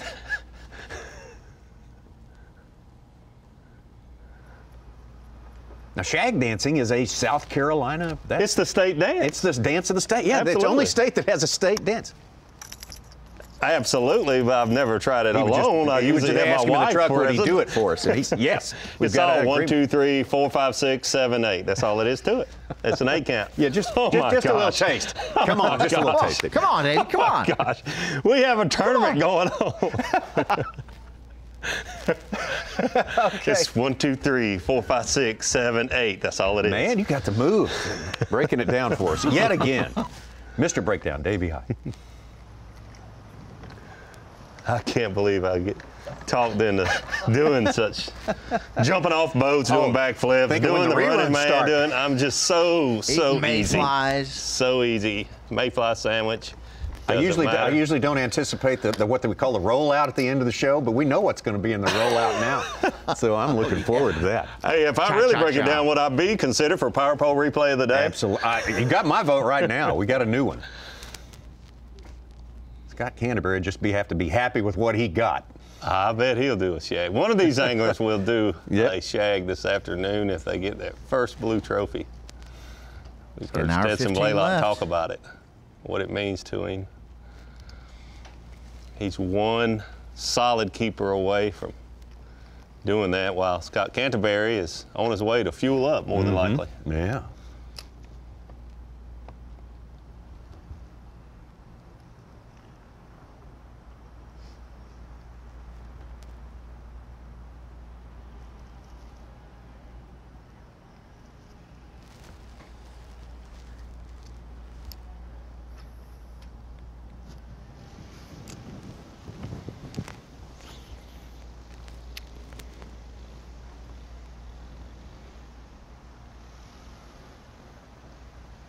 There's the 4 that decided to stay closer and have this extra fishing time.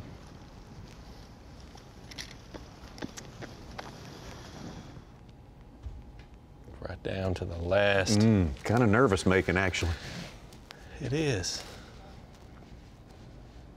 Clint Davis probably not going to have a crack at it. Jason Williamson would have to be a bombshell sort of improbable thing happening. Kobe Krieger possibly in that category too, but Stetson Blaylock. Man, oh man. Jason would need another 6'10" to. A 2-pounder could potentially tie it. 2 pound, 2 ounces could win it for Stetson Blaylock. Is a 1-pounder his smallest fish? 1-pounder, his smallest fish. Unofficially? No, I'm sorry. I think 12 it's 12 ounces. 12 ounces. Yeah. He's got a 1-pounder, a 12-ouncer. And then Yeah, 2 pound. right. We saw the pound and a halfers. The 1 pounder and the 12 ouncer were during the midday break. Okay. And then that one we saw him catch when he moved to the other canal. Did you feel like that the biggest one we saw him catch was 2, no more than 2, probably? I think it was a little over 2. I think it was so, too. Agree. I think it was closer to 2.5 than it was to 2. Could be wrong. Oh yeah. But that's why you work so hard for the first 3 days to have, even if it's a 1.5 pound lead, or to have that lead, having a 7.5 pound lead over Scott Canterbury, even if Canterbury erases 7-7 of it, that's you put all your chips in the front on the first 3 days, and you might struggle, but you got that reinforcement. Yeah. Stetson's 612 bag is actually like 14 pounds, adding in his lead over Scott. You ask any angler if they're down to the last hour of fishing on Championship Sunday, if all they need to catch is a 2 pounder to have that chance to win, they'd take you up on it. Oh, absolutely. You know, if you're within just a 2 pounder. And to Ronnie's point, you talk to any truly good angler, and he sort of drops the ball and loses one early on. You never hear them say, "Oh, it's early on, it doesn't matter." Right. They know that every fish fish. From the start of the season to the last fish of the year. Anybody from 4 or 2nd to 5th could catch a 5 pounder and take the lead. They all got small fish in their live well.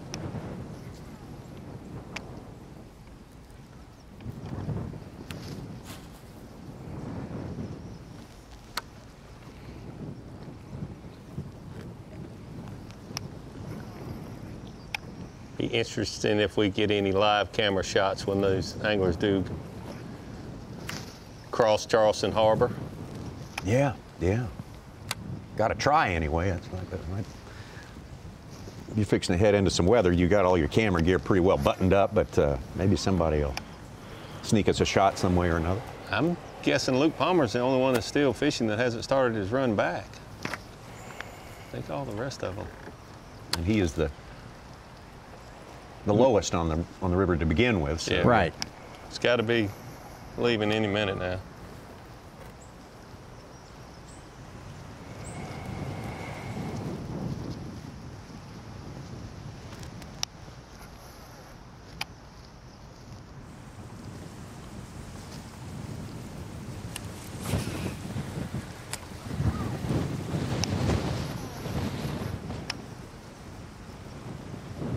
Stetson switching it up with a lot of baits now.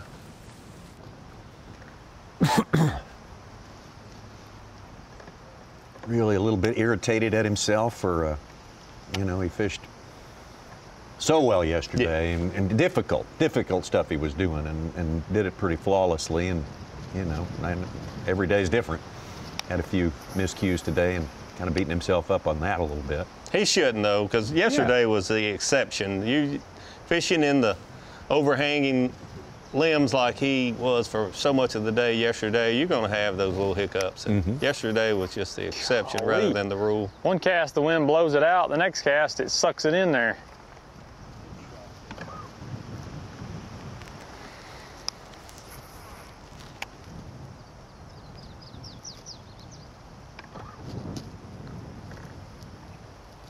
Look at how far these bushes over.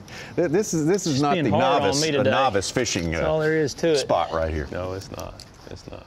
I actually found out yesterday that his wife Lindsay, I believe with the kids, No good started bites, their a couple drive decent to bites that I didn't get. be there for Stetson today, weigh-in. Sure, he'll be And very few bites happy total. to see them win, lose, or draw. You bet. I know I messed up, but just by not spending more time in these canals, I've caught them in them, but I didn't think it was as good as it was back there.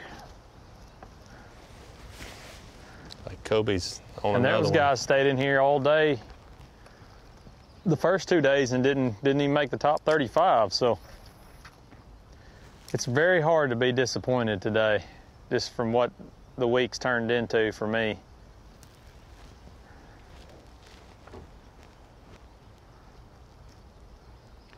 You've got to be right at the bottom of the tide right now, I would think. And Going from wanting to just survive to having another really good tournament. Can't let one day change your whole outlook on your year. And you know, oh, you stunk it up today. I mean, this is just a day that I haven't gotten the bites I needed yet. Don't mean I won't still, but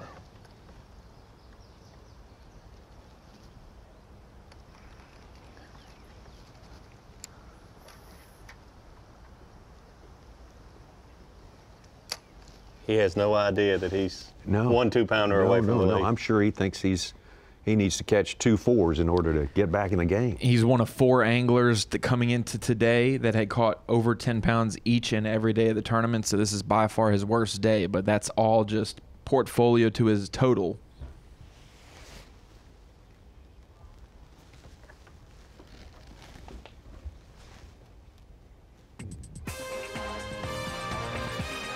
Well, yesterday it was all Stetson Blaylock, but Scott Canterbury turned that thing around today.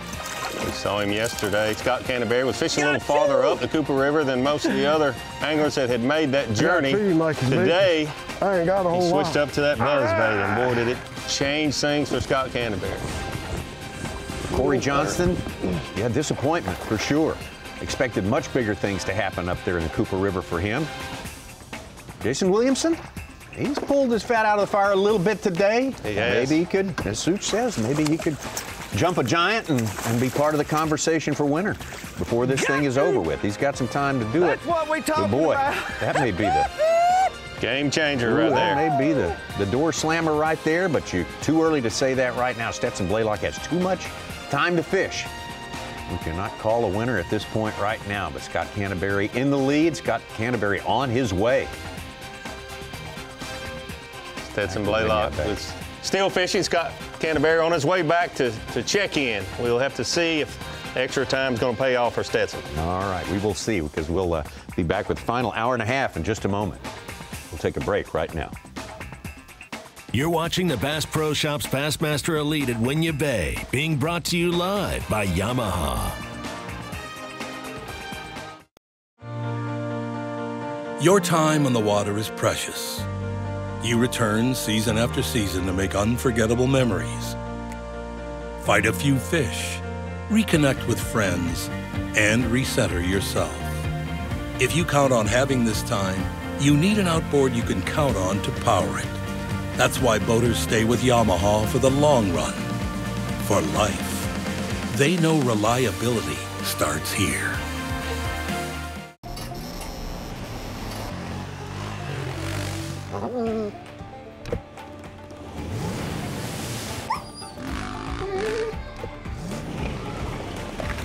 If you want to play, you need a Tacoma. If you want to know how the best anglers always seem to find fish, stay on fish, and be in the right place at the right time, don't ask them. Just look at the name on the side of their boat. The one that's built 10 million motors, shallow water anchors, and more. No angler's gonna tell you their secrets, but they don't have to, because you already know. Minn Kota, fish for more.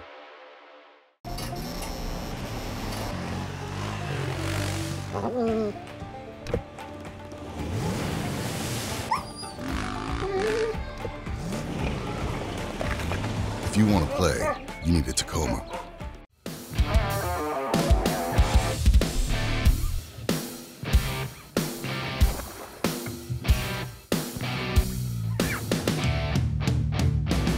Chris Lane brings the pain. Casey Ashley, the native son, gets it done. Jordan Lee, back-to-back domination, unbelievable.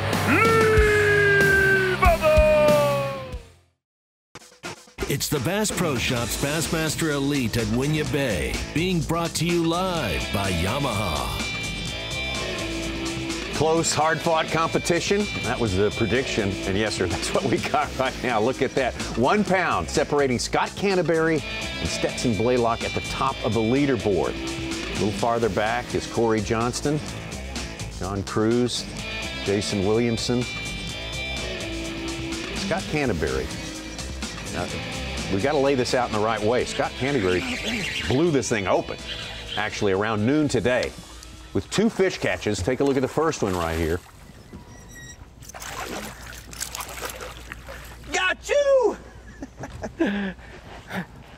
That's right. That one made him smile, but 4-pounder there.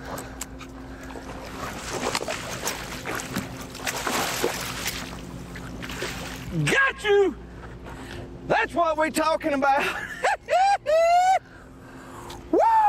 that one will make you scream. Oh my gosh, 2 fish representing 10 pounds take Scott Canterbury from 8th place to start the day all the way to the top of the leaderboard. Scott Canterbury fishing all the way up, farther than any other angler in the Cooper River. And Scott Canterbury was one of the first to have to lead because of that fact. He was the farthest away from the weigh-in site. So he's on his way and has been for a while, and now... Will it be enough? Yeah. Well, Because Stetson Blaylock fishes on.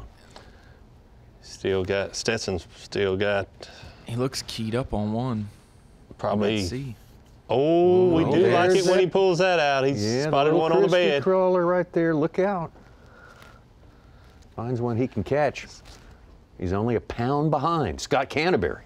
And has one that he's estimated as 12 ounces and one that only 1 pound in his live well.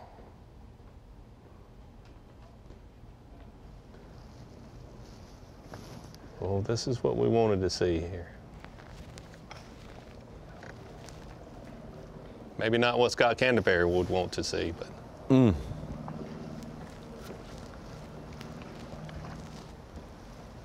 He's got an hour. Stetson Blaylock has an hour to fish.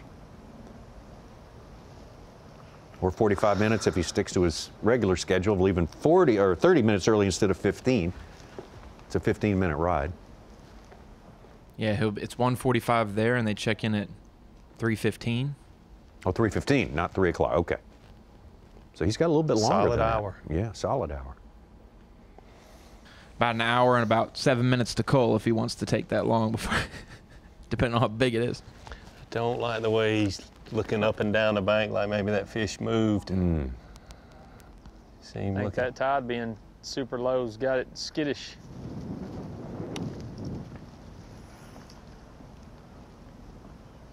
Well, he needed his biggest fish yesterday was a fish on the bed and caught it at low tide, but after the tide had started to rise again, he said he needed another 4 inches of water on top of that fish in order to be stealthy enough to grab him. So he won't get that opportunity today. I don't think so. He said yesterday that really helped that fish settle in when the tide started to rise, got just a couple inches higher than dead low.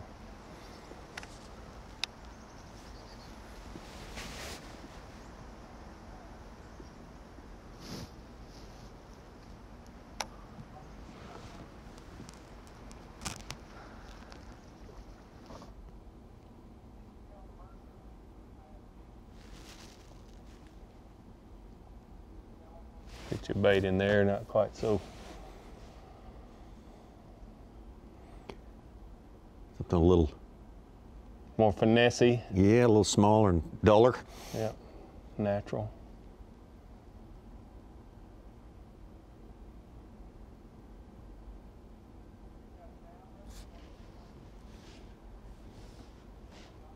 Saw him catch some good fish last week at Lake Hartwell on the bed and several yesterday.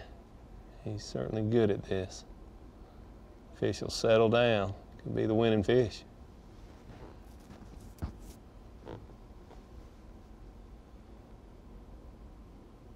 You spend another 30 minutes on this fish? And it really depends on how it's acting. I'm afraid the way he's looking up and down the bank, and he just mentioned about the fish being skittish. I might move on and come back there, in 15, 20 minutes. Yeah.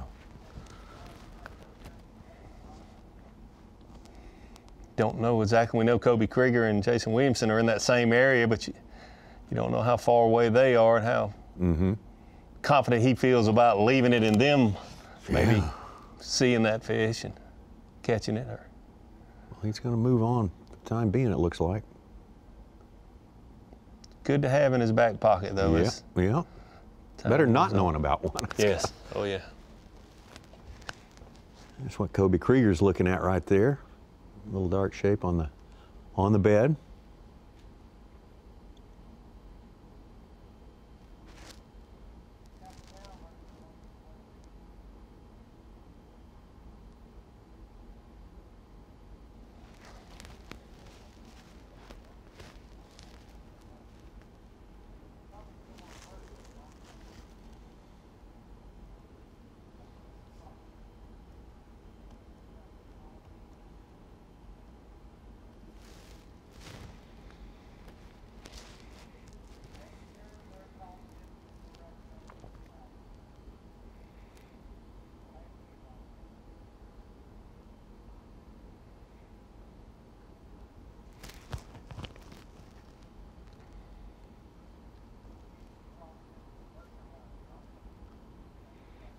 Interesting to see these three anglers, Stetson, and Jason, and Kobe, all in the same area. But see, Jason Williamson loves the sight fish, but he caught his two bigger fish that first day back off the bank, not up there looking at those fish when his tide gets a little lower, but trying to find a stump or a little piece of wood off the bank that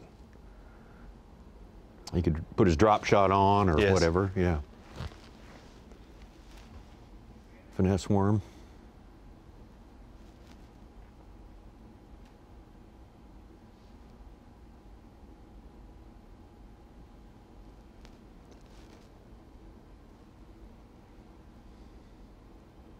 That the way you fish swim jig, Davey? The way Clint's fishing it up there? Or I do. But the Coosa River swim baiters, swim jiggers are. Swim jig. They've been doing it a long time, and I would have to admit I learned from those guys years ago.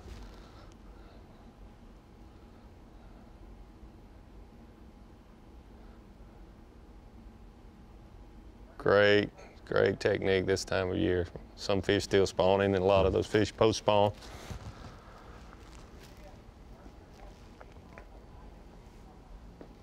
Surprised we haven't seen him catch a few fish here in the last hour. It's really the time of day when he's done well in previous days of this tournament.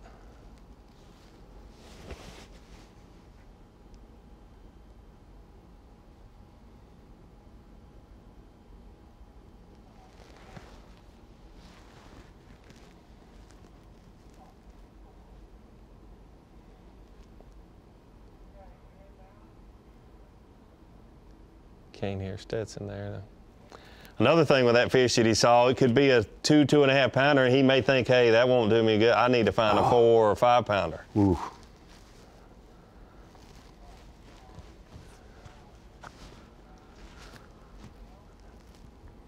That's what makes this sport a little different from every other sport in the world, doesn't it? It does. It does.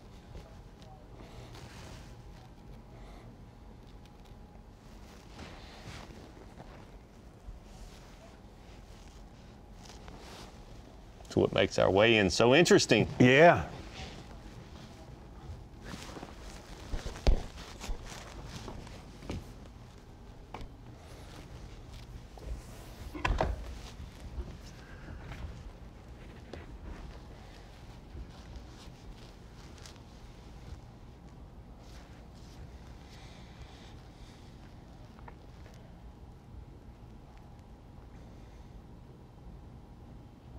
All right, well, this is a nail biter by anybody's definition right there. The next 40 minutes for Stetson Blaylock is pretty much the story of the tournament and how it will turn out at the end, Davey. Yeah, it's what I've been looking forward to. Just seeing the leading bag already in the live well, Scott Canterbury, but he's running back, and to see these anglers that chose to stay closer to the takeoff area, having a chance to catch one fish and take the lead away from him. I know back at the weigh-in site, which is getting ready to crank up at 3:20, Bassmaster.com. They are trying to check in on this as much. And Dave Mercer, I'm sure you're onto this too, is a pretty nervous time, especially if you're Stetson Blaylock, although I'm not sure Stetson has the full picture. He may not know how close he is. Come on, cameraman, let's have a look at you right here.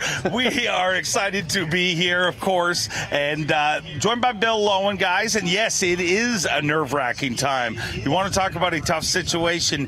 This tournament, everybody came into this tournament knowing, when the schedule came out, this was the one everyone circled and said, I got to leave there. I got to be safe there. I got to make sure I avoid the landmine there.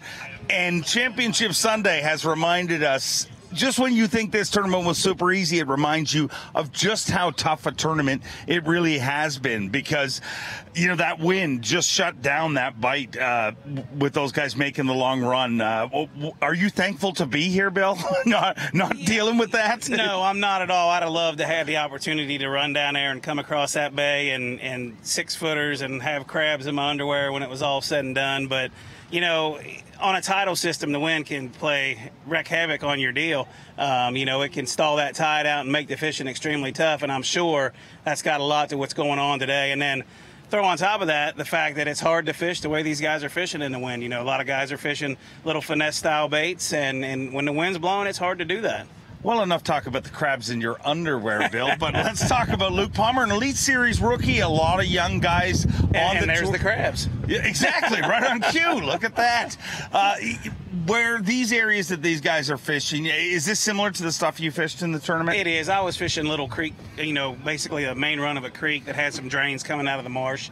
And when the current was coming out of there, those fish would set up in those spots. And, you know, as you watch Luke fish, that's exactly what he's doing. How much do you want to punch Patrick Walters in the throat? Just a little bit. 24 years old, leading Dick's Sporting Goods Rookie of the Year, leading Toyota Bassmaster Angler of the Year.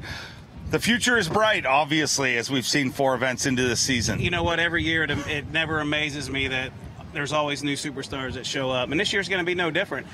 Just like next year will be no different. There's going to be superstars every year that show up, and I think we're looking at one right now. Paying homage to Tommy Biffle in yesteryear with those shorty shorts, and that's his look, and I love it. But Clint Davis, the reigning Forest Wood Cup champion, this tournament's been very different for him than a lot of anglers. He's been catching a lot of numbers. You know, this place is you're either going to be on numbers or you're going to be on quality. That was the first one. It seems like there's no in between here. You know, and he has been catching a lot of numbers. It makes me sick to actually watch him fish because, you know, he's caught a lot of his fish this week on a swim jig, which is what I love to do. And I couldn't get that bite going. But I see he's struggling today. But that's title fishing. You know, one day you're the man, the next day you just want to cry. Jesse Tecarante's had a fairly steady tournament, you know, right from day number 1. Not really had those big giant jump days, but been consistent through this tournament. And the question comes, can his areas hold out? Can the pressure, you know, withstand? We saw it last time we were here, you know, how many adjustments it took to get this title in 2016. It looks like the same thing this time around. You know, absolutely. You know, even though it's a title fisher, and we know title fisheries are tough, when you beat on an area for day after day after day, you're going to have an effect on it. Unless you got other areas you can run off to and you keep grinding on the same spot, eventually it's going to get tough. Jesse Tecarante, first 12 cut, or first 10 cut this season, obviously. Good to have him back on the Bassmaster Elite Series. Had a year off due to medical absence, had a neck surgery, and he said, you know, he was kind of leery to make that big, long run. You know, obviously your health in mind, but you told me one of the things that you'd hate is the run back today. Tell me how bad you think that will be. Well, you know, we've been very fortunate in that, even though the bay has been rough, but the wind direction kept it not as rough. Today it's blowing right down the throat. And it's a long, long bay. You know, you got to run through that bay for about 6 miles before it necks down into the river, but still it's blowing all the way up into the river. So it has the potential, and I'm not sure what it's going to look like down into that area, but I think you have the potential to see 5 or 6 foot waves when them guys round the corner out there into the bay. And I don't care what bass boat you're in, that is not a fun place to be. Well, here's a guy who hasn't dealt with a lot of waves this week or a lot of gas station stops. Didn't run very far, but Jason Williamson's the same story. If you look at his area from day number 1 to Championship Sunday, it's all been about managing fish and getting tougher and tougher day after day. Well, like you said, you know, this is a tournament about survival. You know, and if you can come in here and make a top 35 and get out of here in one piece, you've done your job. And a lot of guys banked on one area, just like myself down on the Cooper River. When you bank on that one area, when you beat on it for 3 or 4 days, typically it gets worse and worse every day, and I think that's what you're seeing with a lot of guys this week. For it being as tough as it is here today on Championship Sunday, do you think an angler like Jason Williamson realizes, you know, just how close he is to winning it? You know, we've heard certain anglers say, you know, I just didn't make it happen. You know, Corey Johnson said that. I just didn't get it done. But he's really that close. Right. But I got to believe they just think that everybody can't have faltered. It can't be that bad for everyone. Well, I think that, you know, so many of the fisheries that we go to, the potential to catch that big giant sack is there. And I'm not saying it's not here, but you're not susceptible to having that big opportunity to catch that. Here, you just need to be very consistent every day to make it happen. I mean, that's the same way it was last time we were here. As long as you're consistent, you can pull it off here. You know, and I'm truly amazed that, you know, we always think coming here that, man, it's just a tough fishery. It's not that good. But I'm here to tell you, the river is fishing really good. You know, I mean, I would love to have an opportunity to come back here. You know, we just hit it at a weird time this year and a weird time the last time we were here where the rivers flood and you know, just puts us all in little areas. Kobe Krieger, a guy we talked about consistency. You can't say his tournament was consistent. He was 1 ounce inside of the cut after day number 1. He had 8 pounds, 11 ounces, and worked his way all the way up to 4th place this morning. But his tides turned with a giant 6-pounder on day 2, backed it up with a 5 and a 4 yesterday. And amazing how that one fish was a telltale for him. On a tough fishery like this, it's key to get those big bites. And if you can get a big bite every day, it puts you right there where you need to be. Kobe Krieger making his first 10 cut of the season back on the Bassmaster Elite Series. He's a 5-time Costa Tour winner. Made $1.5 million on the FLW Tour. You know, you kind of sneaks up on you there. You know what I mean? That's one guy you can't take for granted, and especially when sight fishing's involved. How much sight fishing was involved this week? You know, I think there was a lot that went on that maybe we just didn't hear about. The problem you have on a tidal system is you can't see those fish until the tide gets low. So, you know, you just got that small window to catch them, and if you never see that low tide, sight fishing becomes very difficult. Kobe did, you know, you look at, Kobe didn't make the run. A lot of guys that made the run, you talk about limiting your time. You know, you're spending how many hours running in a day, would you say? 4 hours. 4 hours, so you're losing 4 hours right off the hop. And how many hours how much time are you actually fishing when you think it's that prime bite window? Probably not but an hour. And the problem with that long run is once you make it and things go bad, it's very little time to try to adjust and make something happen. Well, here's a guy who helped a guy with things going bad, Corey Johnson, earlier today on the water. Actually, in that prime bite window, you know, it's got just to the right time. You know, he'd caught, you know, a cullfish, and Jesse Tecarante needed a prop. So he took time out of his day to go over there and give him a spare prop, showing that a good sportsman indeed. But Corey Johnson and both those brothers, I mean, are you excited to have them on the Elite Series, or maybe not so much? No, absolutely. You know what I mean? The more the merrier, you know? But that just goes to show you that everybody out here typically is willing to help everybody out. You know, even on game day, championship Sunday, you can't leave one of your guys stranded, you know? I mean, I guess you could, but I wouldn't want to be that guy. Well, speaking of goodwill gestures, you did that earlier this week, helping out Harvey Horn on his giant comeback day. And speaking of karma, I mean, the ultimate karma situation. John Cruz on his final cast yesterday catches a 6-pounder, gets him into here, and on the month of April with everything he does for autism, I mean, I think karma's real, and he just collected in a big way. Absolutely. I agree with you 100%. John, you know, the way he's fishing here this week, you know, that big bite, this was like a Florida tournament, wasn't it? Everybody that made a jump, and on the days that you made your jump, it was all about that big bite. Absolutely. Like I said earlier, if you didn't get that big bite, you're not fishing on Sunday. And you had to have that one good bite a day. And you know, we say good bite, a 3-pounder bite is good here. You know what I mean? And 3 pounds makes a huge difference. You know, 3-pounder gives you 9 pounds a day. You know, you catch a 5-pounder, you got 12 or 13, you know, so you got to get that big bite, especially on a body of water like this. Now, be honest, was there a way to target that bite? You know, talking to some guys, they're saying, hey, we're working rice flats, we're drifting side by side. One guy catches a 1, and the guy beside him catches a 5. I don't think unless you're bed fishing at that low tide that you could specifically say, hey, I'm going to go catch a big one, you know. With the tide and in the rice fields and the current and things like that, I think you just you go fishing, and hopefully you're in the right area where you know there's some big fish, and you're fortunate enough to catch some of them. So being able to target a big fish, I think is very difficult to do here. Stetson Blaylock is absolutely on fire. Made his 3rd 10 cut of the season. You know, did not make St. John's River, but since then he has been absolutely on fire. Obviously, at our last event, finished 2nd place. Left the dock this morning with the lead, and you know, even things got tougher for him, but it seemed like, you know, he lived and died by that big bite all week long. You know, this was one of those tournaments you heard guys say it on stage where they said, even when they got him, you know, they said, hey, it looks good, right, but I was this close to it being a disaster. And that's the only thing he's missing here today is that big bite so far, but he's still got a little time. Maybe he'll end up catching one. A lot of spinning rods in the last 2 tournaments with the bed fishing.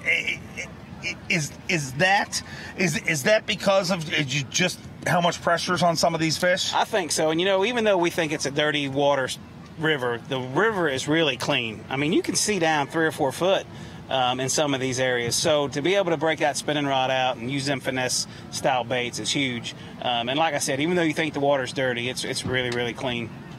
Watch Canterbury, the mover of the day, was really relaxed on the dock this morning, said, I got nothing to lose, really. Just a few points he can drop and everything to gain. And we've talked about how important that big bite is.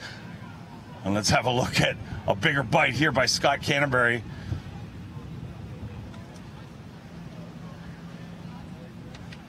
Came into this tournament inside the top 5 in Toyota Bassmaster Angler of the Year, and it's all about that big bite.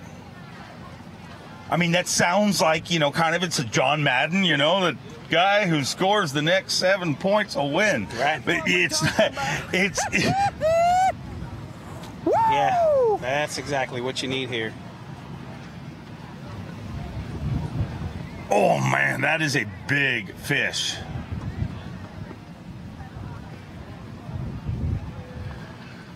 Yeah, that's a difference maker, for sure.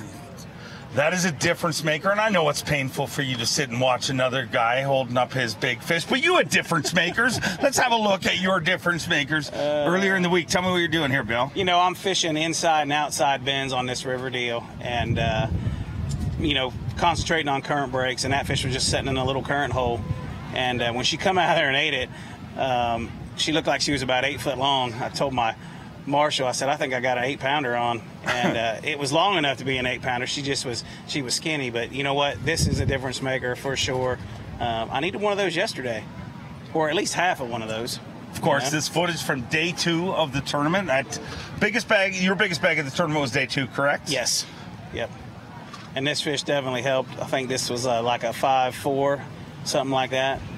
But a 5-pounder is a big fish anywhere you go. I really think you're milking it. I mean, you should have that fish in the boat by now, Bill. What you're really David Fritz in that. Well, when I was bringing that spinnerbait up over the grass, she come up and got it just as the spinnerbait was coming out of the water. So I knew I didn't have her good, and that she was barely hooked on the trailer hook. And when I got her in the boat, the trailer hook fell out of her mouth. So I knew, I just felt in my heart that she wasn't hooked very good, and I wasn't going to lean on her. That's why I took so much time with her. And as you can see, probably as soon as I get this fish in the boat, you'll see that she's barely hooked. I'll probably even show it that the trailer hook is just barely. Look at that. Look at this. Barely in there. Look at that. In him. Yeah. See that? Yeah. Wow. That's why I didn't lean on her. That fish right there gave me to go with tomorrow. But that's what you need. You just proved something, Bill. That fish right there weighed more than my whole limit yesterday. Or not, my 4 fish, Just proved why you're competing on the Elite Series and why I'm introducing you on the Bassmaster Elite Series. Bill Owen having a great season. Thank you. Having a great event. He's going to the beach right now, but he's going to stick around for a weigh, and we're going to find out who wins this battle. We got the top 10 anglers going out there and doing battle here today. Lots of implications. Our Toyota Bassmaster Angler of the Year is on the line. Our Dick's Sporting Goods Rookie of the Year on the line. And, of course, the 4th title of the Bassmaster Elite Series season here in 2019. Who you picking, Bill? I'm not saying anything yet. He's not saying nothing. He got nothing for me. I got nothing. He's not talking. But we will be talking lots at the weigh-in this afternoon. Make sure to tune in. I'm Scott Martin. We're in Holden Beach, North Carolina at Fantasy Isle Ice Cream and Golf.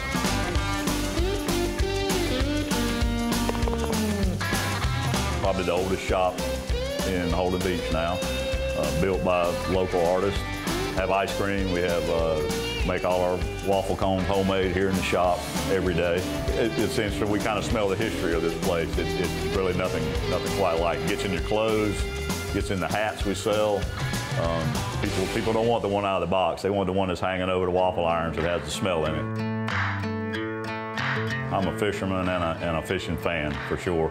Been a member since 77, 78, I guess.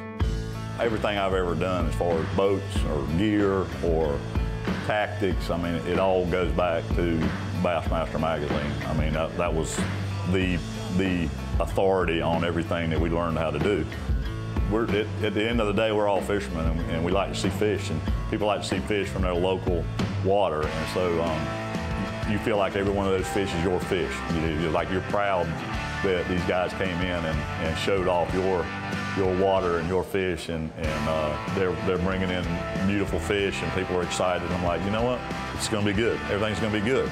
You know, because you had to worry. I mean, I know y'all did. Everybody had to worry about a little bit. Are people going to accept this and show up, or are they, you know, going to wholeheartedly follow the people? You know, there's more to it than just those guys fishing, man. I mean, they're great characters and they're great people. But it was bass that people started following. I mean, you know, it's that organization for me that you know keeps me going back to bass, and probably always will. But you know, I get to go to a bass event or this, I'm going to the bass event because that's what I wear on my hat. That's what I wear on the truck. That's what's on the boat. I mean, it's everything you want to believe in this country, and bass still exhibits that every day, I think, and that's why we continue to show up at their events and support what they do. I'm Scott Martin, and I am a Bassmaster.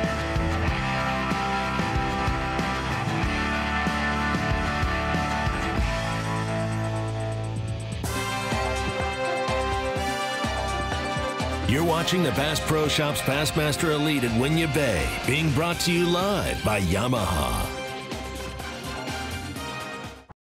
Blue Water by TH Marine, offering LED lighting solutions for your boat, trailer, truck, ATV, and so much more. Engineered and built to be rugged with waterproof and submersible options. Designed for easy installation, Blue Water is available in a variety of colors and styles. All backed by a limited lifetime warranty. Blue Water by TH Marine.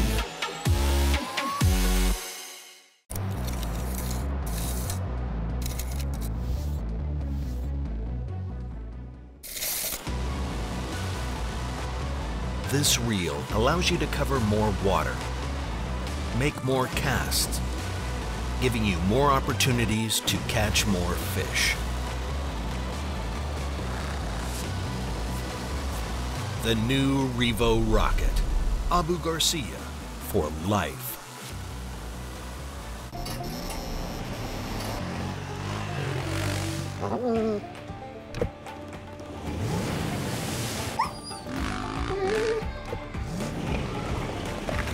If you want to play, you need a Tacoma. I'm pro angler Andy Montgomery. I've been making my living with Strike King products for a long time. So when they showed me the new Tour Grade line, I was all in. I knew I could trust it. What I didn't know was how easy it was to use. With the spooling tool and the prepaid envelope to recycle your old line included in every single box. Not only is it the best line on the market, it gives you the easiest fishing experience possible. Find out more at StrikeKing.com. While I travel the country on the Bassmaster Elite Series, I simply can't let the weather be the reason I don't win $100,000. That's why I use AFCO clothing to keep me warm, dry, and protected from whatever Mother Nature wants to throw at me. My season depends on it. My career depends on it. AFCO, any fish, any water. If you love bass fishing, then show your support by joining BASS today. With your membership, you'll receive every issue of Bassmaster magazine, plus $50 in free gear, including a membership tackle bag, BASS cap, plus more. Click now on this video to join today. In the wild, nature dictates that when it's time to eat, animals will instinctively find and devour the meal that satisfies them most. In the water, Berkley Powerbait's scientifically proven formula triggers the natural predatory instinct in bass. Now available in a plethora of shapes, sizes, and colors. Berkley Powerbait. Fish bite and won't let go. For over 70 years and 18 consecutive NMMA Consumer Satisfaction Awards, Skeeter continues to set the standard. And right now through March 31st, you can buy Save Fish with rebates of up to $1,500 on the all-new FXR Limited, up to $2,500 on the new FXR Apex, and double rebates of up to $3,000 on the ZX190 and ZX250. Hurry! Buy Save Fish ends March 31st. Visit your local dealer or SkeeterBoats.com to see why now is the best time to buy the Skeeter of your dreams. I can vividly remember back when I was a kid and, you know, searching for information. And it was so much work and it was such a struggle to get that knowledge, to get that information. We talked about the equipment, we talked about the bait, we talked about how to pick it apart. It's highly detailed, specific information from A to Z to help you learn, get to the water, and become a better angler quickly. That's what the Bass University is all about. It's the Bass Pro Shops Bassmaster Elite at Winyah Bay, being brought to you live by Yamaha. Maybe 30 minutes left for some of our 10 anglers who are left on this final day. That would be the 4 who fished nearer to Georgetown, our host city here. Not the ones who went all the way to the Cooper River. If they get to fish a little bit, it'll be whatever little spot they've got right next to the weigh-in there on their way back if they get back a little bit early. But here's the deal. And you look right there as you look at the leaderboard. Scott Canterbury with a single pound advantage over Stetson Blaylock. Scott Canterbury jumped a couple of giants around noon today, changed the whole complexion of this fishing tournament, went from 8th place all the way to 1st place. And the leader to start the day, Stetson Blaylock, has struggled today comparatively compared to how he did yesterday, Davey, and that's the size of it right now, but he's got more fishing time left. Well, he's got more left. We saw Scott Canterbury, who's unofficially about a pound ahead of Stetson, put his rods in the rod box about 30 minutes ago. Yeah, he's traveling right now, and again, if he makes a cast, it'll be back one of those afterthought. Hold on. Hold on. Here we go. That's Shakol. Might not be a bunch, though. He's got a pounder, is that right, Ronnie? Less than, it's a 12 ouncer. Okay, yeah. I'll get rid of one of them little runts. We'll be able to see exactly if it is 12 ounces when he gets the throwback. He's a pound behind. Dang, he's bleeding like a mug, though. I don't know if I want to put him in there or not. Oh, wow. Tell you what I'm going to do. I'm going to put him over here. And put some stuff on it for a second and see how he does.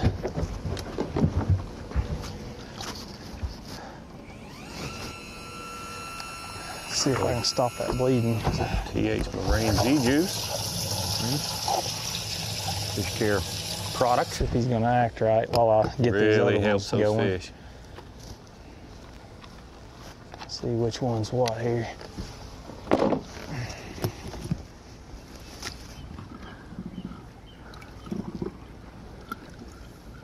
The fish will be in better shape putting him in that G-Juice aerator. Aerated water than it would be if he would release it right now. Nope, his gill just moved. Look, that's the one I'm calling right there because he's acting dead. We assume that was a 12 ouncer right there. He was so close. 1, 2, 3, 4. He swam off, but he wasn't going to make it.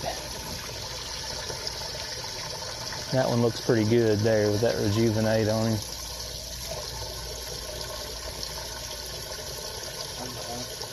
What's that? Yeah, not even. All right, well, how much you'll get out of that cull, if any, is going to be depend on it's going to make the difference in how close he gets to the leader. And this is the leader right here, Scott Canterbury, who was down in 8th place again. Got you! And this is how he. That's right. We've seen big erase fish. the deficit. Seen big fish make a difference every day for the anglers with those major moves up towards the top of the leaderboard, and these two fish right here Got certainly you! That's what we're talking about. made a difference for Scott Canterbury. Woo! Two big ones that together represent about 10 pounds and 10 pounds. is a number that moves you big time up the leaderboard here at Winyah Bay and put him a pound ahead. According to Bass Track again, not official, nowhere near official. That fish looks, at one angle it looks barely 6, and then another angle it looks like a solid 6.5. Oh, it's just hard to estimate. Every place they seem to weigh a little bit different than what they look like, you know, and every place the differential is different. So you could say, some people would say we're in a statistical tie between Canterbury and Blaylock right now. You might say Canterbury's got the definite advantage. Some say Blaylock has underestimated any of his fish. He may be the man in the lead right now. I think ounces separate Stetson and Scott Canterbury. Canterbury, for the most part, does not hold his destiny in his hands, but it's not the case for Stetson Blaylock. He certainly has the power to catch a really good keeper, make a great upgrade, and maybe slam the door. At any rate, it's been great competition. Absolutely. These tough tournaments, mentally, they're tough on viewers, commentators, and fishermen, but gosh, they're the best on the final day, the final hour, at this point, the final 15 or 20 minutes for Stetson Blaylock. Our nightmare is a runaway that's apparent from about 8 o'clock in the morning on the final day. That's our worst nightmare. This is the opposite of that. This is good stuff.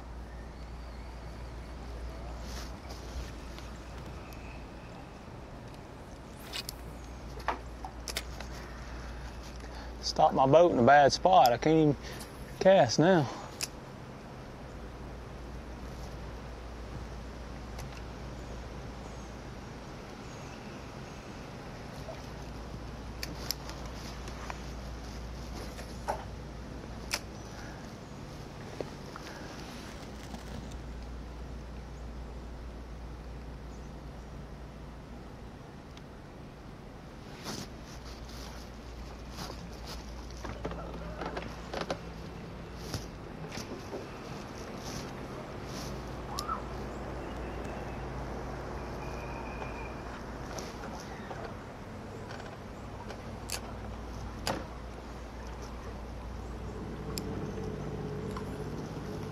Stetson Blaylock's second last week. Third stop of the year, Lake Hartwell. Also here in South Carolina, the other corner of the state. I know I'm missing a big one. If I could catch 2 big ones, I'd have a chance. And he didn't finish second for lack of trying, lack of excelling, and definitely overachieving on Lake Hartwell. Take a look at some of these catches from last week. Very, very memorable, Davey Hyde. Watch that bait closely. Oh, that's what you love to see. That's what gets a guy's heart pumping there, for sure. Oh, my gosh. Oh, my gosh. Stay on there, baby. Oh, my gosh. Stay on there. Lord, let me get this fish in the boat. Stay on there, baby. Stay on there, baby. Stay on there, baby. Come on, baby. Come to me, baby. Come to me. Don't go under there. Come to me. Come to me. Got you! Yes! Oh, inside the mouth, way down deep. Oh, thank you, Lord Jesus. Thank you, Lord. Hallelujah. And this next one, take a look at this next one. That good as that is.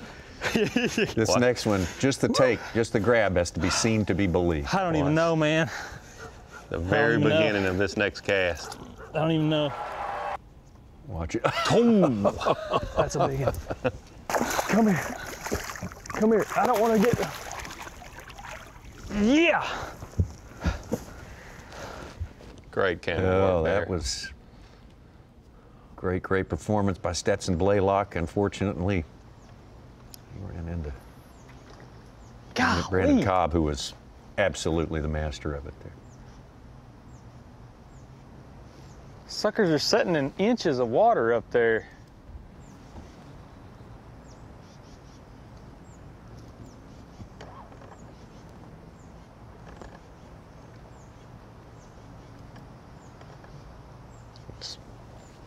Skipped right up to the bank and, oh, hooked up.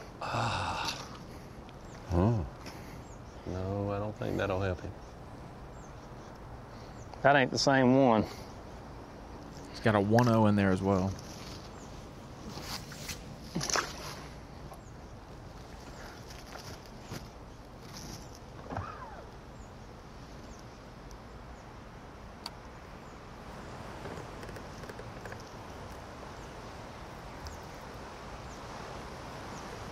One that ran off there looked pretty decent.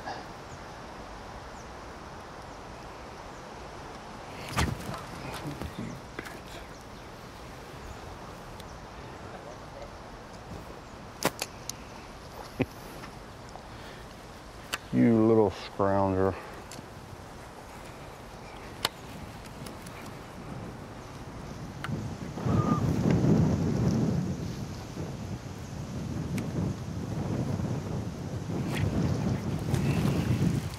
Look at this big old warmouth.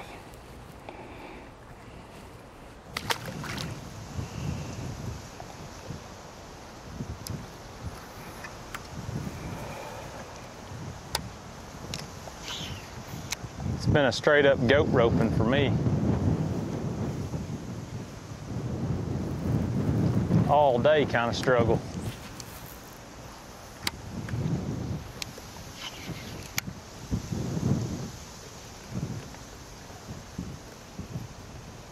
There was another one right in here that took off a while ago.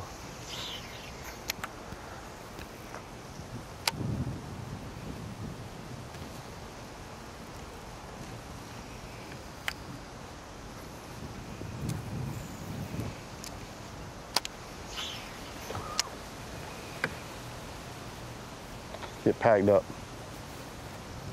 Hear me? It's been super disappointing not to find a big one, at least 2 or 3 pounder to catch, or just catch one.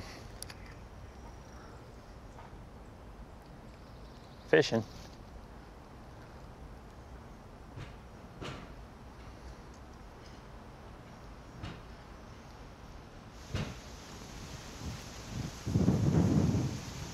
Man, this is gonna be a rough ride back.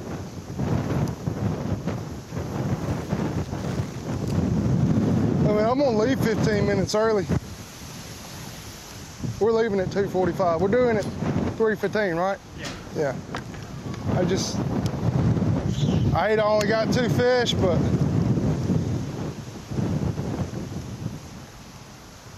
I'm out. I mean, they have been depleted. I mean, they're done. Just part of it. This was like the only pocket I haven't got to fish this week, and it's the only good bass we've really seen today, other than the one way up the river I messed up on.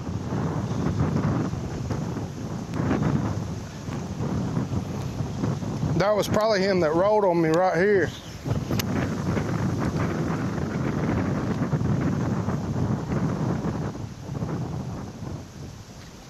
Clint Davis just couldn't get anything going today. He was obviously very happy with his season so far. And today, in fact, started the day in the top 10. Toyota Bassmaster Angler of the Year points. He's started in 3rd place, though, and as it stands now, he'll wind up in 10th place. So he will drop a few positions. Definitely still be in the top 20. Oh, sure. still be in. Maybe probably top 15. I would think so. Good start. Oh, yeah, great start to the year. Well, all anglers would like to be leading AOY after 4 events, but being top 15 is a good start. Good start for Clint Davis. Almost halfway through the season. I mean, you can't even fish out here.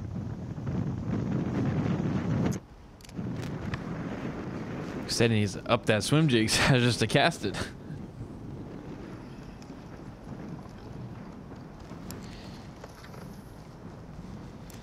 Oh, about 15 more minutes or so for Stetson. Maybe 20. Yeah.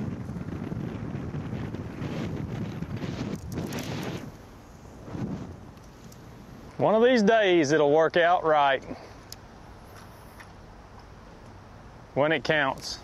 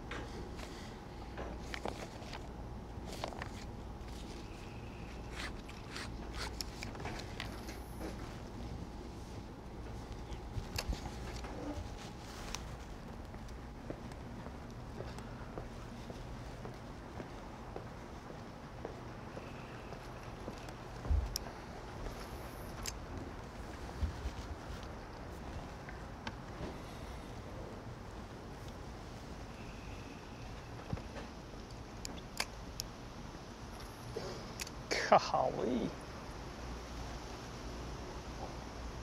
Knew it. Threw my daggum nail out.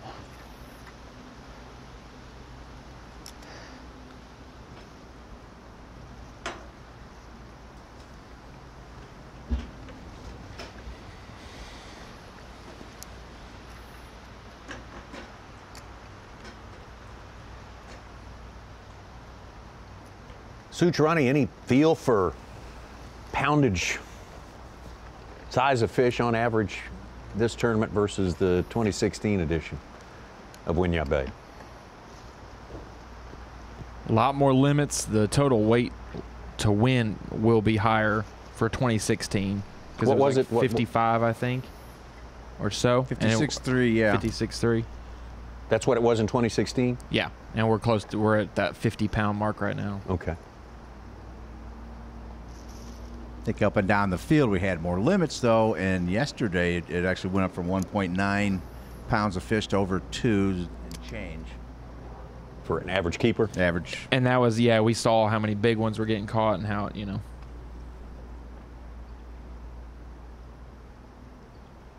We had another river in play, a major river in play last time, too. We had the Santee River, yes, which was producing a lot.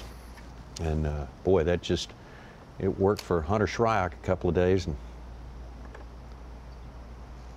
couldn't get much going on it. Dave, you're a bass fishing coach. You're allowed to talk to Stetson Blaylock. What do you tell him right now? Just stay focused. Stay focused. Stay back. One bite. Stay back. One bite. One swing of the rod could make the tournament his, that is for sure. It has been a tournament. It has been a different sort of tournament, always is. Beautiful place down here, and of course we had so much of the field making the long run, 100 miles each way. That's a dynamic that certainly affects the way you look at everything in this tournament, Davey Hutt. It does, but what's been so interesting about this tournament, we've seen just as many big fish caught closer to Georgetown than we have farther away. The Cooper River, you see Scott Canterbury here today making this big, big move. Oh my God. Yesterday it was Stetson Blaylock. These are the fish that change your tournament right here in tough conditions. A couple of giants yesterday for Stetson Blaylock, which set the scene for today, set the table for a possible win. Jesse Tacarante having his best tournament of the year. And oh man, you got it, Jesse. And this one right here set the scene for a different complexion of this tournament right at midday. Scott Canterbury. We talk about it all the time, but you just got to make it until Championship Sunday to have that chance. Scott Canterbury has done that. Absolutely. He's got the lead right now, and we figure, according to Bass Track, it's 1 pound. We saw Stetson Blaylock catch one a few minutes ago. Don't know if that was enough to make up anything on Scott Canterbury, maybe a little bit. Corey Johnston, he's traveled, maybe on getting close right now to the weigh-in site. All our anglers who were down there in the Cooper River for more or less basically done fishing for today. We'll be back to get this. Bass Pro Shops Bassmaster Elite at Winyah Bay is brought to you by Nitro Boats, Power Pole, Skeeter Boats, Triton Boats, Talon, and by Yamaha. Your time on the water is precious. You return season after season to make unforgettable memories, fight a few fish, reconnect with friends, and recenter yourself. If you count on having this time, you need an outboard you can count on to power it. That's why boaters stay with Yamaha for the long run, for life. They know reliability starts here.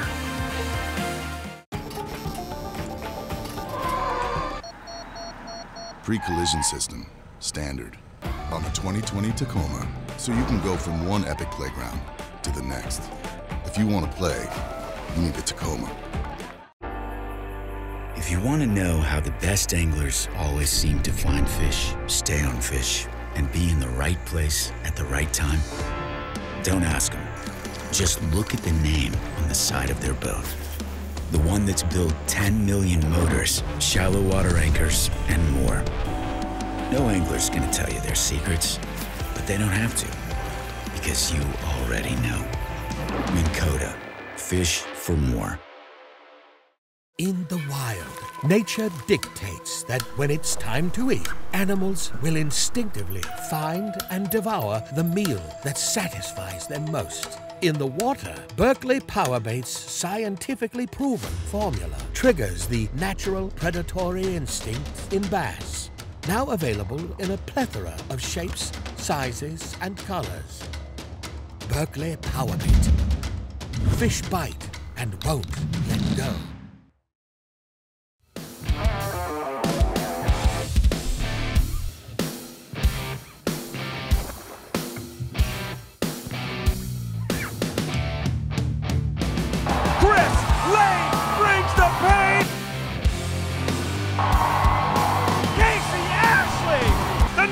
Son gets it done. Jordan Lee, back-to-back domination, unbelievable. The season is starting and it's time for you to bring it. Pit your knowledge against friends and fans everywhere in Rapala Bassmaster Fantasy Fishing. It's free and it starts by signing up. Then pick your 5-angler team for each event. Grand prize winner gets a Bass Pro Shop shopping spree, cash, and Rapala prize pack. Plus new opportunities including $4,000 worth of prizes for each individual event winner. Plus another $500 if you're a Bass member. Total value for the season is $90,000. Sign up today and start bringing it at BassmasterFantasy.com. What do a taco and a taco truck have in common?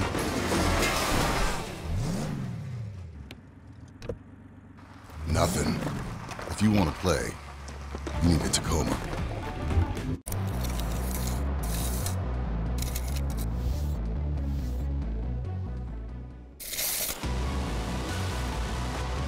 This reel allows you to cover more water, make more casts, giving you more opportunities to catch more fish.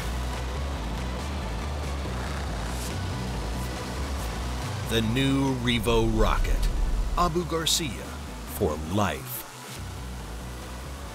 Blue Water by TH Marine, offering LED lighting solutions for your boat, trailer, truck, ATV, and so much more.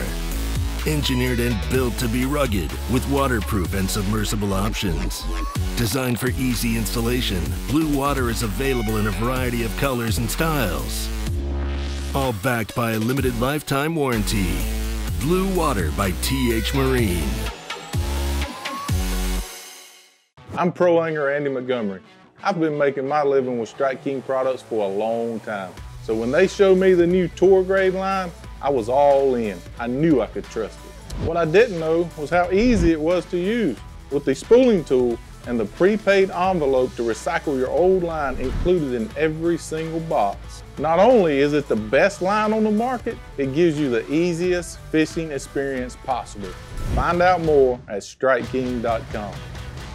For over 70 years and 18 consecutive NMMA Consumer Satisfaction Awards, Skeeter continues to set the standard. And right now through March 31st, you can buy Save Fish with rebates of up to $1,500 on the all-new FXR Limited, up to $2,500 on the new FXR Apex, and double rebates of up to $3,000 on the ZX190 and ZX250. Hurry! Buy Save Fish ends March 31st. Visit your local dealer or SkeeterBoats.com to see why now is the best time to buy the Skeeter of your dreams. I can vividly remember back when I was a kid and, you know, searching for information. And it was so much work and it was such a struggle to get that knowledge, to get that information. We talked about the equipment, we talked about the bait, we talked about how to pick it apart. It's highly detailed, specific information from A to Z to help you learn, get to the water, and become a better angler quickly. That's what the Bass University is all about. It's the Bass Pro Shops Bassmaster Elite at Winyah Bay, being brought to you live by Yamaha. Fishing time just about over with. For the 4 anglers who are left fishing, the 6 who went down made the 100-mile each-way trip to the Cooper River. On their way back, or in fact, nearing the weigh-in site right now. That's our leaderboard as it stands, so tight.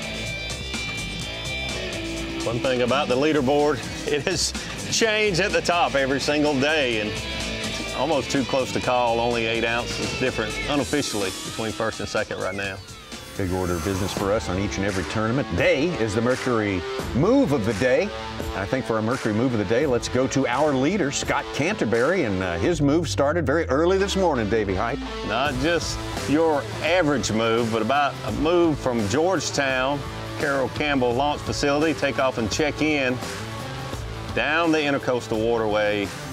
Oh, about a 60-mile run all the way down the Intercoastal, which is easy traveling. It is just a couple no wakes, nice narrow Intercoastal Waterway there. You don't have to worry about the wind for this stretch. And then it gets more difficult as you get closer to the ocean and right at Charleston Harbor.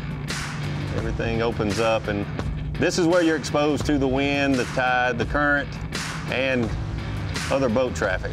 Take a right here at Charleston Harbor and go up into the Cooper River. Scott Canterbury with Mercury move of the day of about 100, him being on the upper end, probably 115 miles one way. All the way up the Cooper River, almost to the lake there, and see him in action right there, making some miles as he heads back, and he may or may not hoist that blue trophy at the end of the weigh-in today, which starts, by the way, 3:20 p.m. And of course, this is where he started from. And guess what? He's the recipient of another award we have. There's a running and changing reward. Power Pole Replay of the Day. Power Pole Replay of the Day has to go to Scott Canterbury. He made a bait change. We saw him earlier in the week on a wacky rig, stick bait. Got you! Swimming a jig. He loves to swim a jig. Very good at it, but switched up today throwing this black buzz bait. Put that 4-pounder in the boat, which certainly helped him, but this fish right here could be the one if Stetson Blaylock's not able to pull up one more time. This could be That's what we're talking about. The winning fish, and absolutely has to be the Power Pole Replay of the Day. Estimated lead of 8 ounces over Stetson Blaylock right now is Scott Canterbury, shooting all the way up from 8th place to start this day. These 2 fish you're just taking a look at here, representing 10 pounds that took him from 8th all the way to the top. And now Stetson Blaylock is done. So if we are to believe Bass Track, which we never, I don't think we're supposed to put all our faith in Bass Track. It's an estimate. Yeah, 8 ounces. 8 ounce difference, that is a statistical tie. So we saw him cull one time while Scott Canterbury was running back, but it only looked like maybe, what, Ronnie, 6 ounces or so upgrade? Yeah, half a pound or so.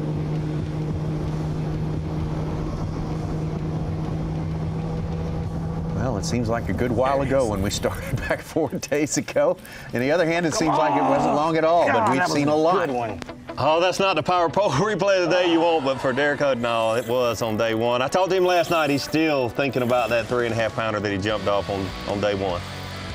Day 2, Jason Williamson, and this was one that after leading the tournament, this day 2, actually, after leading the tournament on day 1, Jason Williamson experienced a slow start on day number 2. This is the one that kind of perked things up for him a little bit. It was starting to get a little bit oppressive there for a bit. He had dropped down the leaderboard, but that one kept him firmly within the top 5 after day 2. Yes! Yes! Luke Palmer here late in the day after a slow start on day 2 with a big upgrade you can see right there.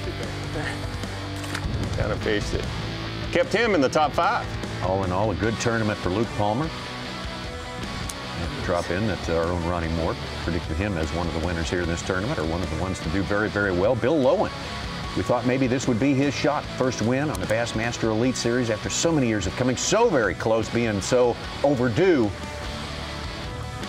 On day 2, a giant at the end of the day, put him right there, right where he needed to be. Trailer. Big fish catches this week. Biggin!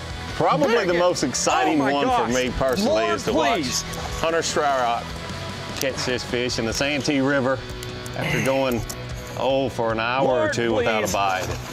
Get up in here! Yes! Yes!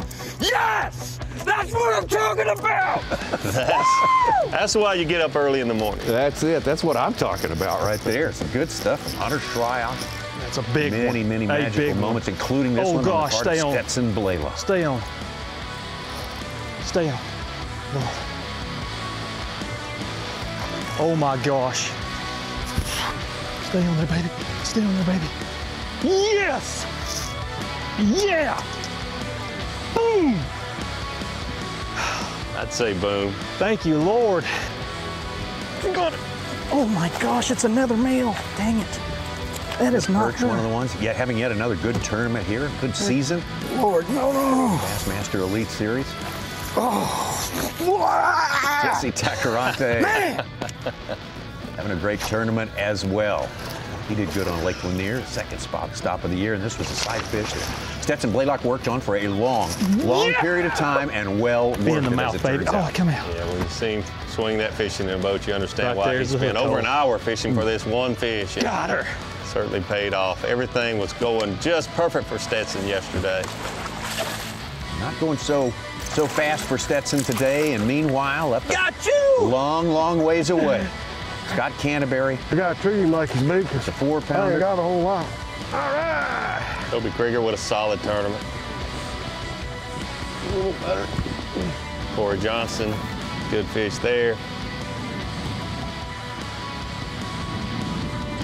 Williamson having a little bit better luck today. Stetson Blaylock was taking what he could get, but boy, here was the one. Changed everything. 6-pounder on a buzzbait. That's what we're talking about.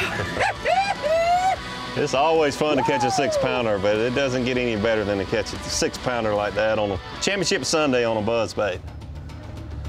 So much good stuff. And take a look at all of our anglers now on their way back. Of course, the ones who went down to the Cooper River. 6 of our 10 went down there. And of course, we had a little poll to see what most of you viewers thought, or a good number of responders told us what they thought about who would prevail at someone from the Cooper River bunch, the Long Riders, or the homeboys, as we call them, the ones that fish closer to Georgetown. If we would have taken the poll a little deeper and said which one of the Cooper River guys, the percentage might have been very low for Scott Canterbury. Dug down in 8th place where he was, but that is, like we said, tight weights, big fish possibility here on Winyah Bay.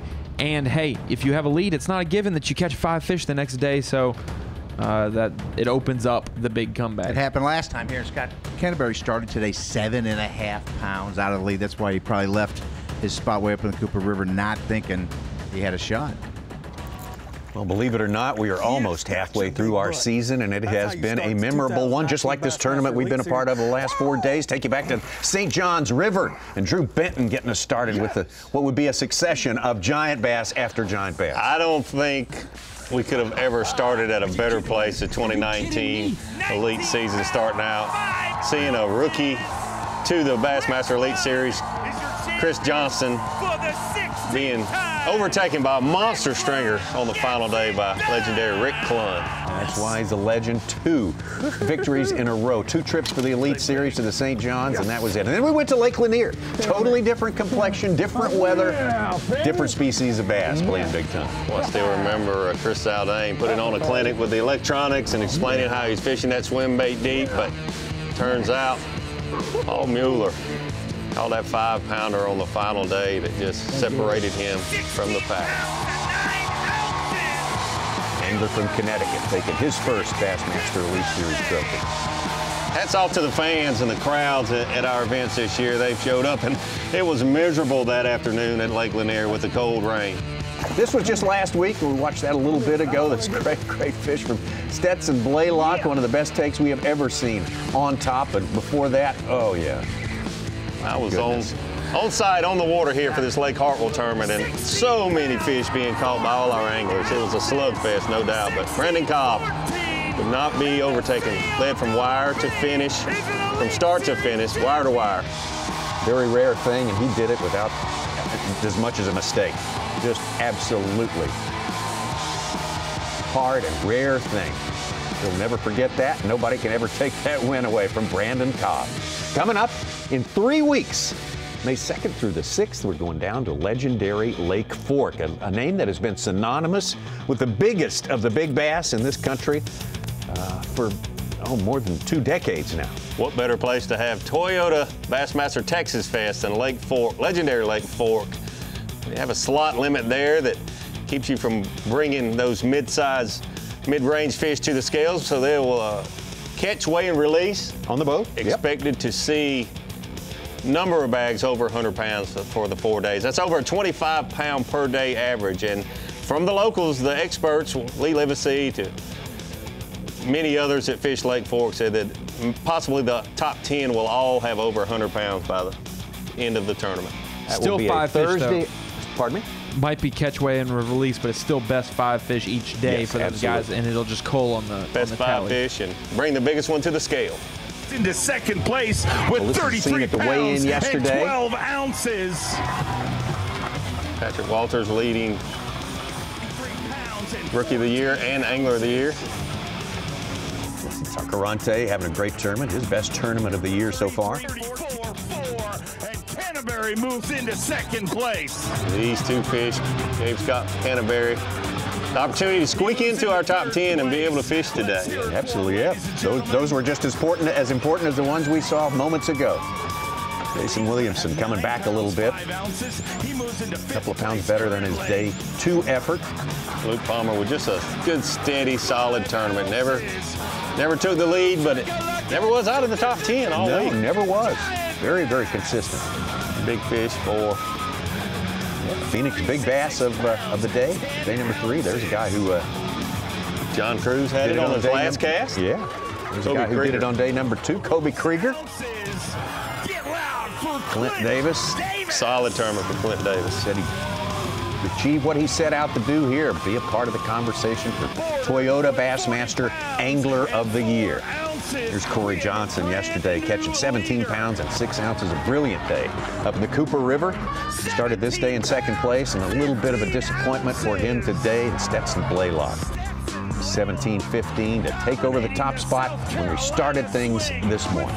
Had several friends there at the weigh-in yesterday, locals from the Georgetown area, friends of mine that text me that big crowds there for yesterday's weigh-in.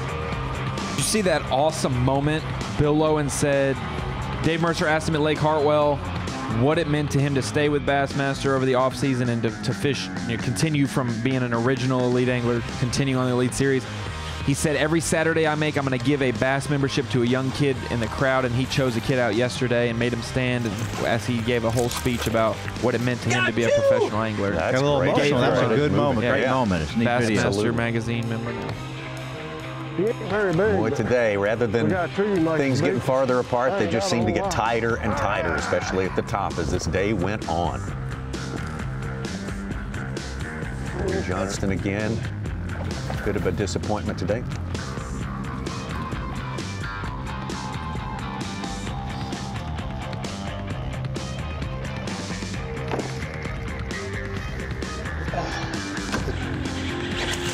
Oh, this is the one.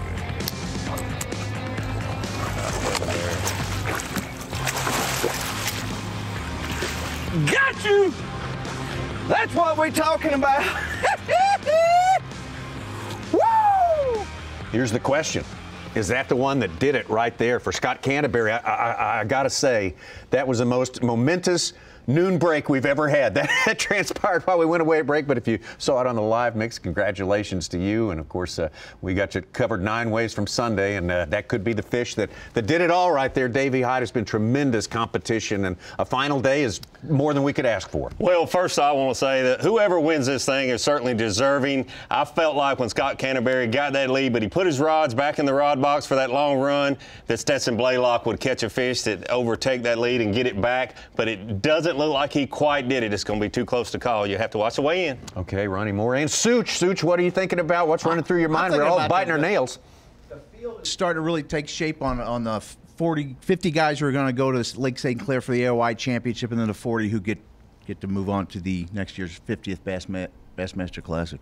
Ronnie, who's going to win it? I think it's well earned if Scott Canterbury pulls it off. The big come from behind victory, but then I think it's been such a great 2-week stretch for Stetson Blaylock, turning his season around after a tough start at the St. Johns River to be up in contention for Angler of the Year and to have possibly 2 top 2 finishes back to back. That says something for momentum and in the state of South Carolina for him. Well, thank you, Ronnie. Thank you, Such. Thank you, David. It's the pleasure of a lifetime to bring you Bassmaster Live for 4 days straight this season. We have enjoyed it so much. Thank you to all the fans who watch us, who show up on site, and you have been tremendous in numbers and enthusiasm. Thank you so much for this incredible group of 75 anglers we have out there this year. Just made it a wonderful, wonderful year. The weigh-in coming up at 3:20 Eastern Time today. Boy, we've got a lot of business to settle, and I'm not gonna make a prediction. I do not know who is gonna win this one. Will it be Stetson Blaylock? Will it be Scott Canterbury? Thanks to all who made it this far and have worked so hard to get it done. And boy, it took a lot of creative thinking, a lot of overachieving in places that maybe you don't always practice, but these guys got it done somehow. These tough tournaments are so exciting to watch, but whoever holds that blue trophy over their head in just about an hour or so, they will have earned it, I promise you. Stetson Blaylock, we saw him make 1 catch at the end of the day. Not much of an upgrade, half pound at best. Was it enough for him to overtake Scott Canterbury? Scott Canterbury certainly has got to feel like he did what he had to do and more. Coming from 8th place all the way to the top slot, according to Bass Track. So thank you so much. Thanks for joining us on Bassmaster Live. Don't miss the weigh-in.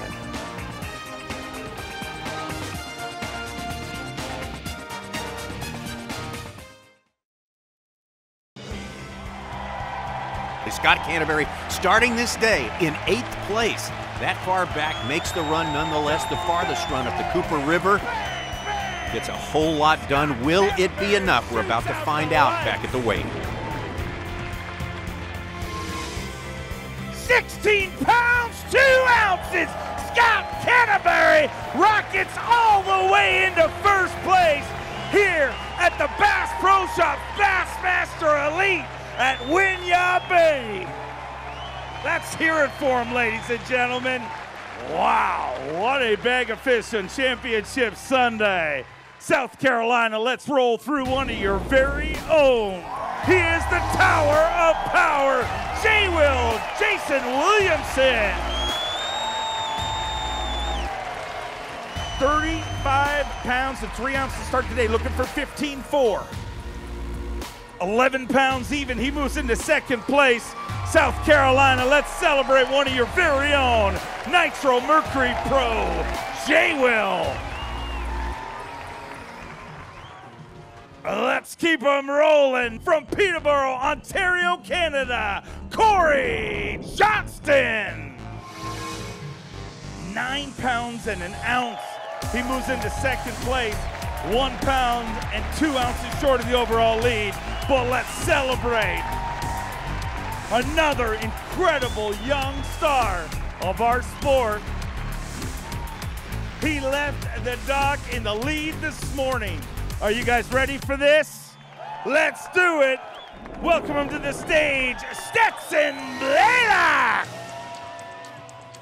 Let's get side by side.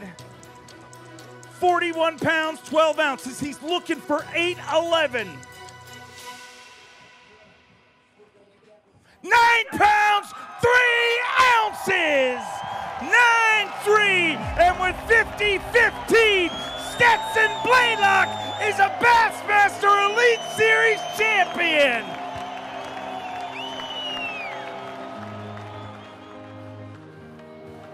I don't have any words to describe how it feels to go through finishing second and just being thankful for it and just keeping your head down. I've never been here before, so I went to where I knew there was some fish, and that's all I got. Thank you, Lord. We're gonna bring out our tournament director, Trip Weldon, to make it official. Your 2019 Bass Pro Shops Bassmaster Elite of Winyah Bay belongs to Stetson Blaylock. Stetson Blaylock, his 3rd year on the Bassmaster Elite Series. Still a very young man, but he's got a lot of years put in this professional bass fishing game. And here's the big payoff for him on the Bassmaster Elite Series in his 3rd year out here. Started with a 1.5 pound lead today. Not much of a lead. We went out there, but he got the job done. Slim victory over a streaking Scott Canterbury, Chris Johnston. Checks in 3rd place. Jason Williamson, another South Carolinian, in 4th, and John Cruz rounding out the top 5. A great, hotly contested tournament, which it turns out was one a little bit closer to home. The trip to the Cooper River didn't pay off for everyone. And Mark Zona, I have no notion that Stetson had any idea he had this thing won today. His family looked very surprised on stage, but the one person more surprised was Stetson Blaylock that he won this. Really coming into this event, he wanted to survive and somehow ended up holding that trophy. And really, in all honesty, this is what we expected from Stetson over the years. And right now, he is backing it up, one of the hottest fishermen in the country. Absolutely. What a great trip to South Carolina for Stetson Blaylock. Once again, hats off to him. When we see you next time, the Bassmaster Elite Series hits mid-season. We are going to legendary Lake Fork in Texas for the Toyota Bassmaster Texas Fest. That will be great.